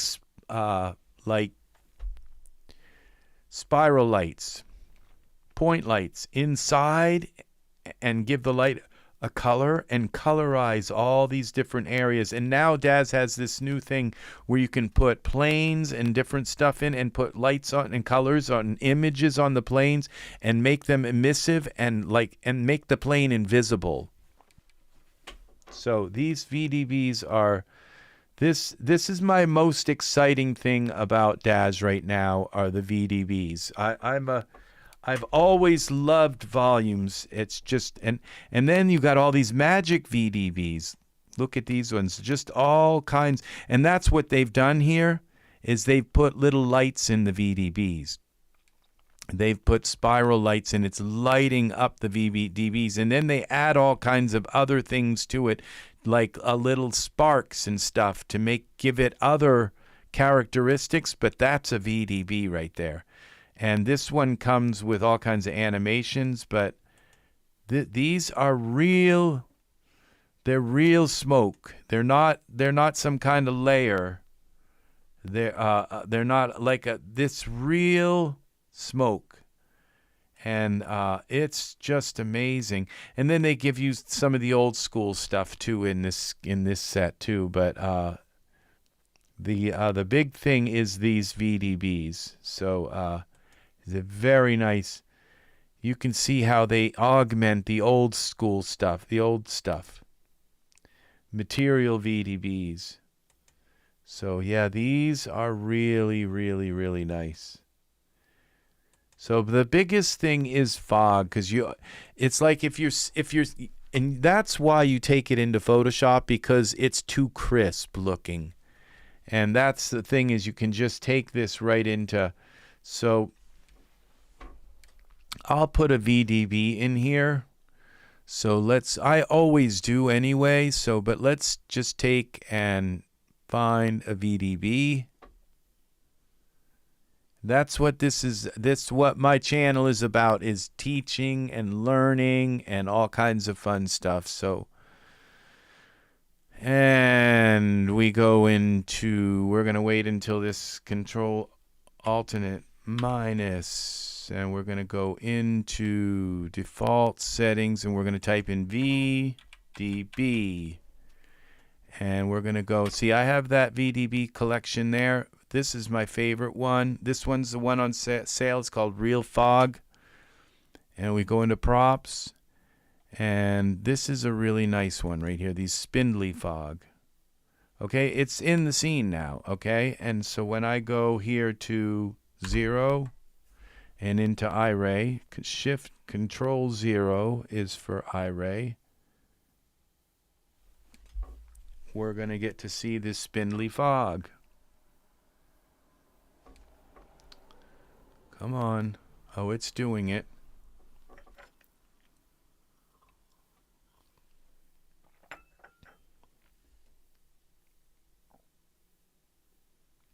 And it's going to take all that kind of crisp, and you know what? I prefer to use this fog rather than depth of field, because the fog, it's like the same thing as depth of field, or like what you're doing, like you're trying to do. And that new fog that's in Photoshop, that's another, I believe that's another kind of VDB that's been hardwired into Daz. But this is a way to really do VDBs. Is just don't mess. Sometimes they're this fog, and I can change the color of it, but as you can see, it toned things down. So I go into this, and click on this smoke cube. Okay, you always have to do that. You have to go to the smoke cube, then go to surfaces, and they will appear. Then click on the smoke cube in the surfaces, and you go to density. And this is 10, so I'll bring that down to like 2. Let's see, 2.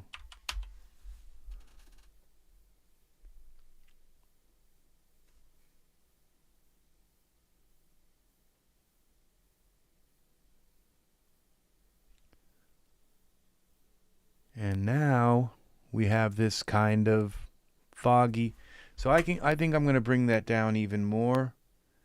And what I might do is make the fog green, because it's like alien picture. And I think I'm going to turn my sun down a little bit. My distant light is a little bit too bright for nighttime. So we'll go down here. We'll bring this density fog down to 0.1. 0.1. Okay. We want it really low, and I'll make it greenish. I think it's this scattering. It's this one called scattering multiplier. We'll make it green like this, kind of green.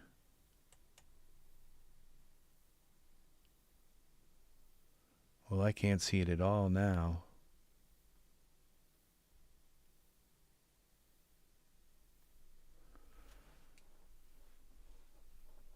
Oh, it's a little bit showing up, but let's go to the multiplier.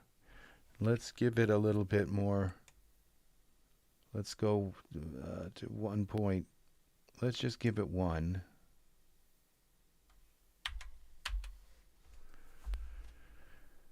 Let's see what that. So you can always change the density of the fog. You can you can use all these different patterns and just set them into your scene the way you want them. Now see, that's what I want right there. And the longer it renders, the smoother the fog becomes. And so now we can, I'm going to take and turn down the distant light. So it's more of a nighttime kind of scene. It's just I'm just starting to kind of get this scene together here. Parameters, distant light, and let's bring this down. She's lighting the fire. And of course they've terraformed the moon, you know, so they've got a nice little hotel going on here. It's mostly underground. Okay. And so that's the lumens. We're going to bring the lumen down to 1.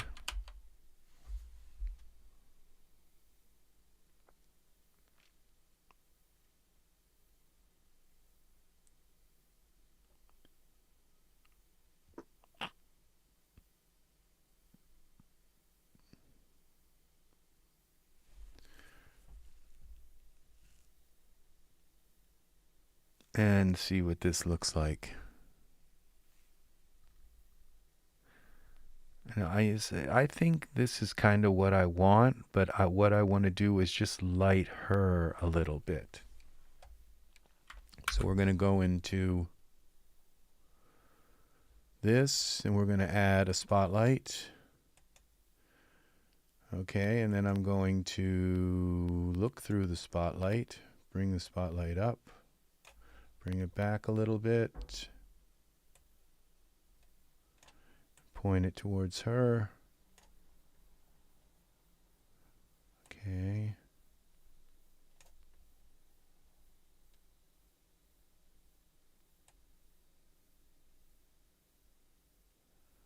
I don't know why that her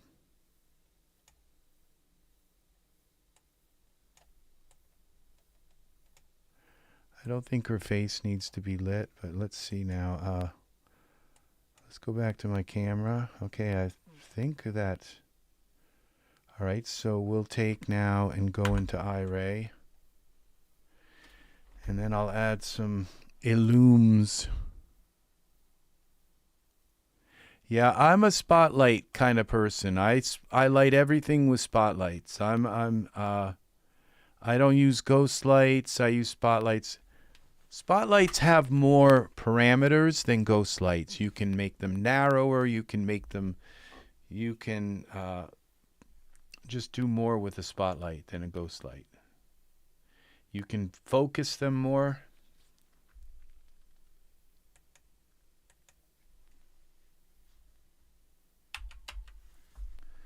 Let's see if that works for our spotlight. And we don't want the spot. We'll make the spotlight a little bit.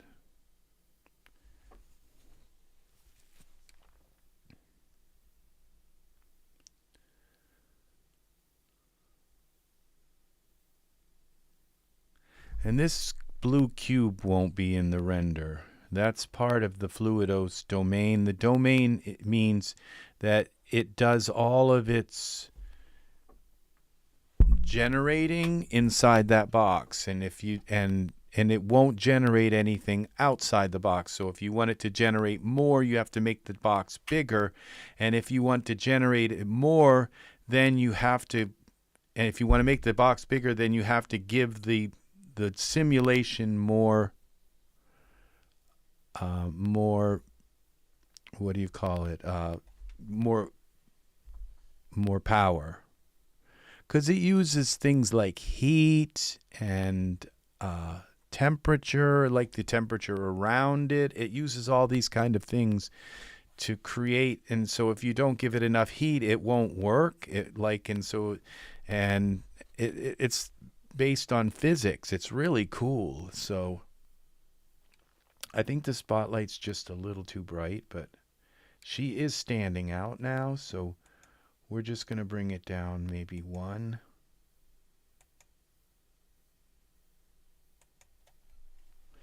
We'll make this instead of 2.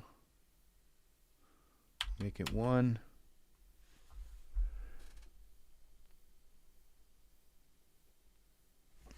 And I think I can warm the light up a little bit more.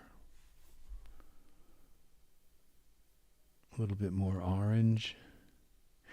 I hope you clicked on the bell next to the subscribe button, and Cherry, because when eventually one of these, when I start working in textures like PBR textures and stuff, it might be a fun and interesting thing to some of the things that I've learned about textures, about changing colors of skin and making characters work, making the hair color so it matches the eyebrow color and their hair on their head and the beard and all of that. That might be something very interesting to check out. So all of these lines and all these things won't be in here. This box won't be in here. I think this is done. Okay, this image is done. We got some green smog now. See how nice that green, that VDB worked in here, and it just worked. So and you can move it. If I moved it ahead like this, there'd be more green in front, because this is a fairly big VDB, this green fog. So if I moved it ahead, everything would be kind of greenish, because it's the accumulation of it is moved closer to the camera. So I kind of like it like this, just coloring. And I think in the render you'll see that is green ahead of her too. So the little poppies that I used ultra scatter to make to put the poppies on the thing. So because they would grow poppies on the moon if they terraformed the moon. Okay, so this is saved, but I'm going to just make sure I saved it. And then I'm going to set this to render up at 10,000. I always render everything at 10,000 and leave it to render overnight. So render settings. Okay, this is ready to render. I will start a render and see if it's okay. And first I'm going to go to progressive render. This is how I render. I always take the maximum samples and drag them all the way up, maximum time, not minimum samples, maximum samples. Drag it all the way up, maximum time, drag it all the way up, and turn render quality off, okay? And then it will just keep rendering and rendering and rendering and rendering until you stop it, okay? If you set that up like that, it will just go maximum samples all the way, maximum time, and turned off render quality. The reason why you turn off render quality enabled, because you can set it at really low or really high, but if it's set low, it'll stop quick. And if you turn it off, it'll just keep going and making the quality higher and higher and higher and higher. And you just keep looking at your render until it's done, and then you turn it off. So it won't turn it off for you. You'll turn it off. You want to be the one to turn it off.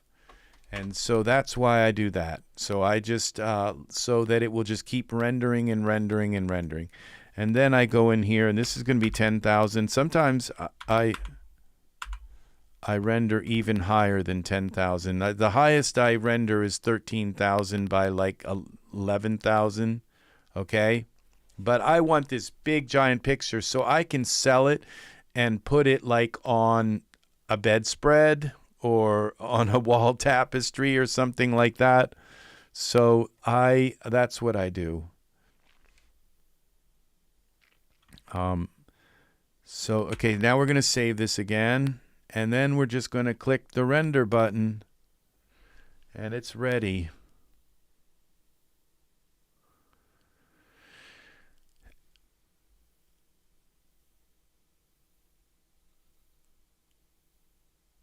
Yeah, so yeah, that's the highest resolution. The highest resolution you would need to render for anything is 13,000. That's 13000 by like 11,000, and that's big enough to put on a shower curtain or to put on a bedspread without having to stretch it, like on a king size bedspread. And if it's that's so 13,000 by like 11,000, anything roughly in that range is going to be big enough to put on a bedspread. And that's so that's just so you know. Okay, so here we go. Render. And also when you render it really large like that, it takes more video memory. So if you're really short on video memory and you try to render it like that, it may have a problem. So you might have to lower it down until it finally says, okay, I'll render this. So that's one consideration there. And so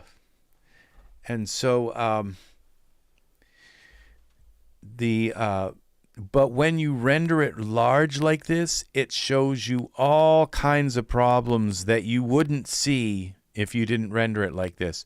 Like it will show you if their hand is actually going through, something, or if their grass is coming up through their feet, or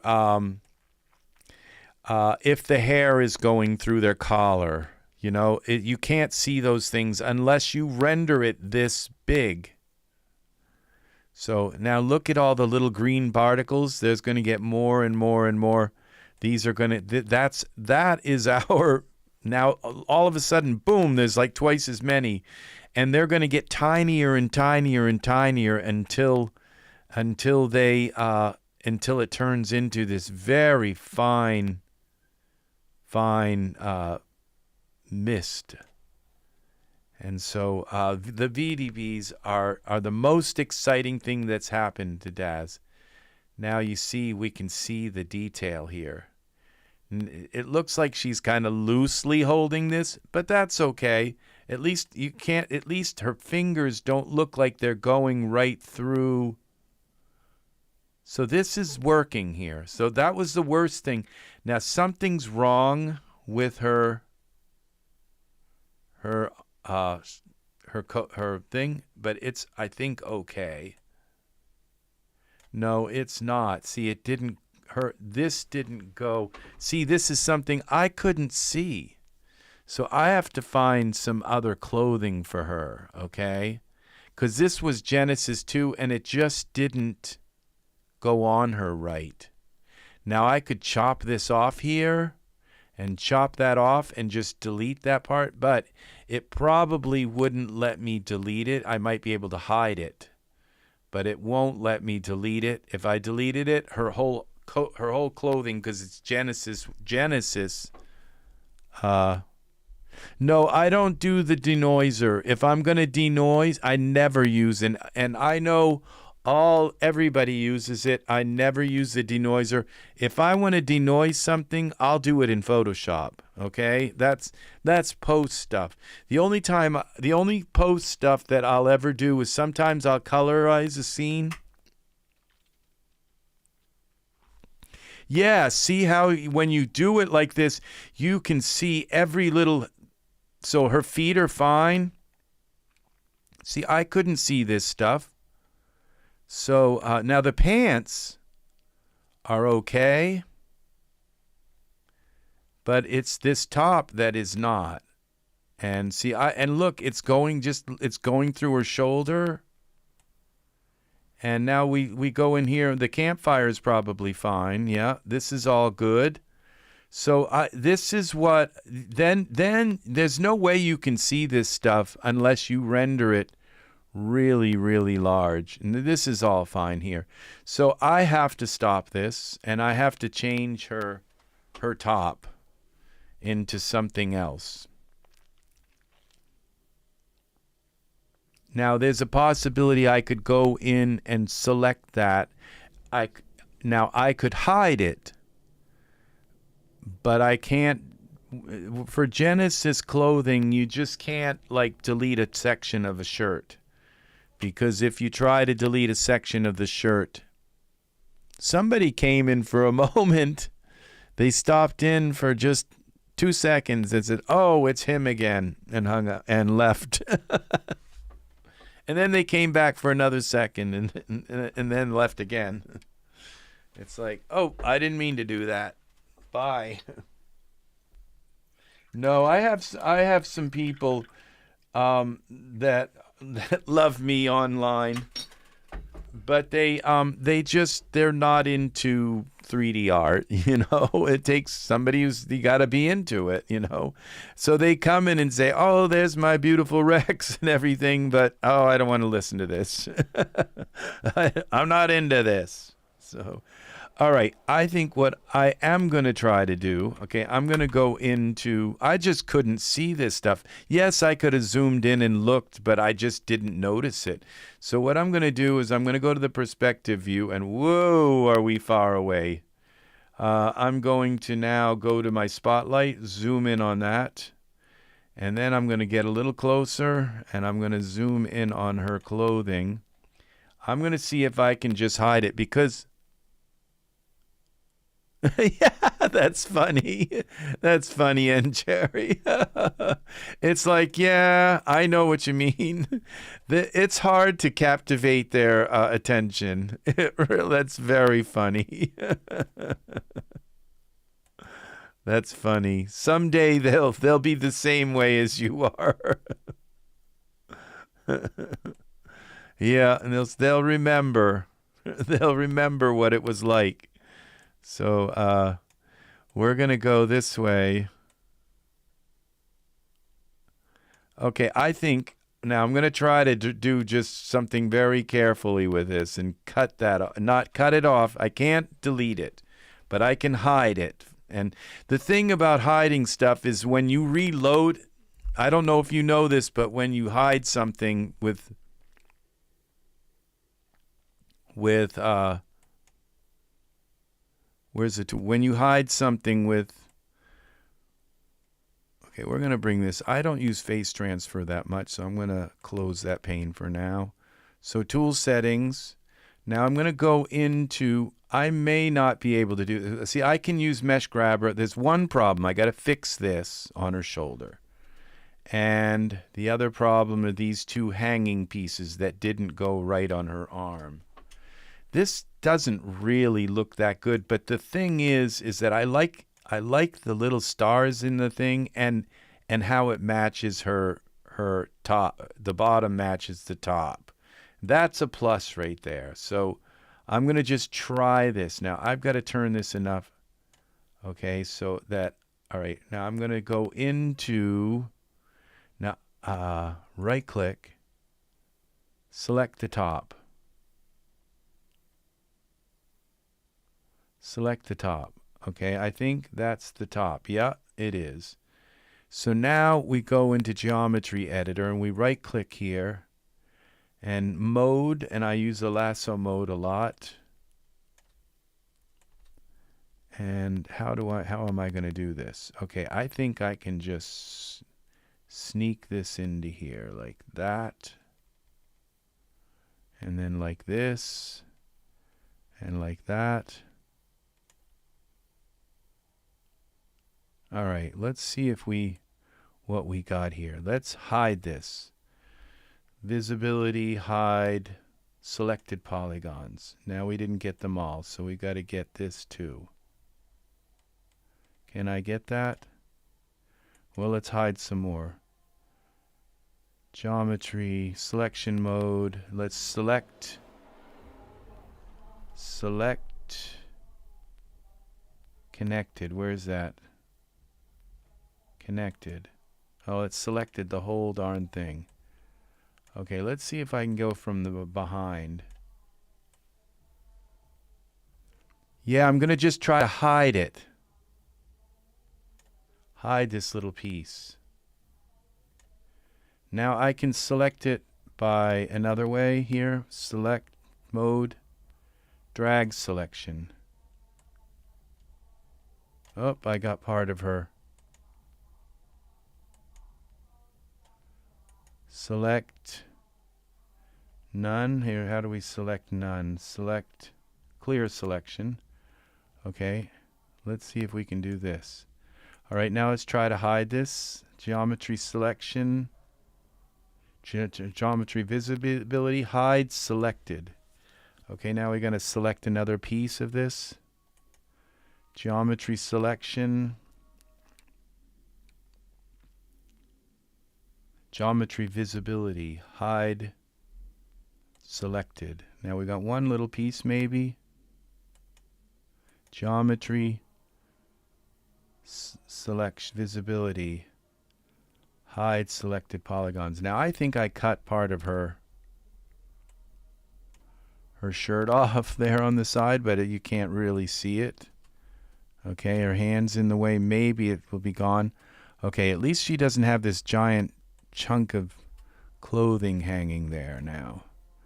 And now we come in here. We're going to do the same thing here. I'm going to just cut this off. So we're going to go now with our right click, selection mode lasso. We're going to go like this.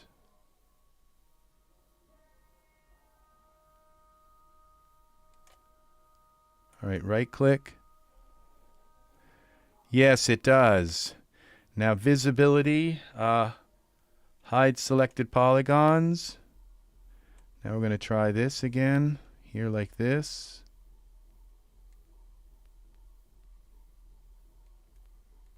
Oh. All right, I think I'm going to have to do that same thing, just select, grab pieces. Now what if I do this?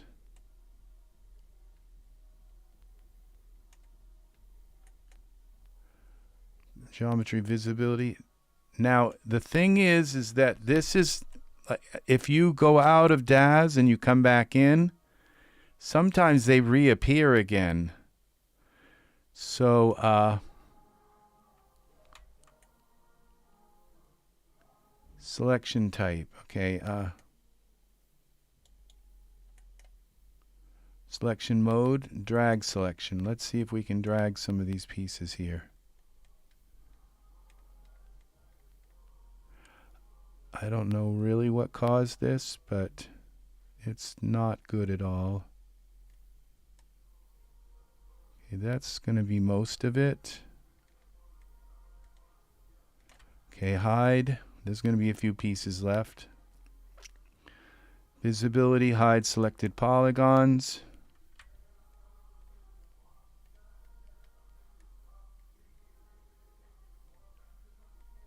I have a neighbor who has decided to blast their music at 12 o'clock in the at night.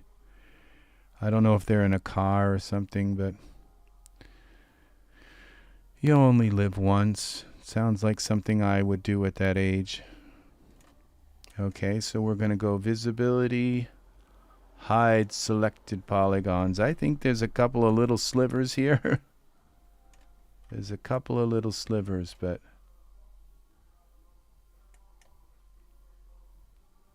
drag selection. You can't see, I can barely see them, but I think there's one sliver left or those there. But okay, if I try dragging it. Okay.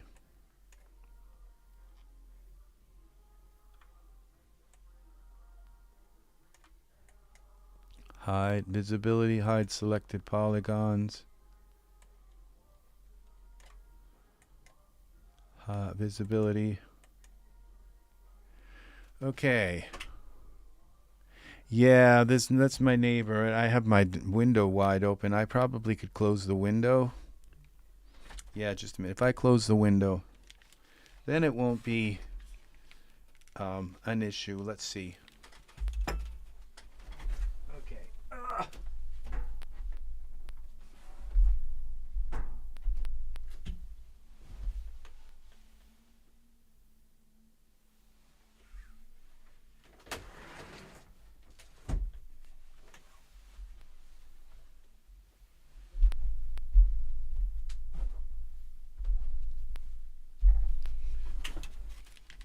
There we go. That's better. So I think that did it. Now there's one other thing. We're going to do mesh grabber now. Well, since we have this selected, we might as well grab this and make this.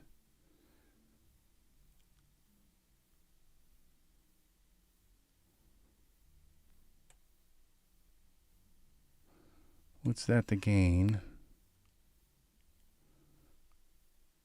All right, I can zoom in on this a little more. This tiny little piece. Just going to pull that out. Okay, and now we're going to go back to our camera view. Go like this. Save it. This will be a one render thing because if I go out of this and come back, it's probably going to come back. All of those little problems will come back in her clothing. And maybe someday I'll come in here and just find something better for her to wear, but I kind of like this, and it's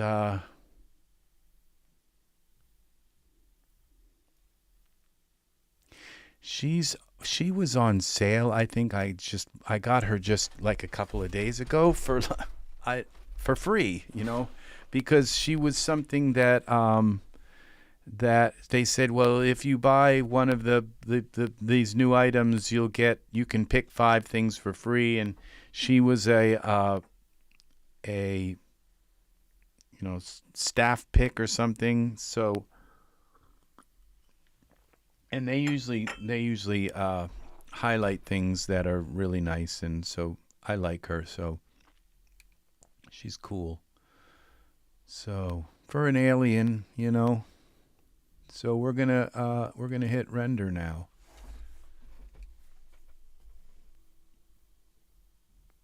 You've never heard of mesh grabber? Oh, so you have mesh grabber. Very cool.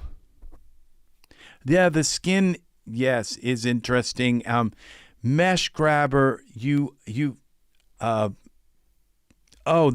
wasn't mesh grabber that I used to hide those. That's called geometry editor, and that's something that's part of Daz. You don't have to buy it, and you go into geometry editor and you can select things, and you can. And the best thing to do is to delete them. You can just delete them. Yeah, that's the best thing to do. But mesh grabber I used to pull up the strap on her shirt. But all of the rest of the stuff you saw was in geometry editor. And and the best thing to do is to delete those parts of her shirt, okay? But you can't do it with like Genesis clothing. You can do it with like Genesis 3 usually, and Genesis 8 and Genesis 9 clothing. You can just delete a part of it. But when you try to delete a part of a lot of the Genesis clothing, it just explodes. Okay, so the only thing you can do with Genesis, a lot of the Genesis clothing and Genesis items, is you can just hide it. You can't delete it. So I didn't even try to delete it. And what's really weird about the geometry editor is if you make a mistake and delete part of something, you can't get it back. You have to take and delete the item off of them, and you have to go back into your content and reload the item on them and then start again, editing it. Because you can't undo it and have it come back. You can't hit undo and have the deleted part that you just deleted come back. It's gone. It's not gone from the item in your content, smart content. It's just gone from the item in your scene, and the only way to get it back is not through undo, but to just delete the item on your character or whatever. And you can delete anything from anything. So if you have like a car and you want to turn it into a convertible or something, just a terrible, example or whatever, you can use that geometry editor and select those parts and just delete them from the car. So you can do that to any object. Is go into with geometry editor is just delete sections right out of it. So let's see what her shirt looks like. Yeah, see that's okay. Oh, looks like I have a little piece here. But I don't think you can tell that's from her shirt. So that is from her shirt though. So I think I'll go in and get rid of that. It just bothers me. And then this right here, it doesn't look. So I think I'm going to just find some better clothes for her. Cancel.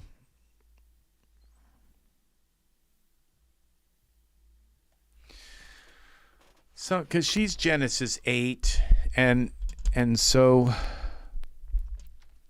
and I probably could, I don't know. This is really nice. I think maybe I'll just see if I can smoothen this out. I don't think I can, so I'll look and see what I have first before I just delete it off her.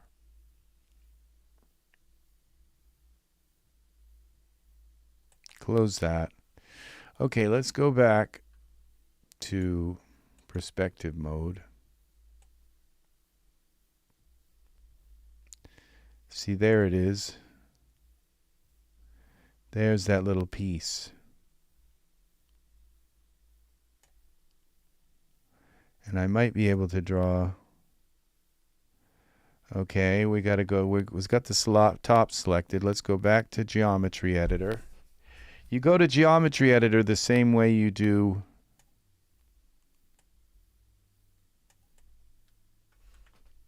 you hold the control and it lets you just keep selecting stuff.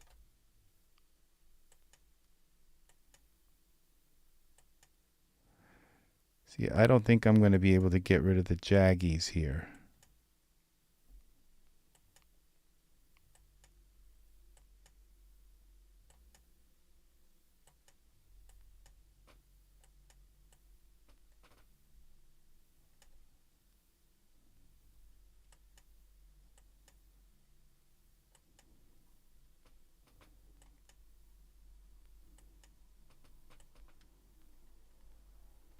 All right, now I have a big long piece here. Oh, I just got it. It's really weird how they do this geometry stuff here. Okay, right click, hide, selected polygons. Well, that looks a little better.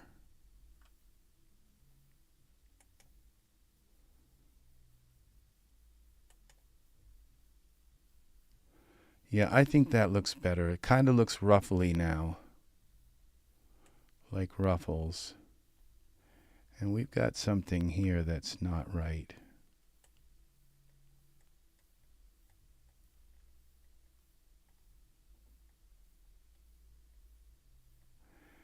I don't think you can see that because it's from the different angle. It's under her arm, and so you can't see it anyway.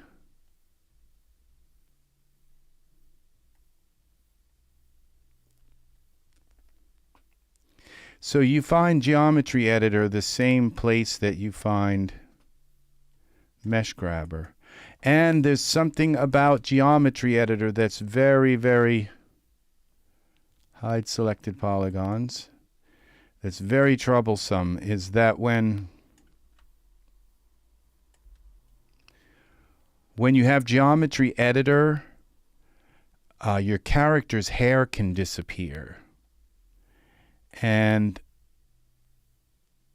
then you say, why isn't their hair, or it looks like their hair is there, but it looks like they're going bald, like part of their hair disappears. And it happens almost all the time. And sometimes even their clothing can look weird and just stuff looks really weird. And you saying, what? Visibility, hide selected polygons. And you say, what the heck is wrong? What's causing this? And it's because you have geometry editor off. And all you have to do is go back in here and click on, like your move tool, and that switches geometry editor off, and then everything goes back. It never screws anything up. It's just like you wonder what's wrong with my scene?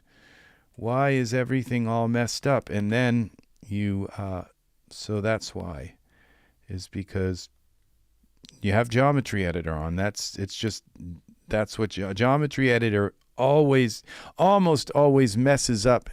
Yeah, it almost messes up hair. Selection mode. Okay, visibility, hide selected polygons. Okay, so we're going to try. This looks all messed up in here, but it's okay. So I think we're gonna go with this. So we go back to our camera view, click save. I don't think I'll be seeing any more like little artifacts like that. And when you sometimes when you take and chop pieces out of a piece of fabric and delete them, it deletes them fine, but it can take longer to save your project because you're not saving, then you're saving a new piece of geometry. It's not just saying, oh, that's the thing in your library. It has to save a new piece. It saves it within the file, within your project, rather than just say, oh, just look in the directory and you'll find that all that stuff. It's not just saving a pointer to stuff you have, it's saving an edited version of that. So it just takes a little longer to save the project. Not that much longer, but it can be kind of a little bit annoying. So now I have to go out of Geometry Editor, and the way I go out of Geometry Editor is just click any one of these buttons up here. I usually click the Move button, and then so it switches to Translate in the tool settings, and now their hair will come back and everything will look right again. So I just save this again, so it's not saved in Geometry Editor. I've been looked and it's like, why is their hair wrong? And it gets me every time. I forget I've got the darn, you'll go in, even in render, that's like the hair's gone. What happened to their hair? And then you come in and you look and it's like, oh, I'm still in Geometry Editor. And it doesn't tell you, it's like before you render, it's like, do you really want to be in Geometry Editor for this? And it's like, no.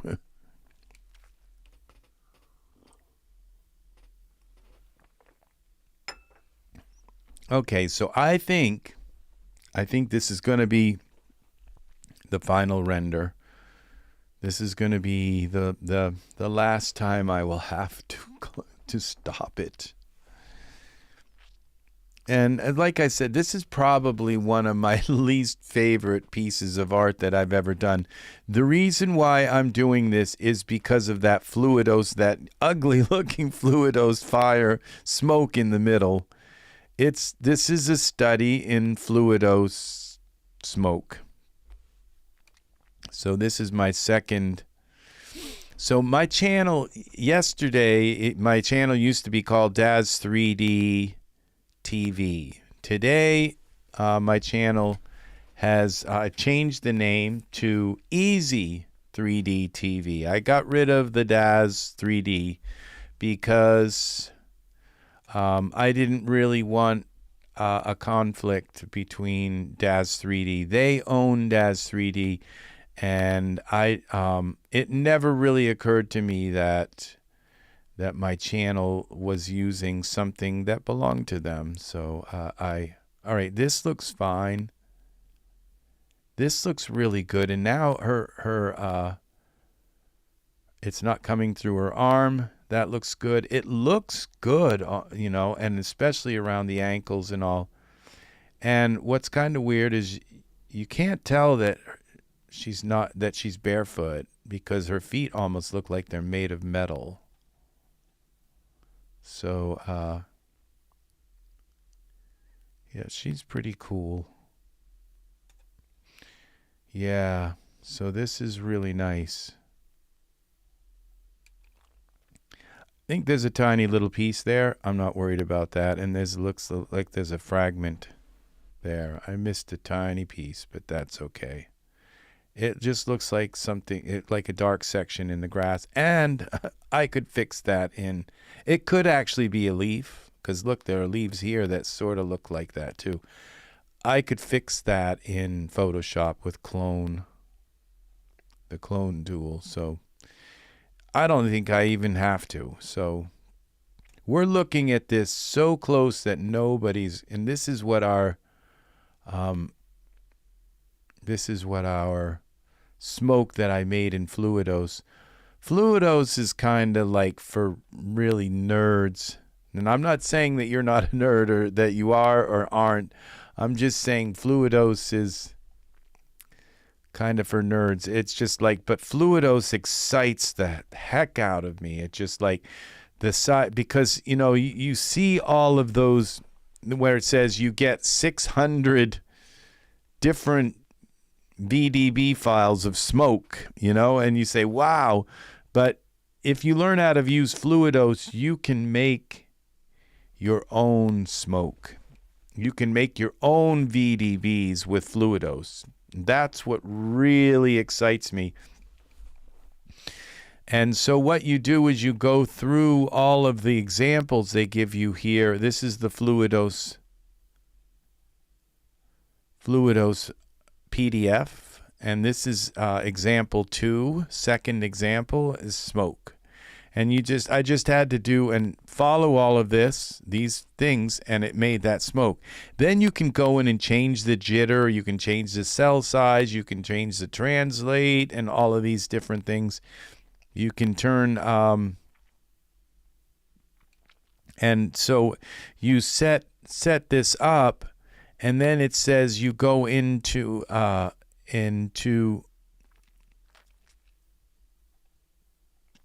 run the fluid simulation, and that's like an animation, and so the timeline is going across as that smoke is drawing into the pattern that you put all of these things, and there aren't that many of them.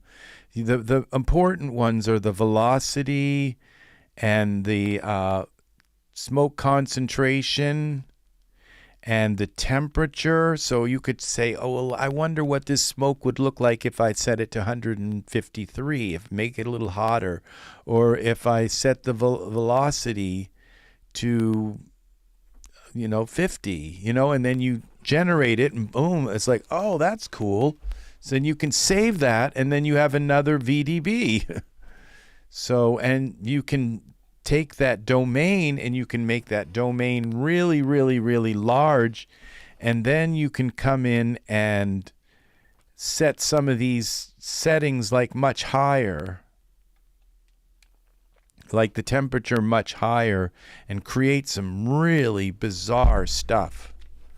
So, and Fluidos makes all of those different things, water and bubbles and all those different things. So you can make your own and save them and then bring them into your scenes. So some people just want to buy them and have some artist who's like into this kind of deep stuff make them and then buy them. And I'm kind of like that myself, where I figure there are artists that have been using Fluidos.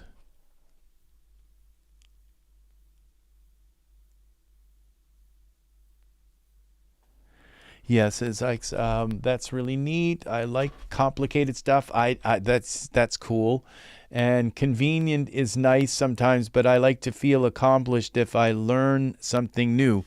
Yeah, well, this is something you can dig your teeth into, and the thing is Fluidos goes on sale, like big sales. So you just watch it. You know, it's like, who wants to shell out $100 for a program that? But the thing is, it is something you can sink your teeth into. This is something that you know, it's like really intense, and your computer does all the work after you put in these hot numbers. You just keep running it through simulations, and the simulations don't take that long.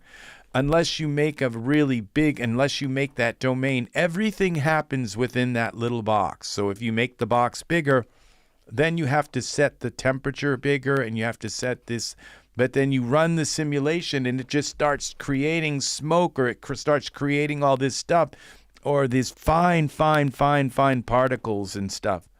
This is really neat.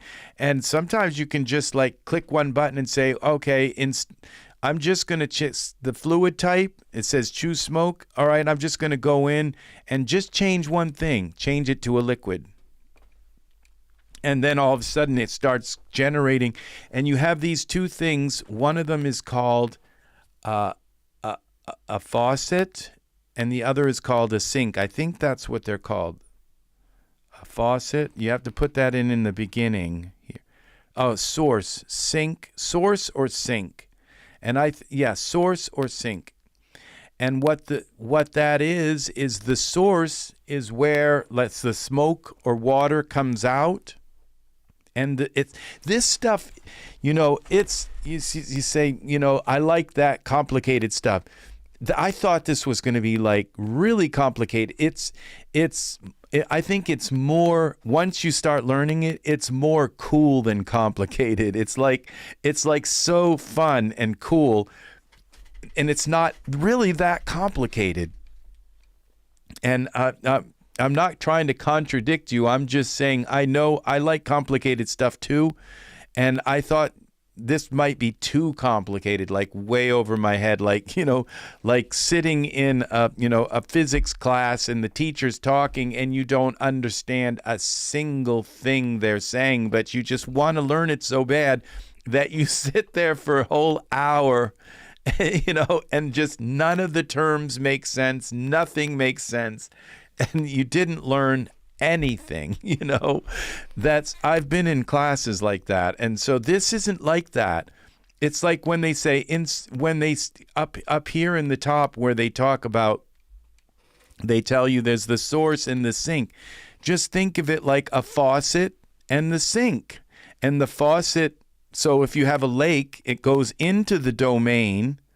Like the faucet in that box, it goes into the box like a faucet. And so the smoke comes out, or the water comes out, or all of that comes out. And then it goes in down and trickles down the mountain and into the sink. And and you can look up Fluidos. This is Fluidos 2, okay? And you want to make, because there's all these, you know, Fluidos compact and Fluidos.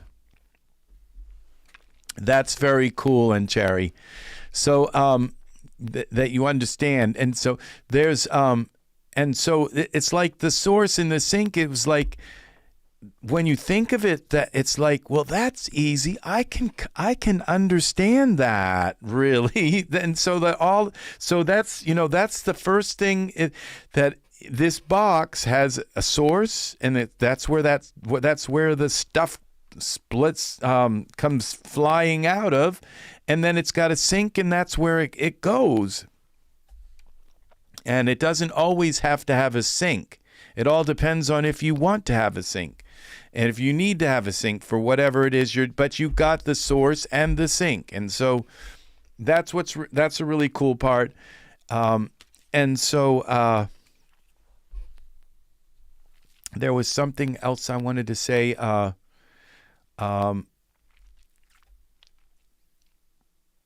Oh, YouTube. And that's why I'm making this series. So if you want to watch, if you go through my channel, you'll see that there's there's a couple things that I wanted to say. That they have like the Fluidos, like part Fluidos, which only has some of the features. And then so it's complicated to get the right Fluidos, okay? But just look at the price, okay? And you look at all the different Fluidos. You want Fluidos 2, not Fluidos 1, okay? Because Fluidos 2 has all the stuff that Fluidos 1 has, okay? But more. So you want to get Fluidos 2, and you want to buy the most expensive version of it, okay? And then you got all of it, everything, okay? And so you look at the most expensive version and wait until it's like on a massive, massive sale. And I personally wouldn't spend more than $30 for it, okay? 20 or $30. But if it goes down to 20 or $30, I would grab it, okay? Because it's fun. And then all you have to do is go through these examples. And what you do is once you get the example, save your file like I've done here, save it in your file, and then all you have to do is open this file up and play around, delete all the other stuff, and play around with the simulation.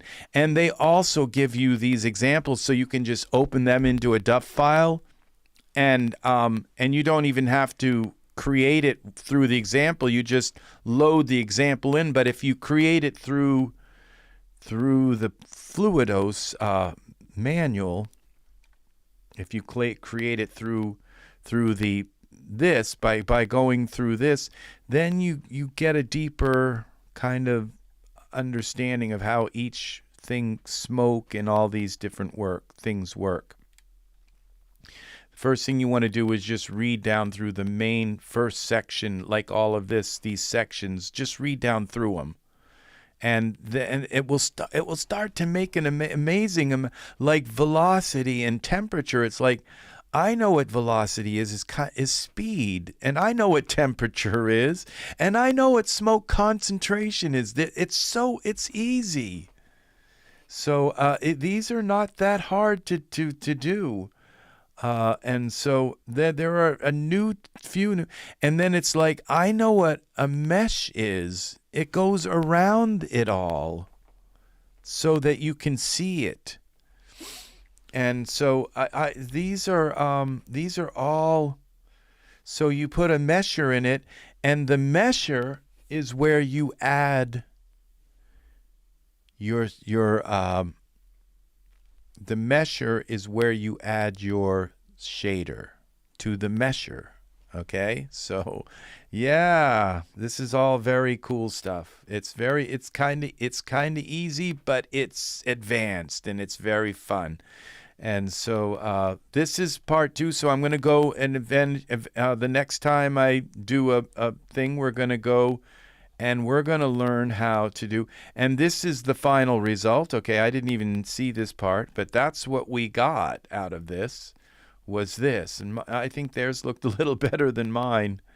I put sub D on it to make mine smoother. I think I might have set one of the things.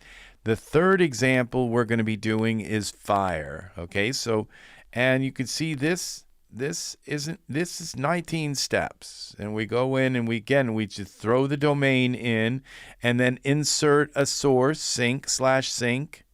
And then you parent the source to the Fluidos domain. That means just drag the source and drop it into the Fluidos domain, or right-click on it and parent it to the domain, to the big square. And then these are the properties of the source. So we click on the source, and you'll see all these little properties in there, and it says set the velocity to 0, set the temperature to 750, set the fuel concentration to 60, and set the size. Y size, they're all parts. They're labeled size Y, size Z, and they're all the settings of the sync. And it says move the source by setting the X translate, Y translate. Those are all parts of settings we're used to using all the time. X, Y, and Z, but there's parts of the source. And you'll see the source moving as you put these in. Yeah, it's really pretty easy. Then select the Fluidos domain, the square part. That will be in your, the Fluidos domain is right there. Click on that. And if I click this little drop-down box, you'll see that it's got a source and a mesher inside that, and you get those by going create, and you go down, and there's the Fluidos domain, the Fluidos mesher, and the Fluidos sync, and you just click on them, and boom, they puts them into the file, into the scene. It's pretty cool how it works, and everything happens inside this box. So so you can make the box bigger, but then you have to go in here and take all these settings and make them stronger. You have to add more fuel, and you have to add more and raise the temperature more, and then you can simulate it and see all kinds of cool stuff with it. All you just do is go in and play with these all the jitter and all that stuff, explosivity. That's all the beta buoyancy factor, and then run it through another simulation. So this is really cool. And save it. If you create something that's really nice, you can save it like this fire. I can always go in, like, after you simulate it. This was the water one. It was a sphere. And you drop it inside here, and the sphere just boom turns right into water. And then you put a water, and once I put the water shader on this, it looks beautiful. Oh my gosh, they don't show that in here, but it's just like, oh my gosh, it's just beautiful. It kind of look, depending on the shader and the colors and how you set it, it can look more like ice instead of water or whatever, depending on the shader. So that's another really awesome thing. Let's see how far this is. This might be done. Let's see how many we've got. No, we're only at 731. So probably it's been 18 minutes. So another, let's say, probably maybe 25 or 30 minutes, and it'll be up to 2,000. I'm going to render this until it hits 2,000 iterations. So, and then I'll stop it. So we've got, so this is our render here. Now look at this. Look at the we're looking at this very, very up close. But look at our, and once this hits 2,000, it won't be completely smooth, but this is going to look sort of smooth, like this green mist. It's not going to look all speckly like that. Some kind of light is hitting our mist here and creating that. So we're looking at it so up close that this is something you would never see. You'd never see it because it's so close. Now her eyelashes, I don't know. It looks like there's not an actual, like she has white eyelashes or blonde eyelashes or albino. I don't know this figure that well to know. But I notice things about this stuff, and her eyelashes might actually have to be given a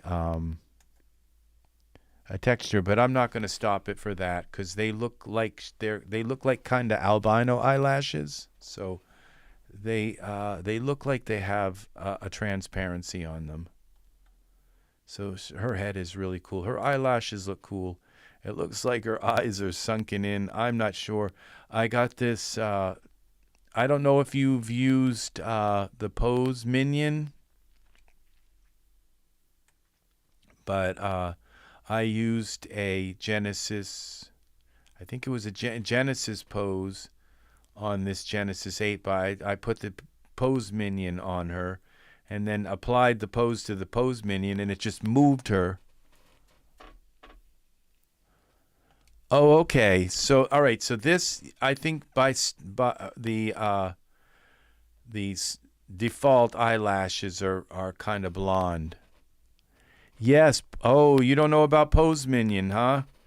All right. Pose Minion is really nice because, let's see, Minion. You go into Minion. Minion. Pose Minion. There's a bunch of them, but what you would want to do is buy the Genesis 8 one, and he'll eventually come out with Genesis 9 Pose Minion. But you buy the Genesis 8 bundle. It was the Genesis 8. Let's find it. 8 and 8.1. Well, we're going to look up for the highest price ones here. Okay, this is the Pose Minion Genesis 8 and 8.1 Pose Bundle. And what you do with the Pose Minion, so when you buy this bundle, you can put Genesis 3 poses on Genesis 8. You can put Genesis 2 poses. You can put Genesis poses and Generation 4. So that means Victoria and Michael. And you can put them on if you have a Genesis male, you can put Victoria female or male poses on a Genesis 8 male or Genesis 8 female. So you can put Genesis male poses on a Genesis 8 female, and they work almost like perfectly. They're just occasionally they're just like a little bit like they're you with any pose, because your Genesis 8 figure, they're so different. So that's the only thing, is that you just, you might have to, if they're holding their hands together, you might have to just like slightly pull them apart or whatever. You have to do that with any pose, even Genesis 8 poses, because your figures are all different size. So if you purchase this, I believe this is the right one. You want to absolutely make sure. Introducing the Bone Minion 8, a revolutionary way to use poses from Genesis 8. Okay, stop wasting your time and drive. Okay, and just use them with Bone Minion. You can directly use Genesis 8 poses for other generations without first converting. So this isn't what you want. You don't want to use Genesis 8 on other stuff, okay? You want to use other stuff on Genesis 8. Okay, so this is not what you want. Because, I mean, yeah, maybe you use Genesis 3 figures and sometimes Genesis 2 and sometimes Genesis 4, but this isn't what you want. So you want to make sure you don't buy the wrong thing, because that's what I did, okay? You want to find, okay, so I would say, all right, the Genesis 3 pose for Generation 4. You don't want that? You might, but Generation 4 poses for Generation 8. Now, this is one you want, okay? Because right now there are like all these Genesis 4 pose packages that are like $1. You can get them for $1, and they got like 20, 30 poses for Michael and Victoria. They have them like in these bundles, and you can get the whole bundle for $1, and they've got like 20, 30 poses in them. And so for $1, so like for like $20, you could end up with like 200 or 300 poses. And some of those poses for Michael and all, they're like beautiful. And especially Victoria, the way they posed her it's just so feminine. It's so perfect. And so you can get like all kinds of poses and really, really buff out your pose library for like $20 and buy and end up with 20, 30. I spent about $50 and every pose every pose thing I spent $1 for. And I got poses with them on vacation, poses with them riding in bikes, and posing with them at the carnival, and poses with all of this pose stuff. All right, so the thing is that these Generation 4 poses, they're so cheap. This is worth buying because you can get this giant pose collection for and then use all those Genesis 4 poses, and they will work perfectly on Genesis 8 and 8.1, male and female. Doesn't matter if it's from Victoria or from Michael. They will work with your Genesis 8 male and female. So, and this is really weird how this works. Is what it does is it creates. Let's see if they show a picture of it.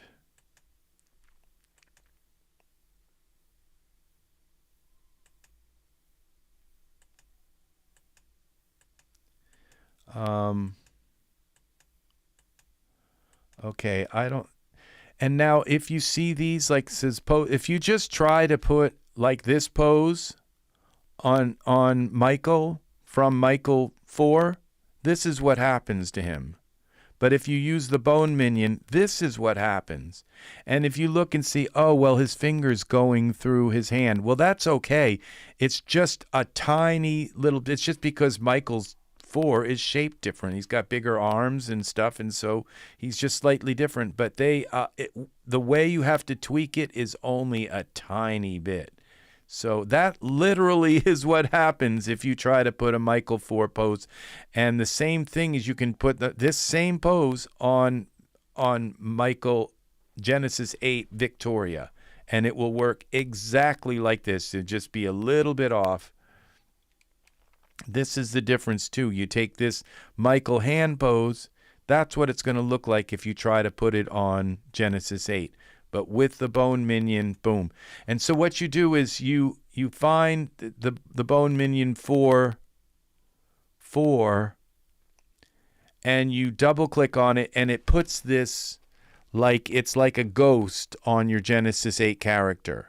And it looks like a skeleton kind of. Let me see if I can find it here.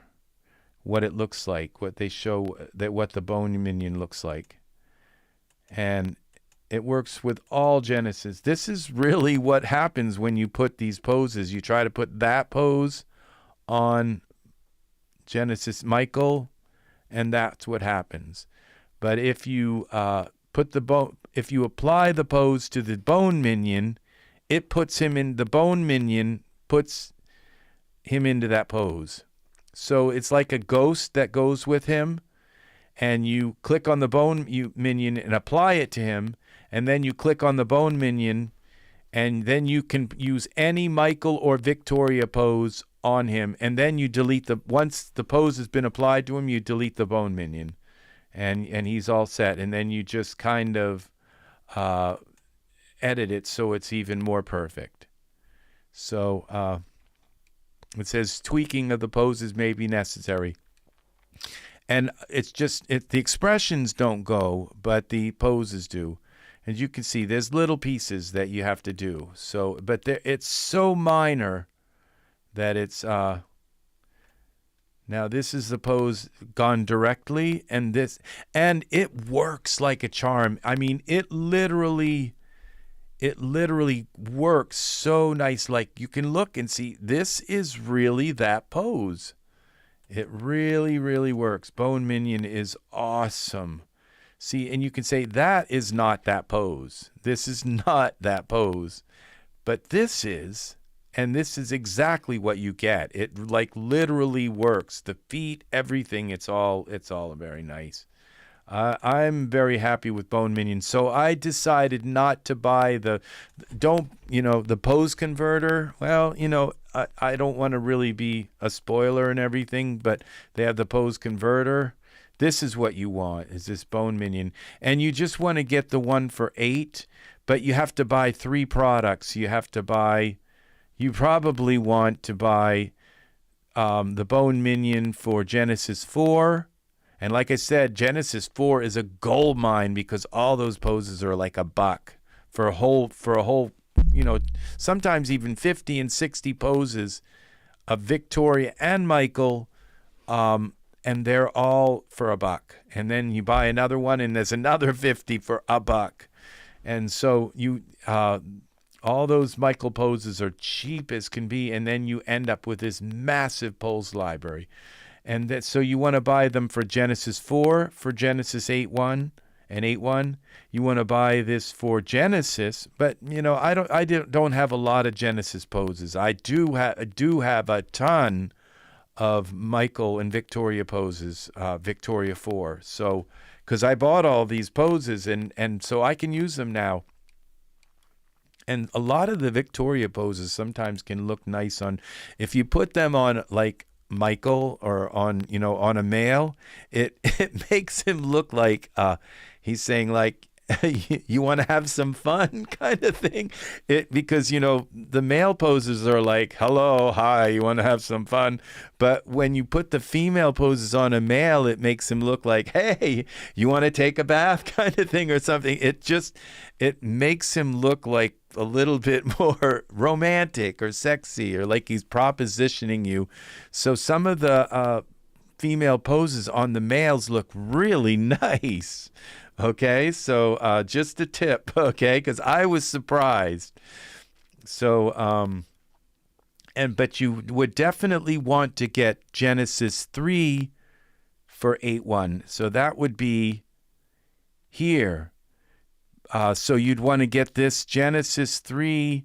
I just bought, and I think you have to buy them separately, but, or there may be a gigantic. And just be careful that you don't buy the run. So this says Bone Minion for Generation 4, poses for Genesis 3. What this means is that you can use Genesis 3 poses on Genesis 4, like on Michael 4 and Victoria 4. So I bought that. I didn't know what it was. And I wouldn't have bought this, and I didn't get it on sale. I wouldn't have bought, just personally. But that means now I can use Genesis 3 poses on Michael and Victoria 4. So that's not too bad, because I love Michael 4. So there's the, and this is Bone Minion Genesis poses for Generation 4. So, I mean, they got me on this because I bought this. And this is 8.1 poses. Okay, Genesis. So I can use 8 and 8.1 poses on Genesis. And, you know, that too doesn't send me that far. But, okay, that's the way it is. So that was like the first product that came out, and then I was like, I couldn't wait to try using the Michael poses on Genesis 8, and then they said, oh no, it goes the other way around.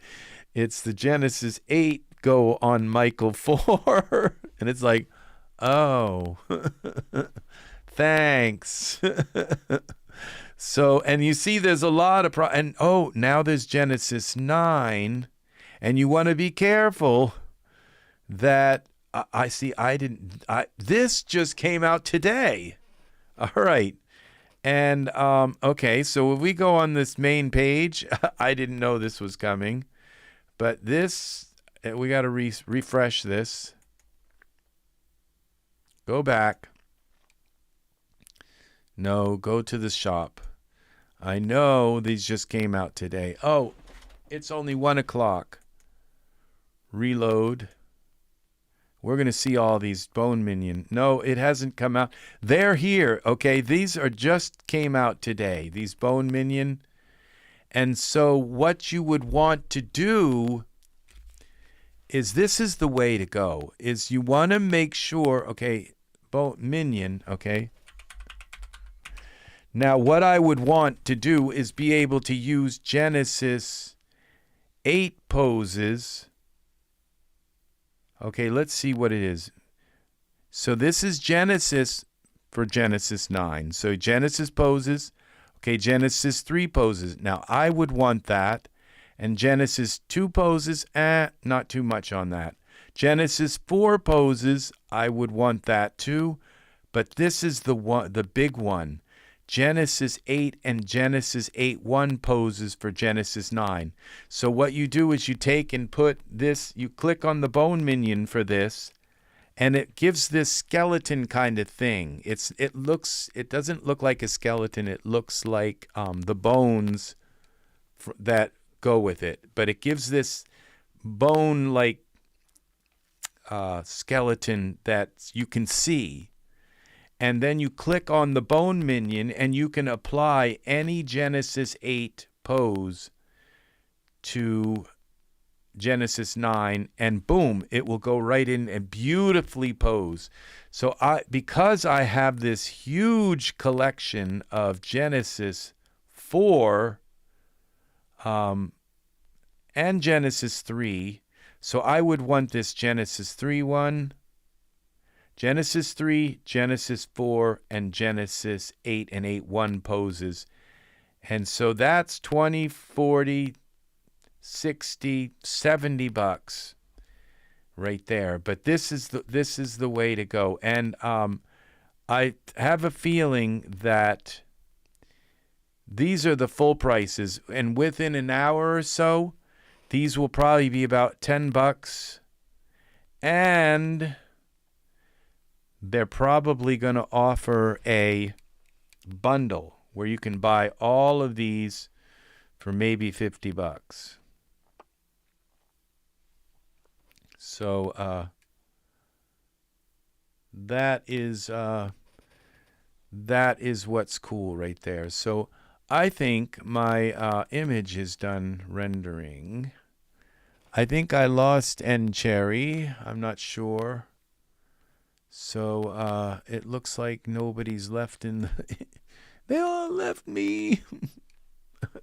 That's okay. I'm going to bed soon. So that is your that's your Genesis, this bone minion. Oh, very nice, Jerry. Then very good. So we've got probably another hour or two, and then these are going to show up in the store. They've been put up on there, but they're not showing yet as the daily. So 3 o'clock in the morning is when Daz changes the store. 3 o'clock Eastern time. I don't know. They're in Daz Studio is in Utah. So in Salt Lake City, I believe. That's where Daz Studio, their main headquarters is. So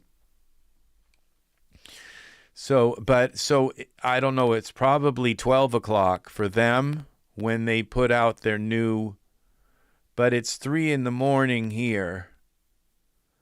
When it changes, or sometimes a little earlier, sometimes 2 o'clock. It all depends on if they get it up and running early. But this bone minion for Genesis 9, the thing is that it's going to be on sale now, and then it's going to go up to full price after about a month, and then after about 2 or 3 months, it might go on a big sale.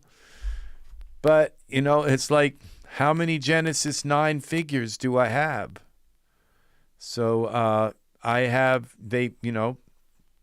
Daz, I've been complaining about them not giving us, attractive male figures. I'm not going to buy these for Genesis 9 because Daz is not giving us any attractive male figures. So why spend 70 bucks so I can put poses on 2 figures that I use for Genesis 9? No, I'm gonna wait. Probably I'm gonna have to because they only put males out like. There's that discrepancy. It's like everything's female stuff, and maybe every once in a while they might put out, some old granddad kind of figure or something. We got Santa Claus. We got people that I'm just never going to use and rarely use in a. So it's hurting these products, okay, because they're not. Eventually, these products will, but I'm going to wait until these products go on sale because they're not. I can't use them for Genesis. But when it comes to these products for Genesis 8, and being able to put these Michael ones. This one's the biggest one because you can use these Michael You can use the Victoria and the Michael poses on 8 and 8.1. This is, and right now this is $15. And if I put that in my cart, it might even be less. So this one's a big one. And then you go looking on, let's see now, let's go to the store and let's look up Michael 4. It's kind of hard to find them, and I won't be able to find them because I bought every one of them. Michael 4 poses. Let's see. So what I have to do is turn it off so it shows me the items that I've already bought. Okay. So all right. Here's some retro apartment photo. Let's see. So let's find some Michael 4. I have to go way down. Michael 6. I have to go way down till. Okay, what I'm going to do is turn this on so it goes to 80. And then I'll go from price. We'll go price low to high. And look at these poses. There's the boxer shorts. Primal. Okay. Michael 6. Okay, it's hide items that I own, so it's not going to hide them. All right, now these poses. Okay, look at this figure. See, I didn't buy this one because it was $5 instead of $1. So, but as we go through here, now this one, family car. Look, $1.99 for these poses. Okay, $1.90. I think I paid $1 for them, but $2. Okay, the party poses. Look at these poses. Dressing room poses, furniture poses. Let's see, the beach party poses, $1.99. And in this is like how many poses? 24 body rotation and prop, 12 beach ball poses, 28 beach poses, 28 surfboard. That's 20, 40, 60, 70, 80, 80, almost 80 poses for $2. So yeah, I mean and you can use these poses will work on your Genesis. Now this one, subtle poses for Victoria, $9. That's why I haven't bought that one yet. So and the fighting poses I'm not too big on, but the beach party, okay, master bathroom fixture poses, of course I bought that one, $2. And then let's see, the Baroque grandeur poses. It's like, I only like my bubbly sparkling wine when it's white Zinfandel, excuse me. So, these are the grandeur, Baroque grandeur, $2 for $2. And these are some pretty nice, like, how are you doing tonight, madam? And it's like, look at them. And these all look so nice, perfectly done on Genesis 8. 44 body location poses. That's where they put your body like way across the thing. It's like, so what you have to do is hold control before you put it on and tell it not to move it on location. So we got 64 sitting and standing poses. That's for $2. So this is it. The bone minion for Michael 4 is where you're going to get a massive collection of study furniture poses, Old West sheriff's poses. This is it. Then you'll never have to pose your figure. Spend a long time getting them into that rough pose. Promenade deck poses, teardrop camper. Look at this. These are all $2. And they're 80% off right now. So these poses, they're really worth they're worth for $2. I think I paid $1. I think if you put these in your cart and you're a Daz member, they might be even less than that. You might get they're $1.25 or something. So, I mean, right now, if you have the money, I would just, even if you don't buy the Pose Doctor, right? The which you should. They're on, but I don't think they were on sale. Okay, let's go back to the Bone Minion. So you get the idea on that, but you go in here and see these aren't on sale right now. So I would wait on this, but I wouldn't wait on buying the Michael poses. I would buy every one that's $2, the male and female, because like I said, some of those female poses look really nice on the men. It makes the men like very it makes the men very like approachable, okay, and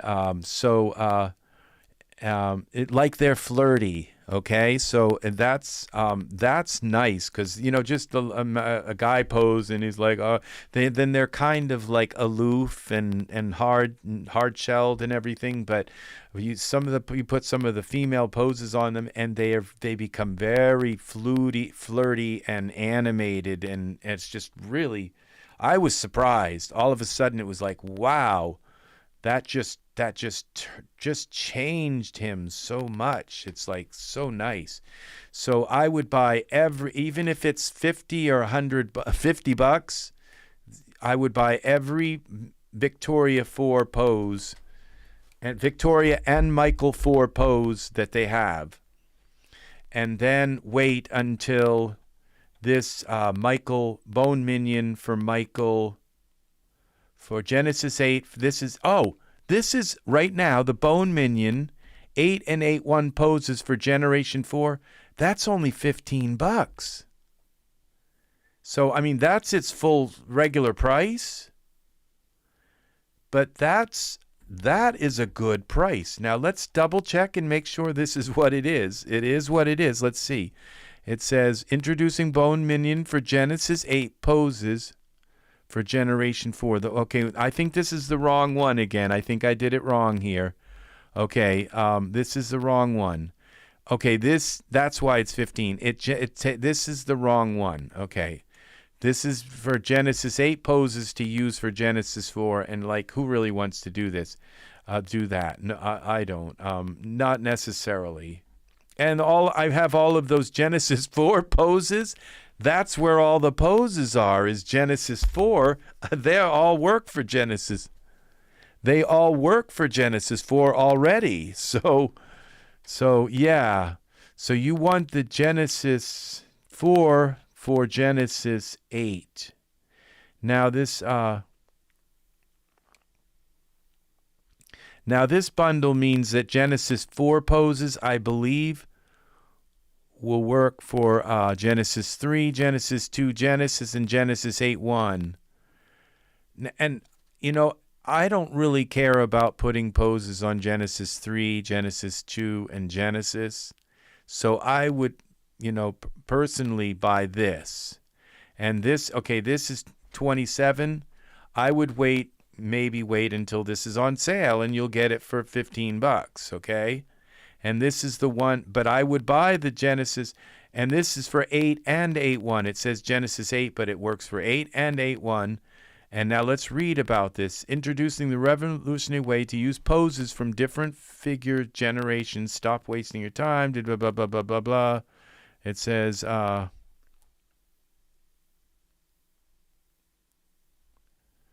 okay.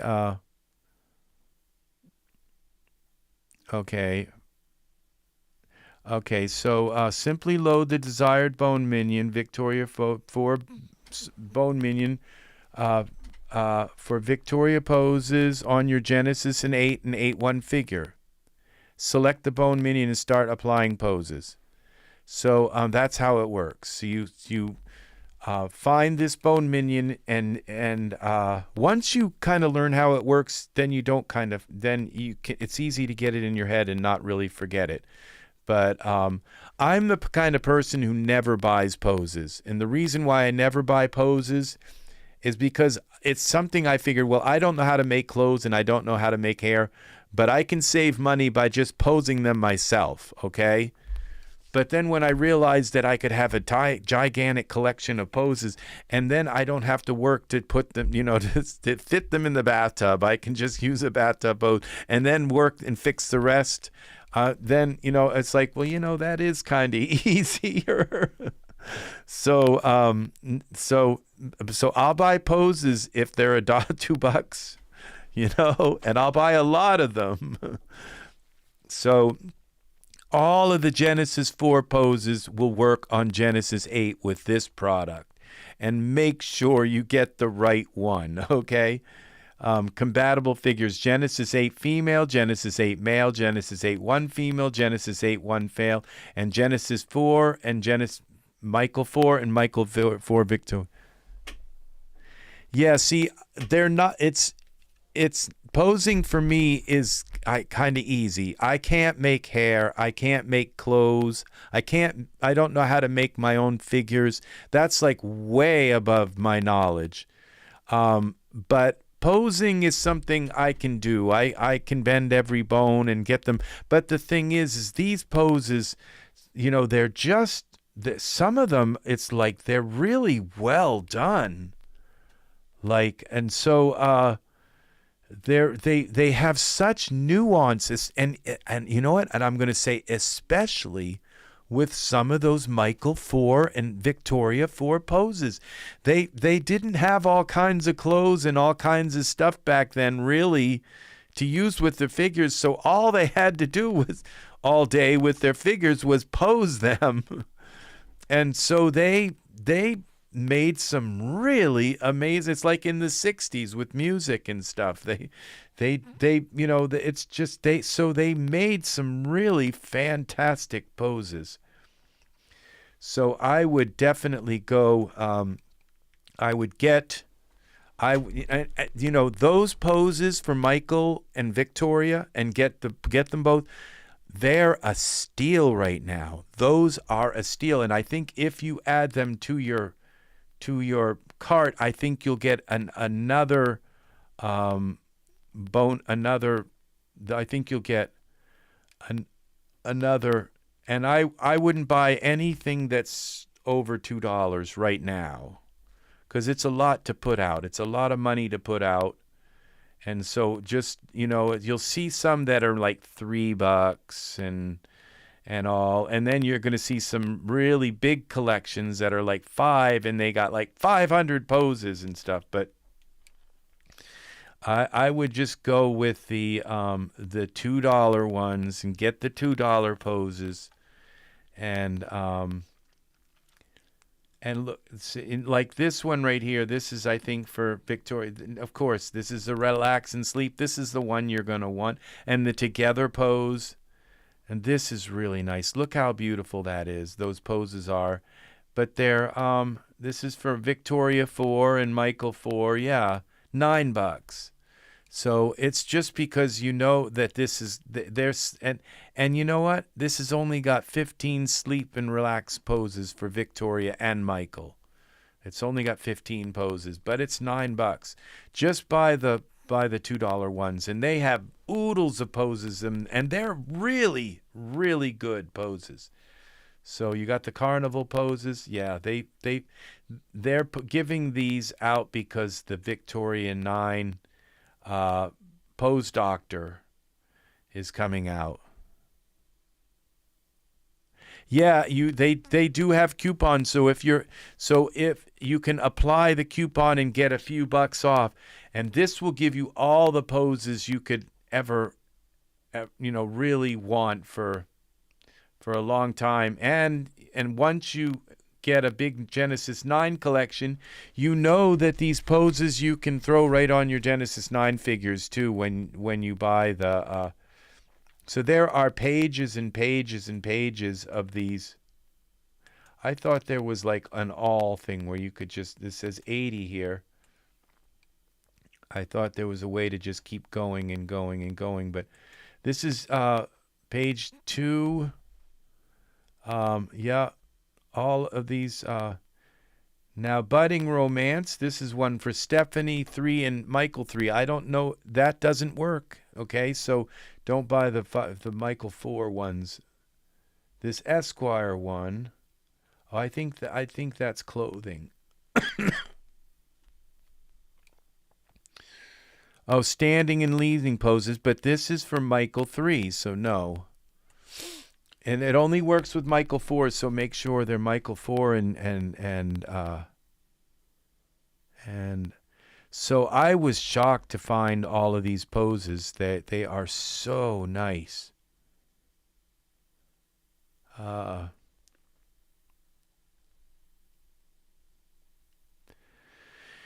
Yeah, so and this is like the Michael 6.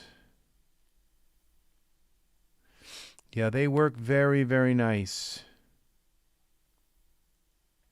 And see, I think there were more than this, but I'm not sure. Now, okay, see, like I'm going through, and then now we've got affection poses again for $1.99. It's supposed to be low to high price. Oh, this is for Genesis 2 female and Genesis 2 male. So,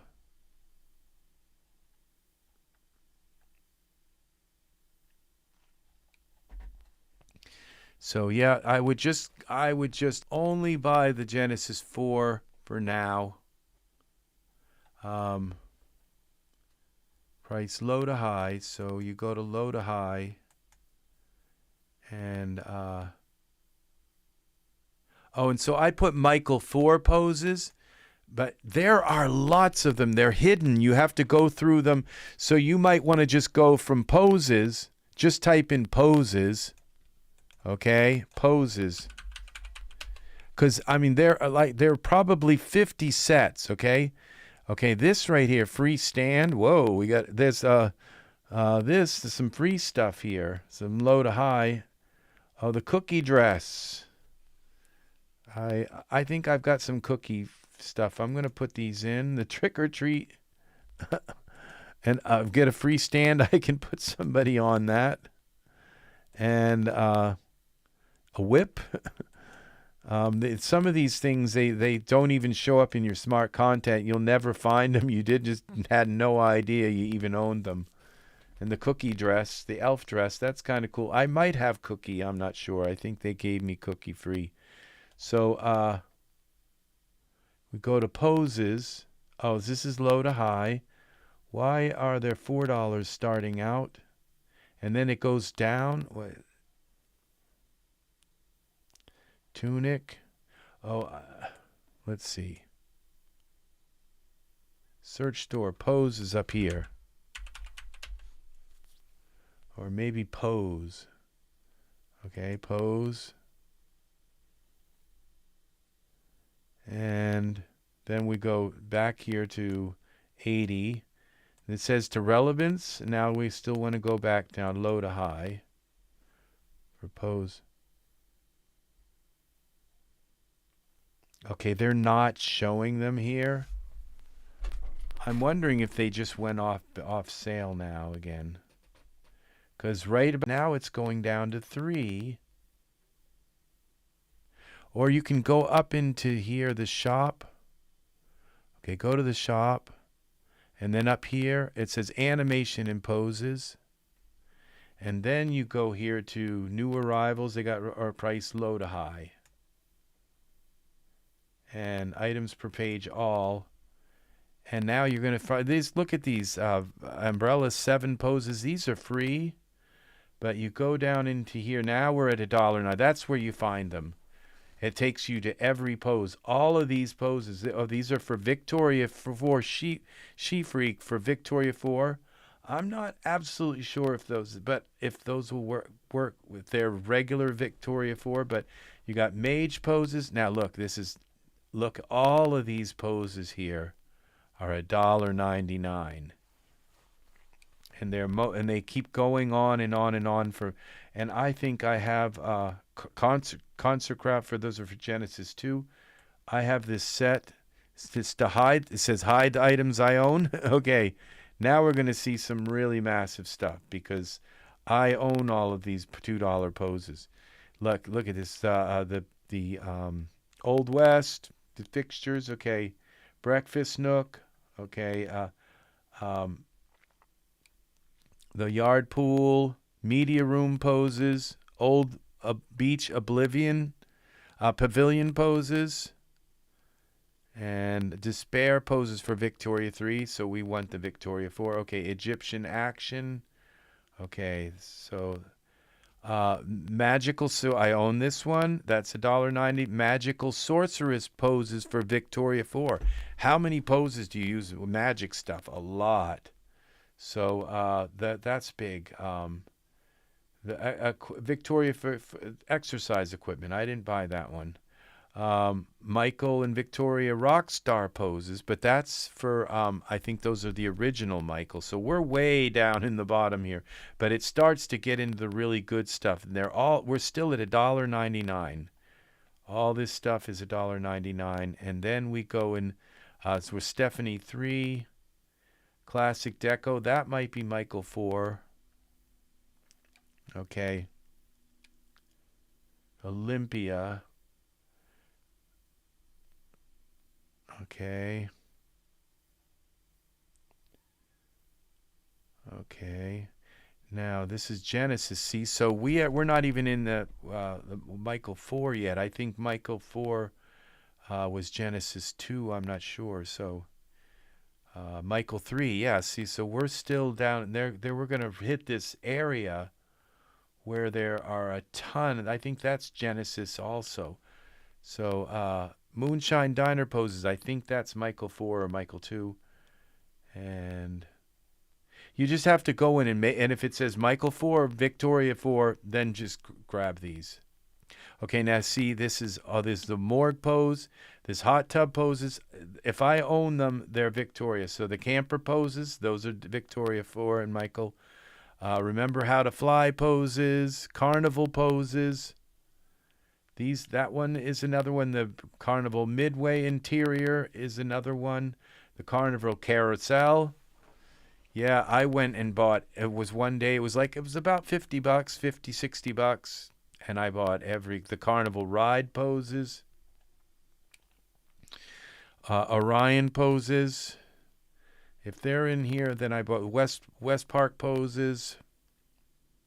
Parkside poses. Enchanted Wings poses. If they're in my thing, they're for Victoria and Mike 4 and Michael. Pool party, grand staircase, consolation poses, and promenade deck poses.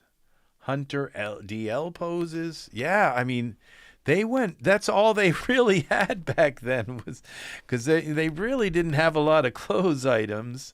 So they just spent all day posing stuff. And this is where Michael 4 is where you get massive, massive pose collection.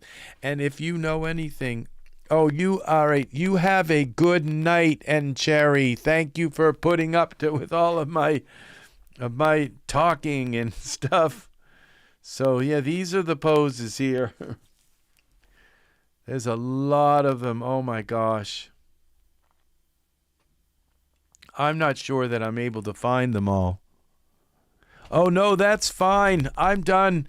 I'm just kind of I'm just looking. Yes, probably when you're less tired, that would be a very good time to check these out. So, yep. All right. Well, you have a good night. Thank you for hanging out with me. And oh my God, my video is still live. So take care, and please click the bell for notifications, and you'll get a notification when I am live again. And I would love to have you here. I may have lost a friend tonight, but I gained another one, and that's very nice. So you take care. Have a lovely sleep. And I will see you again, maybe hopefully in another video up soon. So I'm going to just check. I think we're going to be seeing those. You have to refresh the page here, and we're going to be seeing the Genesis 9 pose thing coming up soon. So take care. I think this is going to do it for me. My I think we're up to way over 2,000. Yeah, we're over 2,700 iterations. So I can take a look at this and now see what this green, see how fine that looks now, that green mist. So yes, that's very, very nice. It's all very, very tiny little specks. So I'm going to cancel this and then type in, this is called, I haven't come up with a name for this yet. Good night, and Jerry, good night. Take care. It's nice meeting you. Very nice. It was nice having you here. Thank you very, very much for keeping me company this evening. So, good night. All right. So, I'm going to only be here. I'm going to take these off my eyes. They're bearing into my nose and causing a little red spot. I can tell when they're sore.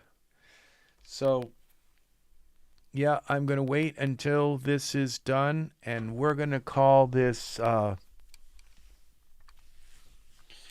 what is this? This is smoke.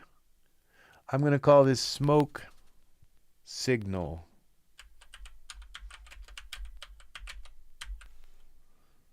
Okay. Smoke signal. And that is, we're going to just save it. So we have this gigantic, it takes a long time for this to save. I don't think I'm talking, I don't think anybody's here. I'm talking to myself. Hi. That's me. So, but that's okay. It's been a long day. I've had some very nice, it was very nice having N Cherry here, and I hope I haven't lost my friend Ted. Okay?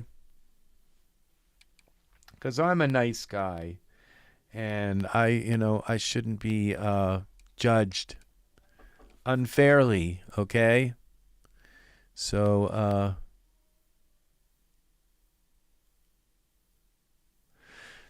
but to each their own, okay? And I love all people, and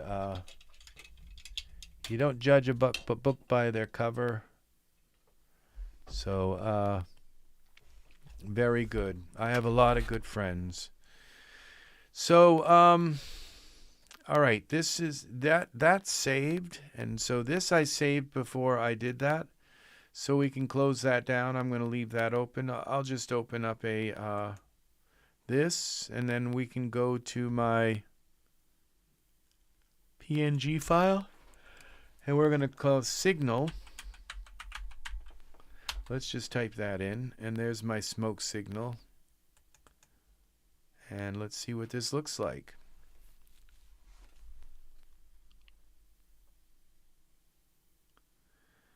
Wow. I thought we had an earth here, but I guess not. Look at how beautiful our green mist is here. Her clothing looks fine now. See, this is all, we're just far enough away from everything. So, and since we don't have the earth here, then you don't have the impression that this is the moon. So it's just some planet somewhere with, this isn't too bad.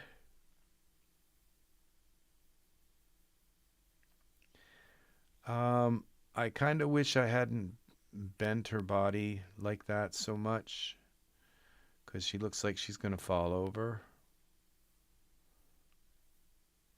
But it's okay. I probably should have bent her knees so that, but this smoke came out pretty good. It's not perfect. I kind of wished it was a little bit more, had a little different character, but it's the beginning of Fluidos. So, all right, this is it for me. Have a good night. Thank you for hanging out with me. And Cherry, Ted, Angus. You are awesome. I missed Lee tonight. So, but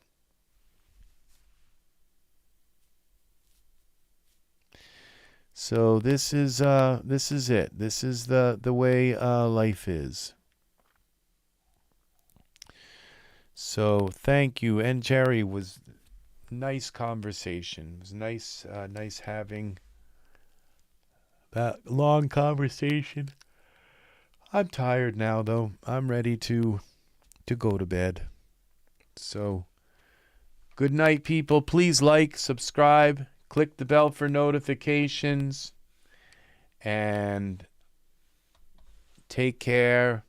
You're beautiful, everyone in their own way.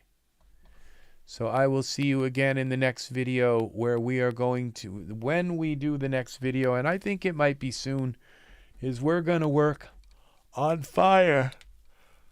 But I have now this template of smoke, and I think it'd be interesting to just go in there, change that template, change some of the things, and run that simulation and see. So I think what's a good idea with this is, well, I believe that these simulations, you can go into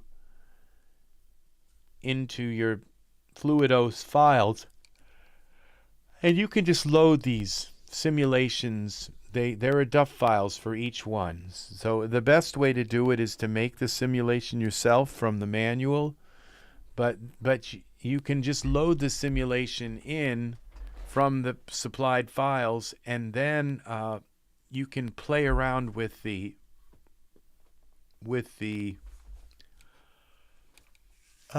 parameters and rerun the simulation and see what you can make with it. So at one point, I think I'm going to do that. I'm going to just start really I'm going to take one of these simulations, and I think the smoke one is the one I'm the most interested in messing with, because the smoke leads you to VDBs, okay? And that's really what I want to be able to do. I'd like to be able to create a VDB and say, I'd like to create. There are some VDBs I'd like to buy that I can't buy, that I haven't found anywhere. I'd like to have a VDB wall that's gradient, that goes like from a very kind of a thick smoke at the bottom, and it slowly dissipates at the top until it's gone. And what would I use a VDB like that for? I could stretch it out and make it the size of a mountain, and I could lay it along the horizon and have the VDB like slowly, like it's a mist, and then, but it's not as high as the mountains, you see? And I don't have a VDB like that. I have a VDB that's a fog wall, and it's just as foggy at the top as it is at the bottom. So if I stretch that out in front of a mountain, it just like cuts off. See? So this being able to take this domain and make it really, really, really, well, just large enough so that I could make, and then have it build.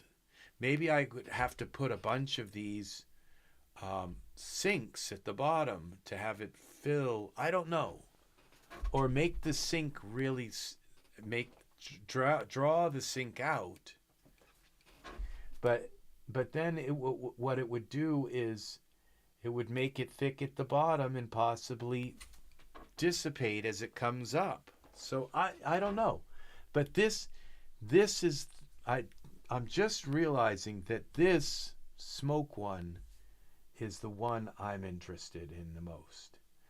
The water one is really nice, but the smoke one gives me fogs and mists and all kinds of smoke. Well, you know, that package that we talked about that had like 600 different smoke formations.